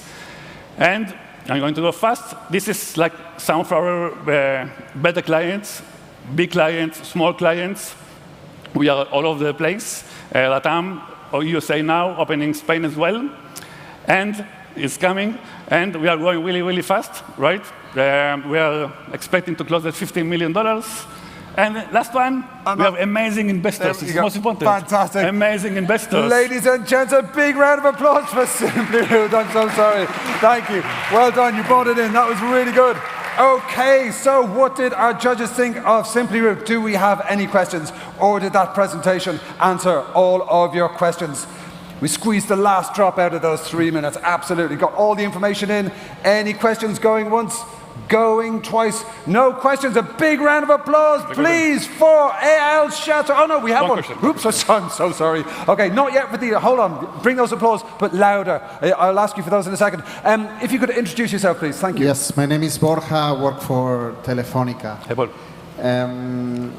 I read you're charging like 40 euros per vehicle, something like that, $40 per vehicle. How much does that compare? How much value does that add to a company? Are your customers seeing value in that and adopting this? It's a good question. Also, always in logistics, the first question, right? You're going to go with the manager of operation or logistics. So the first question, this service should be paid by yourself, right? So yes. In the average, I pass it really quick, but usually we can lower at least 10% of the total fleet. So once you lower less, like 1 truck or 2 trucks, you already paid for the service. OK, fantastic. I'm glad we stayed for that question. Any more questions? Oh, a question from our good friend, Gary GST. Yes. I just have one point. I was on the original management team of the Israeli company Click Software, which we sold to Salesforce for 1.3 billion, doing the same kind of stuff. If you want to talk, I'm happy to share notes with you. For sure. I'm from Israel as well, so it's good. Hey, L'chaim, brilliant. Hey, this is where the magic happens. Look at that, some networking, some high-level networking happening on the stage right here. Ladies and gents, a big round of applause for A.L. Schatz. Thank you. L'chaim, Simply Root from Chile, fantastic. OK, I'm getting goosebumps when I see networking like that happen. Who knows where this could lead? Somewhere very good. OK, next pitcher joins us from Spain. The name is Scandal Technologies, and they provide ambient communication driving behaviors. This is very intriguing stuff. I am delighted to learn what this company is providing. Please give a huge round of applause to our CEO of Scandal Technologies, Tapio Rosanius. That's a big round of applause. Thank you. Yes. Thank you. Let's start by looking at a video. Check this out. Isn't it beautiful? Setas de Sevilla, España. Incredible experience, absolutely incredible experience. Over 100,000 paying visitors since July. Now, that's the sort of thing we do. We create smart spaces, we create monetizable experiences, and we drive human behavior. We do it in built environment. This is not show tech. This is prop tech. This is for the built environment. Now, most smart spaces are not responsive, so you can collect information with some clever systems. You get a dashboard, but then what?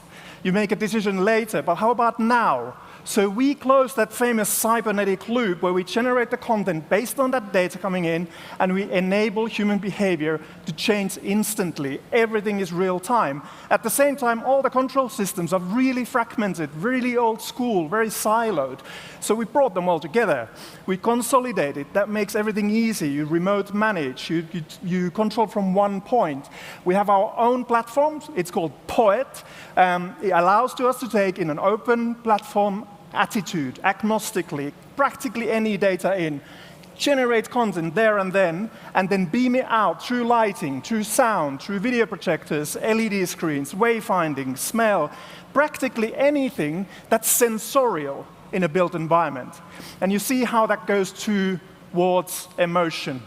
And what drives this world nowadays? It is emotion, and it's indeed experience. So we like to say that our product is essentially where IoT meets experience and economy, both very powerful elements. And it applies to practically anything. Smart buildings, retail, where we can try visual environment with data, to workplace for narrative environments, experiential immersive spaces, transport to drive crowd behavior in metro stations or trains or atocha, hospitality for new revenue streams. So across the board. Now, we sell our proprietary software. We sell services, basically solution integration, what the client needs for their business ends. And we sell third-party hardware to make it happen. The client benefits include this: increase asset value, automate experiences, influence human behavior in built environment in any context, earn revenue from the system. We don't really have proper competition at the moment. It's a very sort of, let's say, old school world, requires a bit of disruption. Our market is primarily smart buildings, but we're looking to expand the existing verticals, create blue oceans there, and we think we can do it. We all have about 20 years or more experience exactly in this space, in digital, physical environments, in built environments. Last year we sold 1.6 million's worth. This year it's going to be closer to 5 million as a revenue. And we're looking for partners. You know, join us to create spaces of tomorrow. Thank you. Fantastic. Absolutely wonderful. Timed it to the second. So much good information in that 3 minutes for our judges to mull over. They are tapping at their iPads. The marks are going up to the mothership. But do they have any questions? I'm going to scan the panel of judges carefully.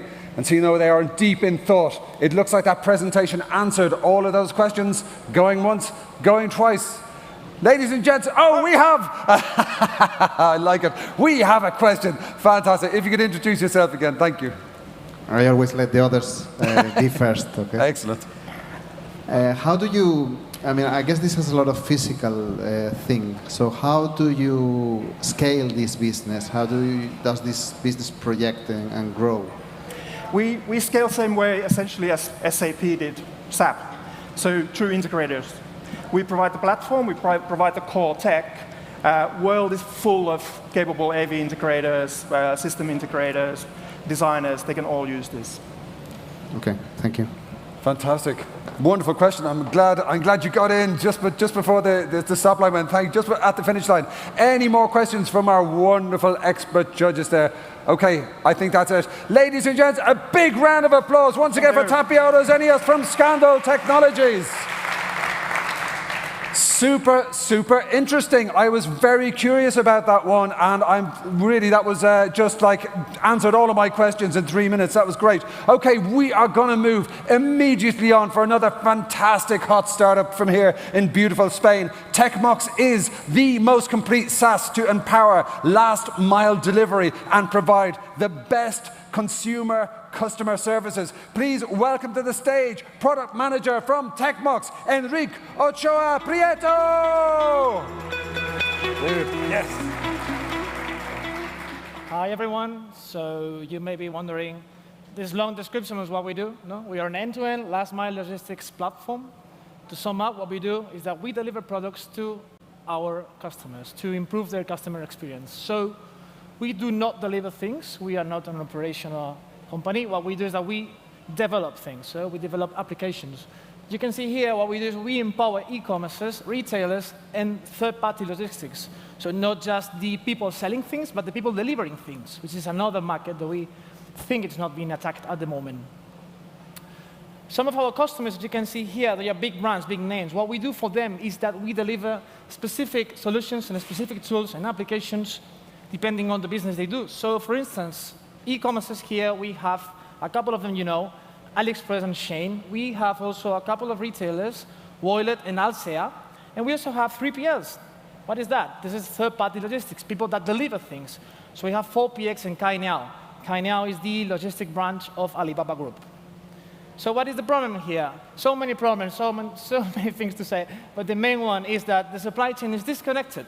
And also, it is expensive. So everything we try to do is to improve the unit economics of our customers. As I said, not only the people selling things, but the people delivering things. The most important problem that we can highlight here is that there is a lack of automation of processes and also extreme manual processing. So many things are still delivered by hand. To sum up the previous slide, logistics is a low margin and also a low added value market. So many competitors, quite a commodity. Most of them do the routing, but not all of them have a single point of contact with their own customers. So what is the solution? We have developed this. 4 different applications, 4 different applications for 4 different use cases. We have the sorter application, which is the warehouse management application. We also have the driver application for the people delivering things, the on-demand application for urgent deliveries and retailers, and also we have the customer service module for the people that also need to have, foster closer relationship with their customers. This is some screenshots of what the things we're doing. Obviously, the driver and sorter application, the on-demand application, and the staff management. This is something very important that not all of the routing applications have as a value proposition. So what else? We are delivering 50K deliveries per day. We are not delivering them. Our customers deliver for us. More than 300 daily users, different applications, different use cases. Also 99% delivery accuracy, which is a good number. And when you translate that into unit economics, we have less fuel, less stops, and more margin. This is the team. As you can see, we all come from startups and from a logistics background. Most of them developers from a technological background. And thank you. I did it. Wow, boom. Yes, with exactly on the money. Fantastic. Enrique, well done. Enrique from Techmox. OK, that was a presentation timed to the nanosecond. But do our judges have any questions about Techmox?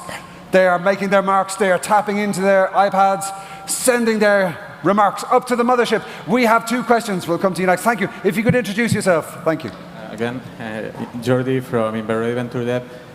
I would like to ask how much plug and play is your solution, and if you need to do like some onboarding when you are chasing different clients in the same industry and the same use case of your fourth. OK, so the first question, how much plug and play we are?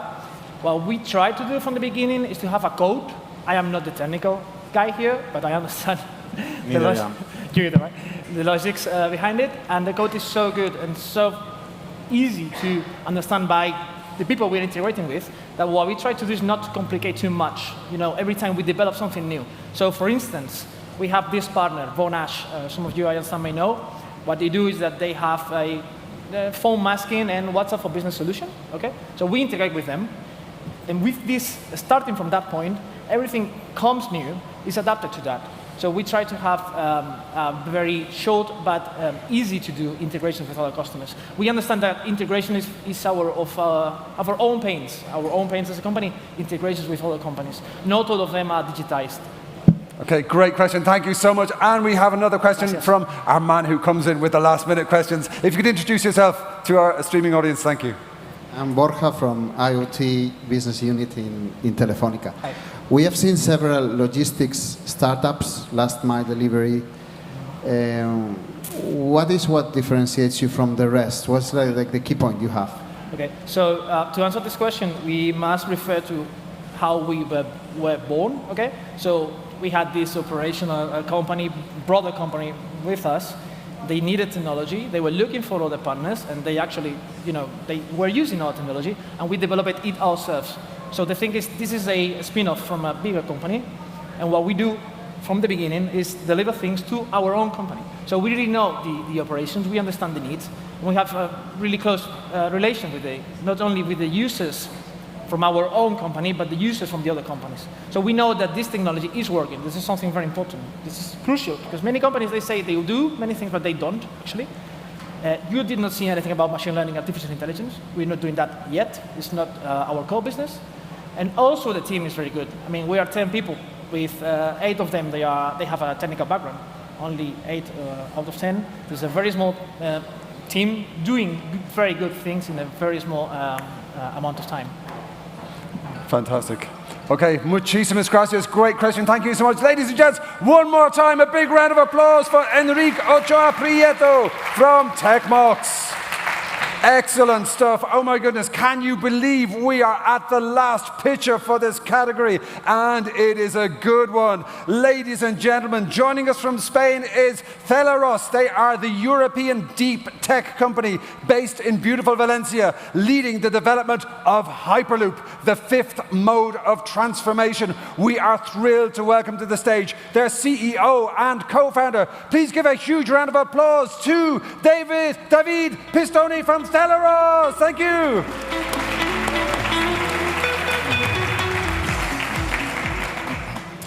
Good afternoon, everyone. I hope you are enjoying the event. We are Celeros. I'm David Pistoni, CEO and co-founder, and we are based in Valencia. We are the Spanish company leading the development of Hyperloop in Europe. So first of all, what is exactly Hyperloop? Hyperloop is a new transportation concept combining the best from maglev trains and aviation sector. We are levitating and introducing a low-pressure environment inside of the tube. As we are reducing the friction, we can achieve speeds up to 1,000 kilometers per hour with low energy consumption and zero direct emissions. Hyperloop is actually a 200-year-old idea. It was recovered by Elon Musk in 2013, and since then, different companies like Celeros were created. From 2018, industries, governments, institutions are supporting and investing in this development. And today, there are more than 2 billion euros in projects ongoing, with Europe leading the regulatory and standardization career. The potential of Hyperloop is huge. As a reference, a global Hyperloop network could move more than 7 billion passengers per year, generating a trillionaire opportunity and reducing more than 6.3 gigatons of CO2 emissions by 2050. From Celeros, we started at 2016, winning 2 of the main prizes at the Elon Musk competition. And since then, we are growing really fast. We are 50 team members, more than 180 people involved as an ecosystem. And we have 3 main technologies: linear motor, active levitation, and aerodynamic propulsion. Thanks to the combination of this technology inside of the vehicle, we can first reduce the infrastructure cost, and second, to operate at the aviation pressures, simplifying the certification process and making sure we are safe for passengers. Our market is not only passengers, but cargo. As an example, we are building a pilot project with the Valencia port to prove not only the linear motor for Hyperloop, but also a cargo platform for ports and airports, being market ready for 2025. Our mission is to certify the first Hyperloop vehicle before 2030, and for this we are partnering with key industry leaders like Airbus, CAF, Acciona, or ArcelorMittal. We have strong support from our ecosystem, tech suppliers, research centers, different international top-level investors, and the support of different institutions at national and European level. Finally, I would like to take the opportunity to transmit the importance of supporting hard tech startups, biotech, space, hardware, with longer times to market, but with the potential of transforming our society and industry. Welcome to Celeros, and thank you. Yes. Fantastic. Absolutely bought that one in. Oh, yes. And now we are going straight to Q&A. That was a brilliant presentation from David Pistoni. And we have a question from our friend. Could you introduce yourself again for our streaming audience? Thank you. Yeah, my name is Rodrigo. I work for Indra. And I would like to know how you differentiate from other Hyperloop projects around the world. Thank you for the question. Our main difference is we are including most part of the technologies inside of the vehicle instead of the infrastructure. In this way, we are reducing the technology charge in the infrastructure, reducing the price per kilometer. And also, as we are using some kind of aircraft propulsion but electric, we can operate at higher pressures inside of the tube. So this is easier for us as we are not at space levels, but aviation levels. Thank you. Wonderful. Great question. Your big plans, big partnerships. Do we have any more big questions from our Rockstar jury members? I'm going to scan really carefully. It's OK if there are no more questions. There are no more questions. Ladies and gents, a big round of applause. David Pistoni from Celeros. Fantastic. Okay, so all of our judges are tapping at their iPads. The marks are going up to the South Summit mothership, and the winner of this category will go through to our grand finale. The results will be announced tomorrow afternoon right here at 4:30 p.m. It's going to be a lot of fun. It's going to be so exciting. So ladies and gents, I explained to you already, and I know that you've seen from the interactions, we do have a rock star jury here. Their time is very valuable, very important. We really appreciate you being here. Ladies and gents, a big round of applause for our jury, please. Absolutely. Fantastic stuff. And one more round of applause for our amazing startup pitches. Yes, you smashed it. Absolutely great stuff. Okay, we are now going to take a break for 2 minutes and swap over to the next thrilling category. Don't touch that needle. Thank you.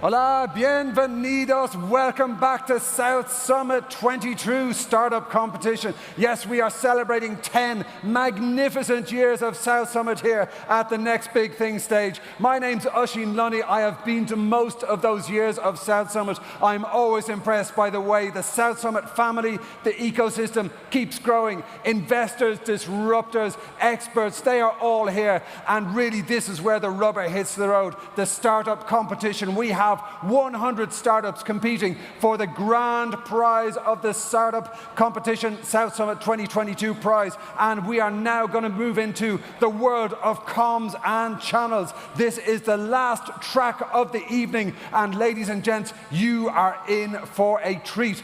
Please don't forget to share your excitement, share some photographs of our amazing pictures using the hashtag SouthSummit22, and you never know who will retweet and follow you on LinkedIn or any of the social media platforms. A quick reminder of the process. So each startup will have 3 minutes here on stage to pitch their ideas. No more time than 3 minutes. I will be rude and I will cut them off. Sorry in advance. And then after those 3 minutes, our amazing judges down in the front row here have a maximum of 2 questions to get under the hood of our amazing pitchers a little bit more. Now, speaking of which, our judges are going to evaluate each of the projects based on innovation, scalability, team, viability, and that all-important investability. 5 really key factors, and you'll see them work. They work fast, they've done this many times before, and they evaluate companies on a dime, I tell you. So ladies and gents, we really are so grateful to be joined by our VIP judges. These are folks whose decisions can change a company's fortunes. They can possibly even change lives. Their time is very valuable. And we're going to bring up a slide with all of their logos on the stage now. We are delighted to be joined by representatives from Bright Pixel, Kaya, Capital T, Boulderton Ventures, XR Ventures, DUX Capital, Endesa, IE, Cedia, and our wonderful friends at Weira. Ladies and gents, can we please have a big round of applause for our amazing VIP judges in the front row? Give it up. Absolutely. Fantastic. Yeah, I can't tell you how valuable these people's time are, and we really appreciate them taking the time, coming down here, asking great questions, and giving amazing marks to our startups. Okay, are we ready for the first pitcher? Yes. Just try that. Are we ready for the first pitcher? Ah, much better. Fantastic. Magnificent. Okay, we are going to now welcome a company from Spain to this stage here, the Next Big Thing stage. Our Vision has developed applications based on immersive technologies for specific sectors with the aim of being a support in the digital transformation of the market. Now, I'm thrilled to introduce to the stage the product design lead from Our Vision. Please give a big round of applause for Carlos Quesada.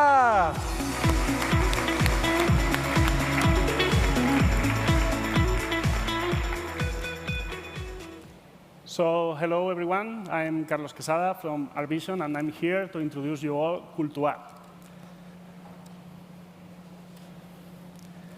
Okay, the sound of the video is not working, but I can say it's an amazing. Back in 2001, it's that starting. it would be possible to use the internet to plan trips from our local desktops and take pictures with our mobile devices. In 2011, Google Maps left us all in awe. Smartphones had arrived and were here to stay, and with them, a permanent revolution. Still now, in 2021, we are overwhelmed by how at hand our experiences we thought to be from sci-fi movies, such as virtual or augmented reality.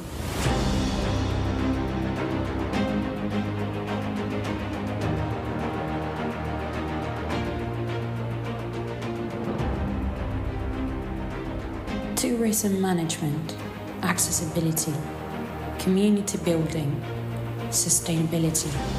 Sustainable rural destinations are now intelligently possible with Cultua. So, with more than 120,000 potential clients only in Europe, more than 2 million in sales in the last year, our first year, with more than 100 clients. We are really happy and proud to say that we have validated a product. But what is Cultuar? Cultuar is a tool based in augmented reality interfaces that shows all the information of interested point or cultural points. And it's also a new communication channel between destination and the people who visit the place. It mixes different technologies as AR, guiding, geopositioning, target detection, surface detection, and everything is combined with an administration panel, which makes really easy for our clients to create the content and also to visualize data and metrics of the usage of the application. Our business model is a SaaS model based in the license sales, and a really great application, totally free for the users. It creates a community of users, of course, but also a community of destination who are using Cultuar. We are more than 100 in Spain, but we plan to be in more than 12 countries in 2 years, with a sales forecast of more than 11 million. And everything is possible because we have a really great human team. We are going to finish this year being more than 40, and we want to double this number the next year. Amazing, that's it, fantastic. Our vision, great presentation. Thank you. Brilliant, okay. Right, now I'm seeing the judges tapping at their iPads connected to the South Summit mothership, sending all their marks, their thoughts, but were there any more questions from our front row of VIP judges? Yes, we have 2. If we could move to the lady with the cool hat first, and then we come to the gentleman with the awesome blue shirt. Yes. Thanks. If you could introduce yourself to our audience, please. Thank you. Sure. Anna from Kaya VC. Great presentation. Thank you. You mentioned clients. Who's your ideal client? We have started with public clients, like towns and cities and so on, in order to validate the product. But in the future, in the near future, our clients can be enterprise companies, all the players in the touristic sectors. For example, Cultuar can be used for a guiding company in order to make the experience more wow effect, or to have, for example, 3Ds in one scale that can show the visitors what was there a century ago, and go for a walk inside the 3D. So, yeah. Okay, thanks. Great question, thank you so much. And if we could pass the microphone down to our man in blue, and if you could introduce yourself to the audience, thank you. Sure, hi, Michael from Balderton. Hello. My question is on content. So, do you provide just the tech, or do you also provide the content for the CD? The plan is provide the tech. But, for example, in 3D, we are also providing content because we are our in-house 3D team. But normally, the client have their own content, and we give the experience and the 3D and the augmented reality. So we put the technology on the service of the clients. Thank you. Thank you. Fantastic, great questions, quick answers, we love it. Once more, big round of applause. Carlos Casadea from Artivision, thank you. Okay, I've got a feeling this category is going to be full of fascinating pitches, and no doubt we are moving on to another one right now. We are delighted to welcome to the stage a company called InStreamly. They come from Poland, and InStreamly is the place where streamers meet brands. I am delighted to introduce the Business Development Manager for Spain. Please give it up to Joaquin Ponce de Leon Agalia. Thanks. First of all, thanks a lot for having me here. We are InStreamly. We are connecting metaverse creators with brands. So let's start with this. The future of the metaverse relies on millions of independent creators. That will be the one who creates the metaverse. What do I mean by this? Well, metaworlds and metaverses creator. People that are right now creating games, space, landscapes.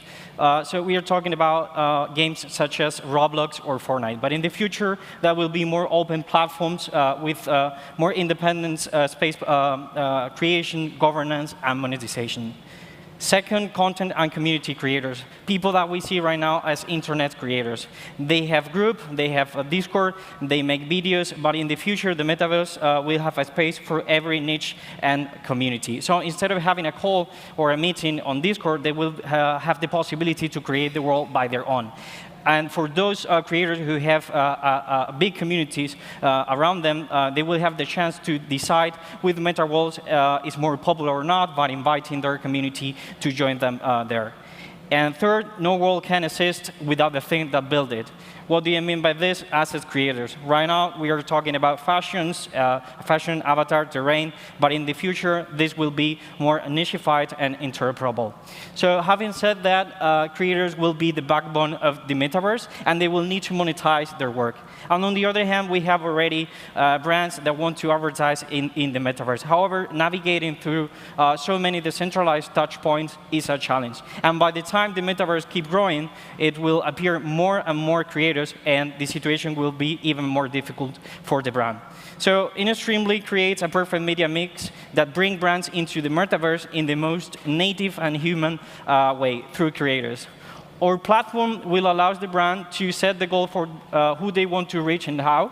AI will match with the best solution and place it in the metaverse, communities, assets, and so on, and then do automatic payment.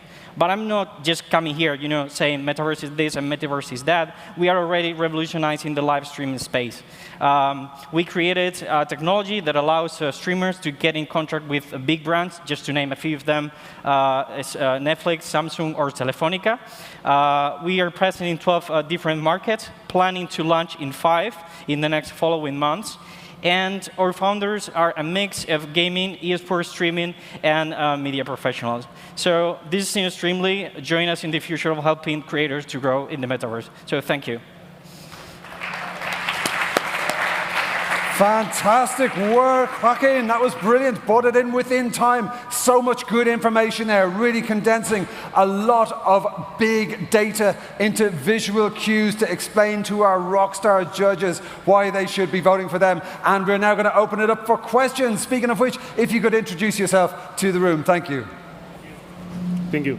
Yeah, my name is Jose Deusta from XR Ventures. Can you explain a little bit the solution you're providing? Right now, I mean, in what I said in the first part, in the second one. Right now, the product or solution platform. Okay, right now, I mean, we created a technology that allows streamers to get in contact with brands that, in another way, it's quite difficult to get to the brand for them. But what we are saying is, in the metaverse, to basically connect the brand with all those communities, creators, and place the solution just in there, matching with the AI with the best solution, and then do automatic payments, all like automatic way. Okay, wonderful. Very good question. You see the judges like to dig under the hood, see what's actually happening. Any more questions from the front row? Yes, we have a question from the lady in the fabulous dress there. If you could introduce yourself to the room, thank you. This is Eva of Capital T, so thanks a lot for your presentation. Thanks a lot. So can you tell me a bit more around your team and to what extent you're really complementary to your co-founder? About the team? Yeah. Well, basically, the main part of the team, of the entire organization, is in Poland. It's where the startup started. But our business model is when we launch in a new market, we have a business, a country insider, me, for example, here in Spain, just because you know more how the market is going. So operational part mainly it's in Poland. We are over like 50 people in the startup, and then we have one business insider in each market. So yeah, that's it. Okay, great question, fantastic answer. Thank you so much. Ladies and gents, a big round of applause for Joaquin Ponce de Leon Aguilera. Wonderful stuff there from InStreamly, and you can see why our expert judges are here. They ask questions that get under the hood and get some more information that isn't contained in the pitching deck. And now we are going to welcome to the stage a wonderful company from Spain. They are called Enware, and they are the cloud gaming platform that allows users to play any game on any device. Our next speaker is the CEO. His mother sometimes calls him Daniel, but to us, he is known as Danny Olmedo. Give it up for Danny! Can you hear me? Can you hear me well? Yeah. So hello, everyone. First of all, thanks to the South Summit organization. My name is Daniel. I'm the CEO of Cloudware, the company behind the project that we're going to talk about today. And this project is based on a pretty simple question, which is, why do you need all this messy stuff just to play video games? Think about updates, upgrades, installations, downloads, cables, hardware, all that. Your room actually will look like this stage. And all that jazz just to enjoy content. Do you remember when you needed that horrible DVD box just to play films? Well, that's what happens in the gaming industry today. And that's what we want to solve with Enware. Enware is a cloud gaming platform that allows you to play any video game that you already have on any device, only for $8.99 per month. This is how the future of the gaming industry looks like, having the freedom to play anywhere, whatever you want, whenever you want. This industry is 3 billion gamers in the world, and only 300 million have access to enough demanding hardware to play all the existing content that there is in the industry. This industry is huge. And when I mean huge, it's not a couple of kids playing Fortnite and eating Doritos. It is a pretty huge industry, actually the biggest industry in the entertainment sector, bigger than all the other industries combined. So let's say that in this space, the question is, why are we going to be the winning horse of this race? Well, we are the only cloud gaming platform that allows you to synchronize and play more than 20,000 video games. That's 20 times more than all the competitors that we have. We are the only cloud gaming platform that has a dedicated compression algorithm that solves the two main challenges in the cloud gaming space, which is latency and having a smooth gameplay, even if you have a bad connection. You can also search that on Google. Not Facebook, not Google, not these traded companies. Enware is the only one having this technology. Our concept is so mind-blowing that in the last 6 months, we have been able to reach more than 300,000 users in our waiting list. We have an average of 1,500 daily signups in our waiting list. And we have started to provide access to all these users to try our service, our closed beta service. And we have recently reached 10,000 active users in the platform. This is the team that has achieved all these amazing things, the outsiders of Enware. And on top of all these achievements, we have been able to bring very interesting investors in the gaming space, the biggest publishers, the gaming publishers in the world, the biggest mobile manufacturers, the biggest hardware manufacturers. And this is only 12 people, so you cannot even imagine what we're going to be able to achieve if we get proper funding. So this is our content information. If you want to know how we're going to change the industry and how we're going to be the next big thing, just let me know. Thanks. Fantastic. Thank you so much, Danny. Absolutely brilliant. So, yeah, bonus points there for actually tying in the name of the stage in his closing remarks. The next big thing, will it be Enware? What do our judges think? They're busy tapping. Yes, we have a question from my friend with the cool hat. If you could introduce yourself once again. Thank you. Anna from Kaya. Yeah, I have a question about defensibility. So, what stops others from creating, cloud console? Well, the thing with cloud gaming is like deep tech in general. Like Google can develop a lot of technologies and develop AI, but they prefer to purchase other companies and purchase other technologies. So cloud gaming is not rocket science, but it's pretty complicated. So let's say that the barrier to entry that we've had in the last 3 years has been developing a cool product, but not only a cool product, but also a cool product that has unit economics that is able to bring profitability to the service. Thanks. Excellent question. Yes, my man in the blue shirt there, if you could pass the microphone down, thank you so much. And if you could introduce yourself again. So, Michael from Balderton.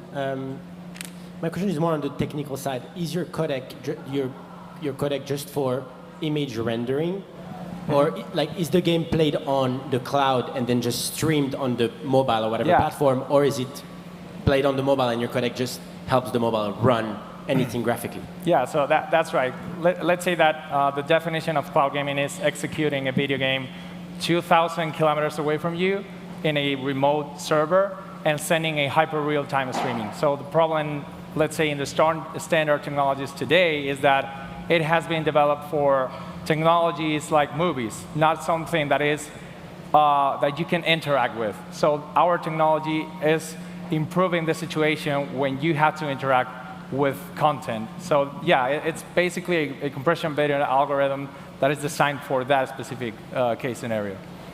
Okay, fantastic questions from our judges as always. Ladies and gents, a big round of applause for Danny Olmedo from Enware.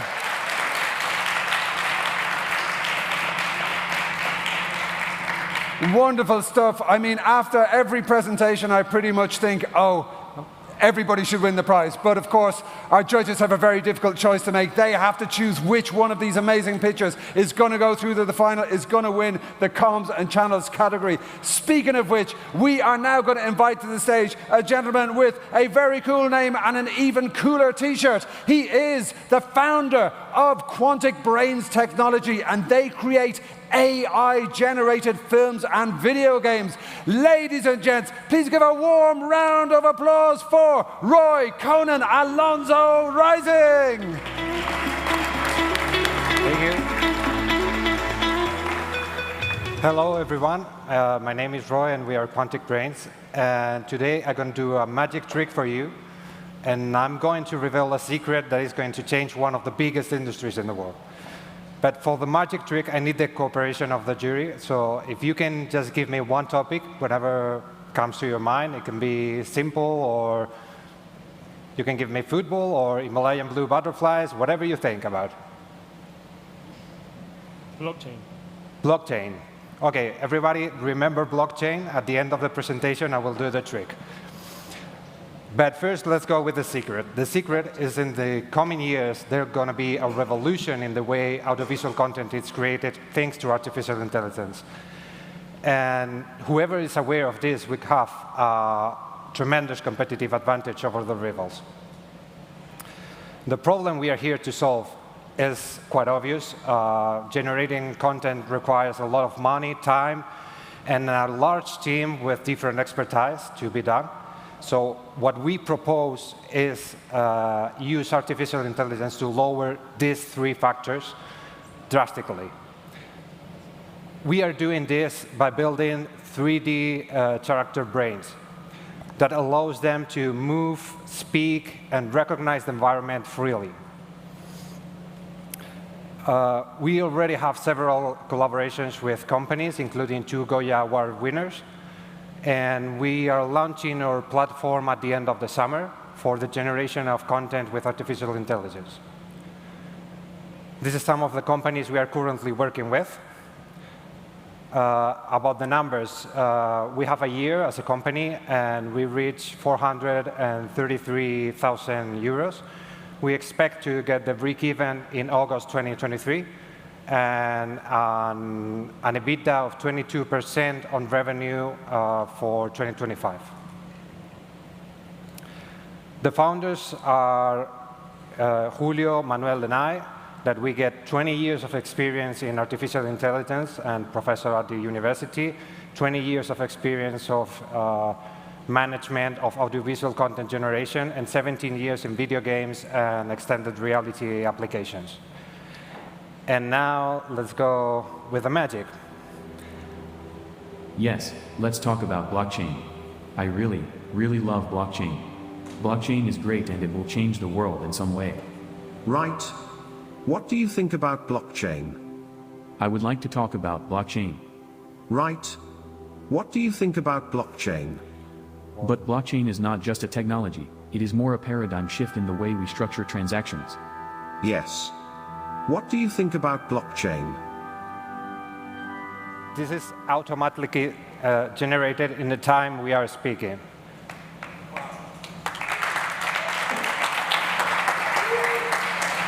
Fantastic. My goodness. You know, the demo gods can be cruel sometimes. That was brave. That's good confidence in your own technology. Just to throw a random word at it and have the AI generate that video. Okay, what did our judges think? Yes, we have a question from the gentleman in the very stylish light blue shirt at the end. Thank you. If you can introduce yourself. Yes. Can you hear me? Yeah. Pedro from Bright Pixel.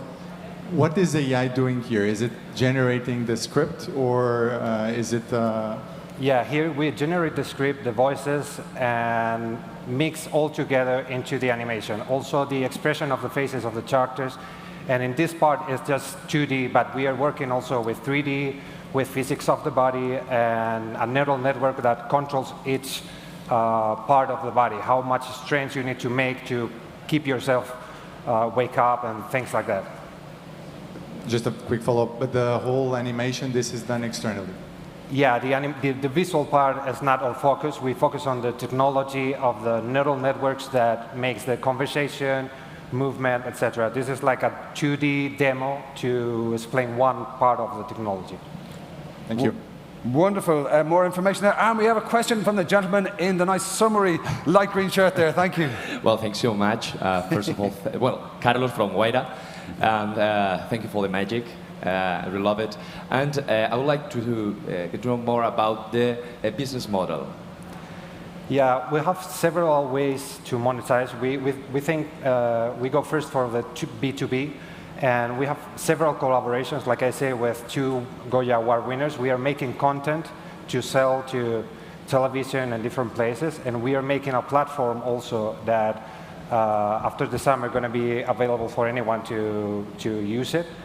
We are also developing assets to use for game developers to make like intelligent behaviors of enemies and NPCs. But we think we can do like almost everything because we use physics, so we can use this in robotics too. It can be applied to almost everything. I think it's the next big thing. Thank you so much. Fantastic questionnaire, also rocking the pastel shades. I absolutely love it. Ladies and gentlemen, once more, Roy Conan, Alonso Rising from Quantic Brains Technology. Wonderful stuff. Oh my goodness, we had real-time magic shows there. That's great. Did he work his magic for the jury? They are tapping into their iPads. The marks are going up to the cloud, and we will find out the results of their judging tomorrow. They do not have an easy decision. I don't envy any of them, but this is why you're here, because you do this very well. Okay, we are going to move straight on to our next exciting picture. They are also from Spain, and they say, "We are Streamion, an ad tech platform for live streaming channels. We connect brands with streamers. Welcome to Generation Stream." Well, welcome to the next big thing stage at South Summit 2022, the COO and CTO of Streamion. Please give a huge welcome to Chou Long Ling Herrera. Thank you. Nice. Thanks, everyone. When was the last time you were enjoying your favorite content and got cut by annoying ads? Study shows that we receive more than 6,000 impacts, but only remember 5 to 8. Newest consumers have evolved from video platforms to the generation stream, with more than 75% using live streaming platforms. Brands are not reaching their perfect audience, it is a fact. While incredible content creators with millions of followers sharing interests do not make a living out of it. On top of that, hundreds of billions are being lost yearly because of fraud within advertising. We are Streamion, an artificial intelligence solution for live streaming platforms. How does it work? Simple. We understand the audience interests through data analytics. We find the match with brands and send the ads within the video signed in the streamer's channel. And finally, our artificial intelligence validates every transaction, wiping fraud out of the game completely. Voila. The audience enjoys their favorite content.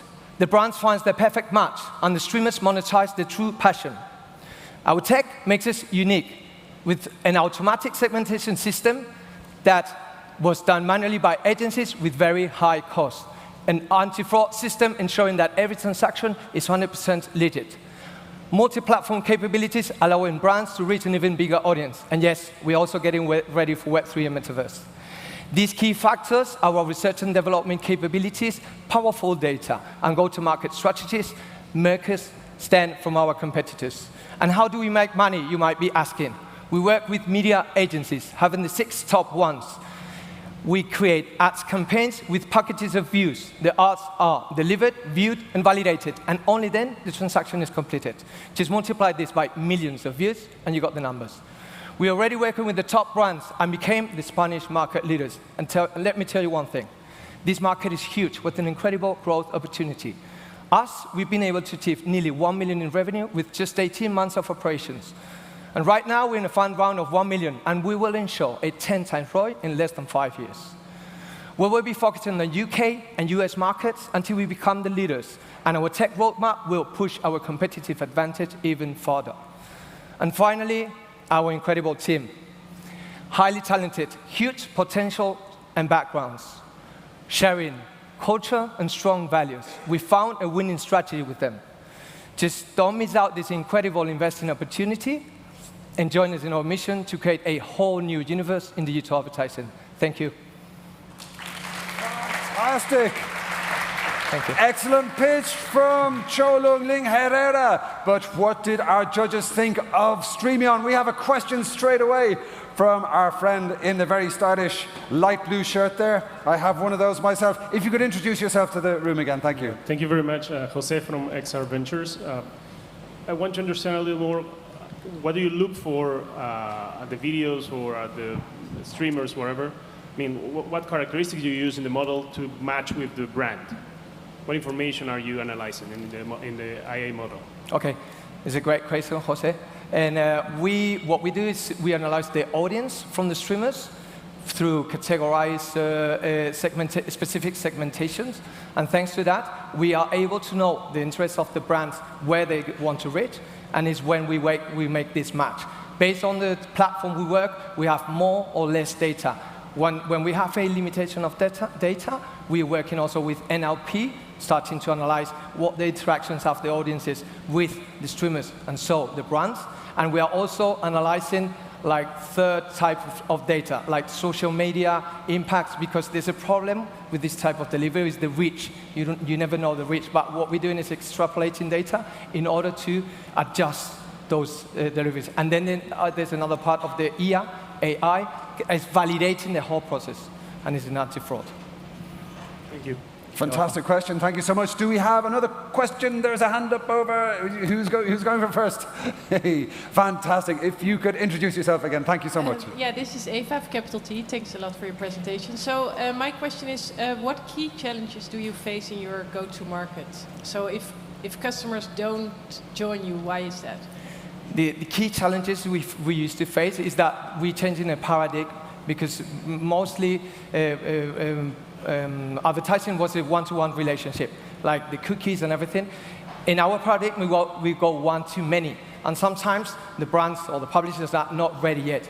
But thanks to the way we treat the data and the way we demonstrate the data, they're starting to, let's say, embrace our product. That's the way we try to solve it.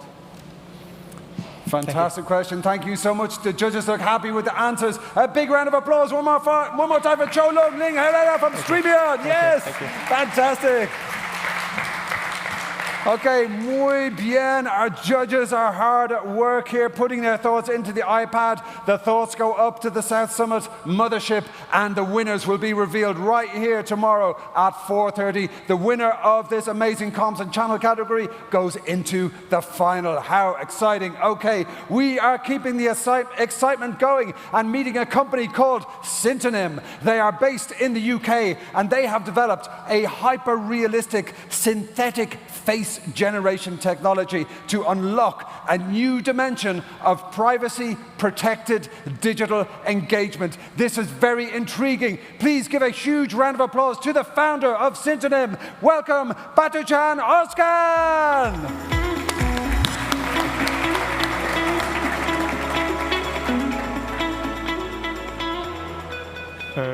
Hi, everybody.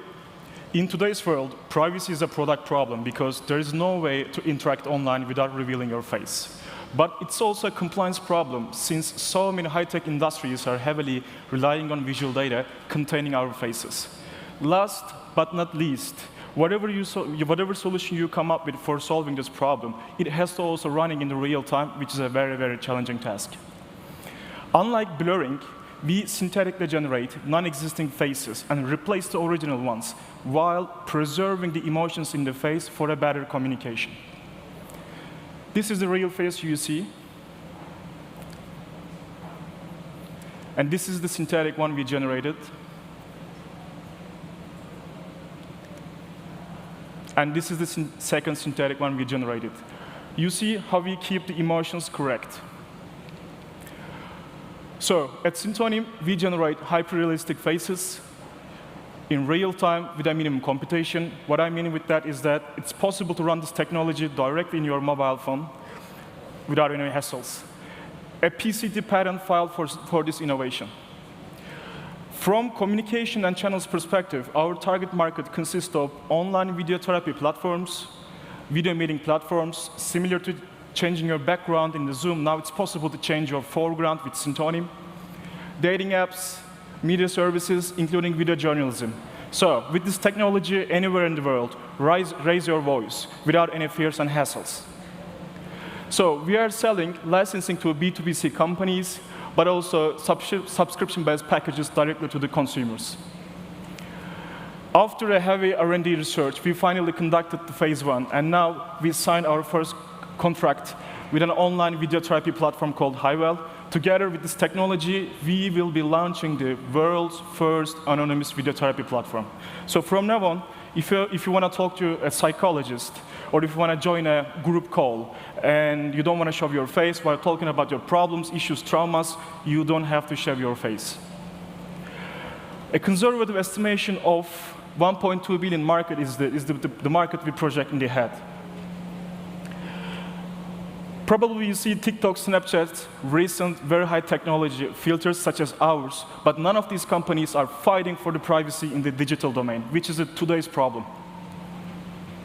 So we won the nation's biggest challenge in Turkey, received various awards, and raised our first seed investment, incorporated in the UK. Now, we will be launching for the second round of investment to expand in the EU and the UK. Of course, this wouldn't be possible without this amazing team, and I assure you that we are highly determined to fight for the privacy in the digital domain. Thank you. Thank you for listening. Wonderful stuff there from Batu-chan. Absolutely wonderful. Amazing technology. Syntonym, what did our judges think? We have a hand up over here from the young man in the stylish light blue shirt. If you could introduce yourself to the room again. Hi, Pedro from Right Pixel. What is the overhead of running something in the device? Right, because this is called generative adversarial networks. They're quite heavy and intense. Not only to run on a device, but also to develop this technology, you need to have high access to GPUs and CPUs, which are high-ends, right? So it requires a lot of computation. Synthetically generating a face, starting from detecting the face, understanding emotions, generating non-existing one, putting back there. So it's a very, very high pipeline. So our technology could achieve to compress it to run efficiently. Thank you. You're welcome. Great question. Do we have any more questions from our rockstar panel of judges? I'm going to slow. Yes, if you could introduce yourself, thank you so much. This is Eva again of Capital T. So you talk about actually quite a lot of potential customers, but if you think around your current pipeline, what is your favorite customer? So we signed our first contract recently with this video therapy platform online. So we are planning to expand from there on, and then targeting each one like one by one. Okay, fantastic. To the point, getting under the hood. Ladies and gents, a huge round of applause, please, for Batu-chan Özkan from Syntonym. Amazing stuff. Again, I've been so impressed by every single presentation in this category. There can only be one winner. I am so glad I don't have to make the decisions our VIP judges are making right now, because it's not an easy one. Okay, speaking of which, we are going to move on to our next super impressive startup here. Remember, these folks have been through many rounds to get to this. You're seeing the creme de la creme. And now we're going to welcome to the stage a company called Virtual Zone. They're from Spain, and they develop and offer premium virtual reality experiences in their VR centers. We are thrilled to be joined by the co-founder. Please give a huge round of applause to Enrique Costa. Thank you. Hi, everybody. My name is Enrique Costa, and I want to speak to you about Virtual Zone. What is Virtual Zone? Virtual Zone is this.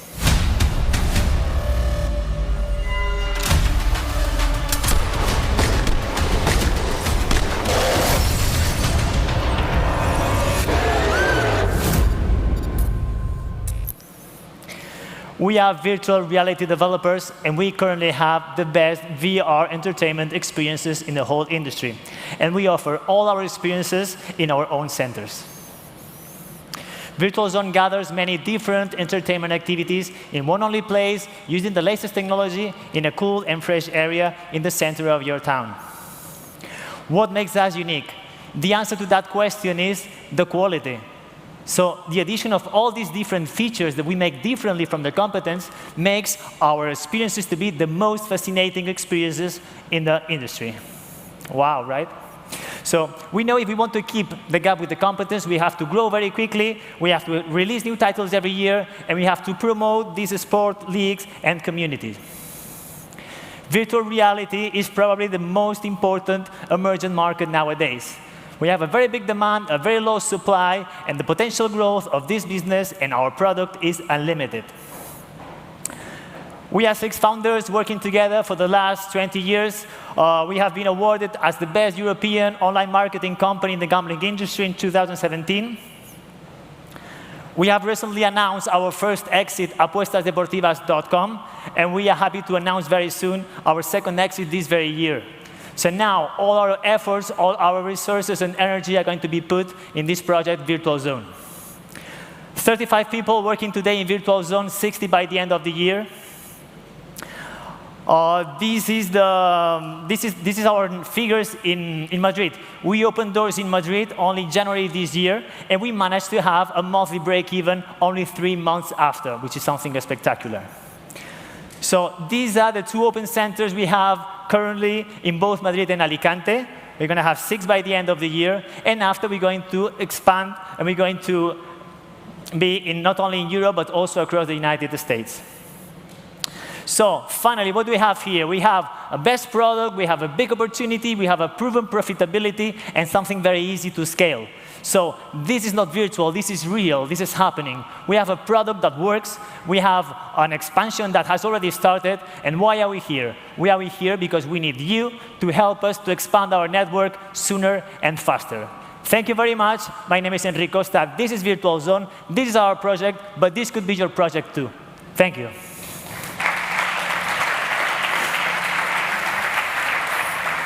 Wonderful stuff. Enrique Costa, this is not virtual, this is real, this is happening. Strong words. What did our judges think? We have the microphone to my friend in the front row. If you could introduce yourself again, thank you. Thank you for your presentation. Jose from XR Ventures. First, do you create the video games, or do you use third-party video games, and how many video games do you have in the Virtual Zone? So, thank you for your question. We develop our own software. Okay, we have currently 2 experiences, and 2 more are coming this year. So that's the strong point of it. Okay, we have been testing our experiences. They were much shorter. Our experiences are double the size, double the length. So we have been. We saw what the industry needed, and we are putting in our experiences many animations. We customize any experience to any group of people. If there's a birthday party, if there's any team building, we can put all the logos of the company in the place. We localize all our experiences in the cities where we are present. For example, in Madrid, you can play in La Castellana. You can play in Ayuntamiento de Madrid. In Alicante, you play in Castillo Santa Bárbara. So that's something that people appreciate, and that makes a big difference between us and the competence. Wonderful. Great question. And one more from my friend in the blue shirt there. Hi, Balderton. My question is more, what's your playbook to launch a city? You seem to have had great traction when you launched Madrid. What's your playbook there? How do you launch and grow that fast? It's a very operational heavy business, so that's, I'm curious. So you have to know that we are online marketing. We have been working on the online marketing for a very long time, almost 20 years already. And then after that starts, this mouth to ear runs very, very fastly, okay? We made a very good work also working with the team building events, okay? We knocked at the doors at many companies. We are based in Asca, just in the middle of this center business, you know? And it was very, very, very quickly. You're right. Excellent questions. Thank you so much, ladies and gents. One more time, a big round of applause for Enrique Costa from Virtual Zone. Did I mention, you'll see these stages here, all the old keyboards and all the old panels here. Everything in terms of the stage furniture is recycled. South Summit is very much about sustainability, circular economy. Every stage you go to at the event is made of recycled stuff from previous events. It's absolutely brilliant. Our judges are deep in conversation, sending their thoughts for Virtual Zone up to the mothership in the sky. Who's going to win? You will all find out tomorrow at 4:30. We are going to move on to our grand finale, our final pitcher for the day. He joins us all the way from Denmark, and his company, Video is the fastest growing European camera sharing community for ambitious filmmakers and photographers. Video is the Airbnb of professional film gear. Please welcome to the stage the co-founder and CEO of Video, Daniel Sand. Thank you.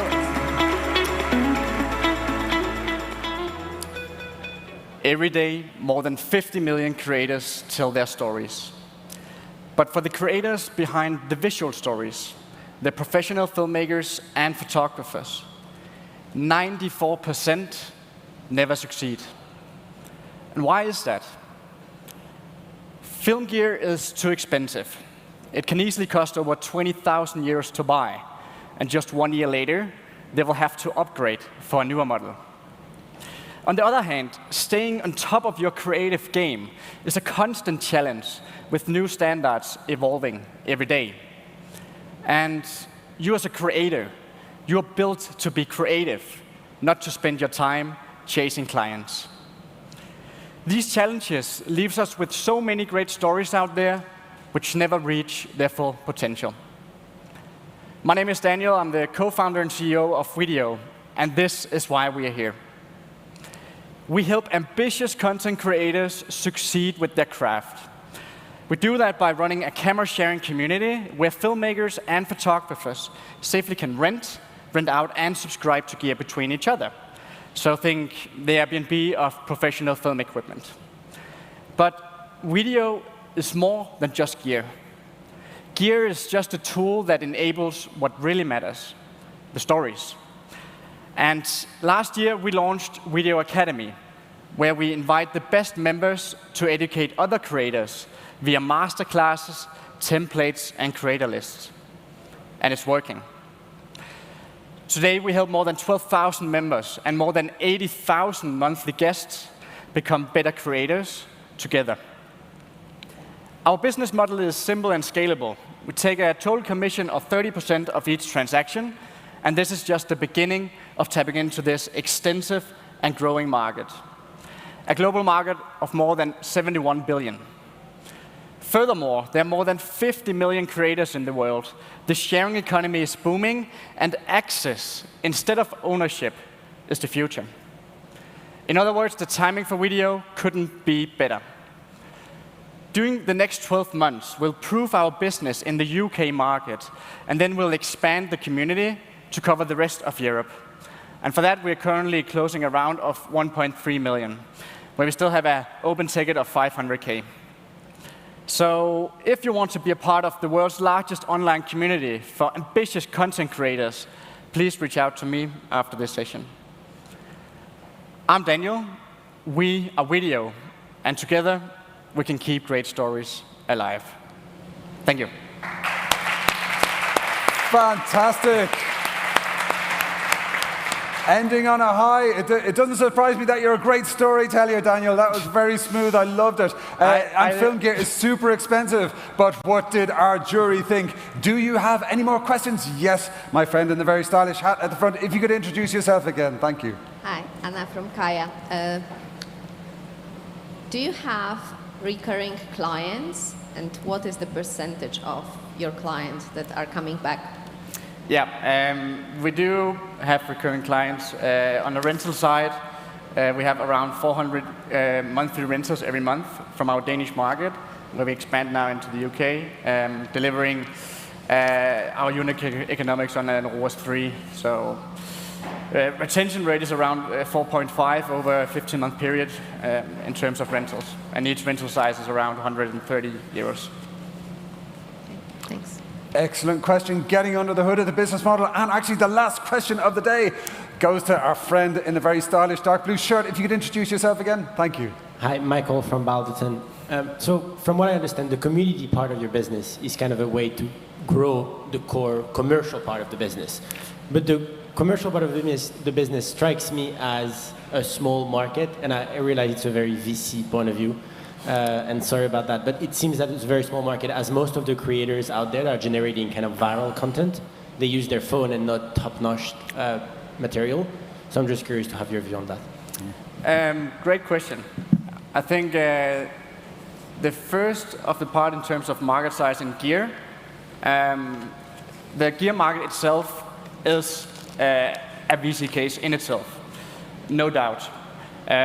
Film gear, yeah, we all know smartphones, and they are the best thing that actually could get people started. The problem happens when you actually accelerate, going from being a hobbyist to actually do it for a living. Then you'll meet a block road, and I did it myself. Suddenly going from a smartphone to actually a setup, it's not something you can purchase. You need to rent it. And second of all, yeah, I totally agree. Gear is just the entrance point for video. Video is built to help creators all over the world actually succeed, not just with finding gear, but create really awesome projects. Fantastic. What a great note to round off today's proceedings. Ladies and gents, one more time, a big round of applause for Daniel Sand from Video. Thank you. Empowering the Spielbergs of the future, offering that on-ramp between smartphones and high-end studio gear. Absolutely brilliant. What did our judges think? They are going to now send their marks up to the cloud, and that was the grand finale. We have reached the end of today's program in the startup competition. I just want to say a very special thank you to our VIPs in this front row here. Their time is incredibly valuable. Their knowledge is incredibly gratefully received by all of us at South Summit. Big round of applause, please, for our fabulous ladies and gentlemen of the jury. Absolutely wonderful. And keep the applause going for our wonderful startup pitchers. They all smashed it. Yes. Absolutely wonderful. Okay, now of course it would be nice to give all of them the first prize, but there can only be one winner. You're going to find out who that winner is right here tomorrow at 4:30. The winner of this category goes through to the grand finale. Ladies and gents, my name's Oisin Lunny. Thank you so much for joining us. Do connect with me on LinkedIn. It'd be great to stay in touch. And if you're feeling thirsty, there are plenty of 2-for-1 deals on cocktails as part of the Night Summit. Please go have some fun, and I'll see you back here a la mañana. Muchísimas gracias, amigos. Hasta luego.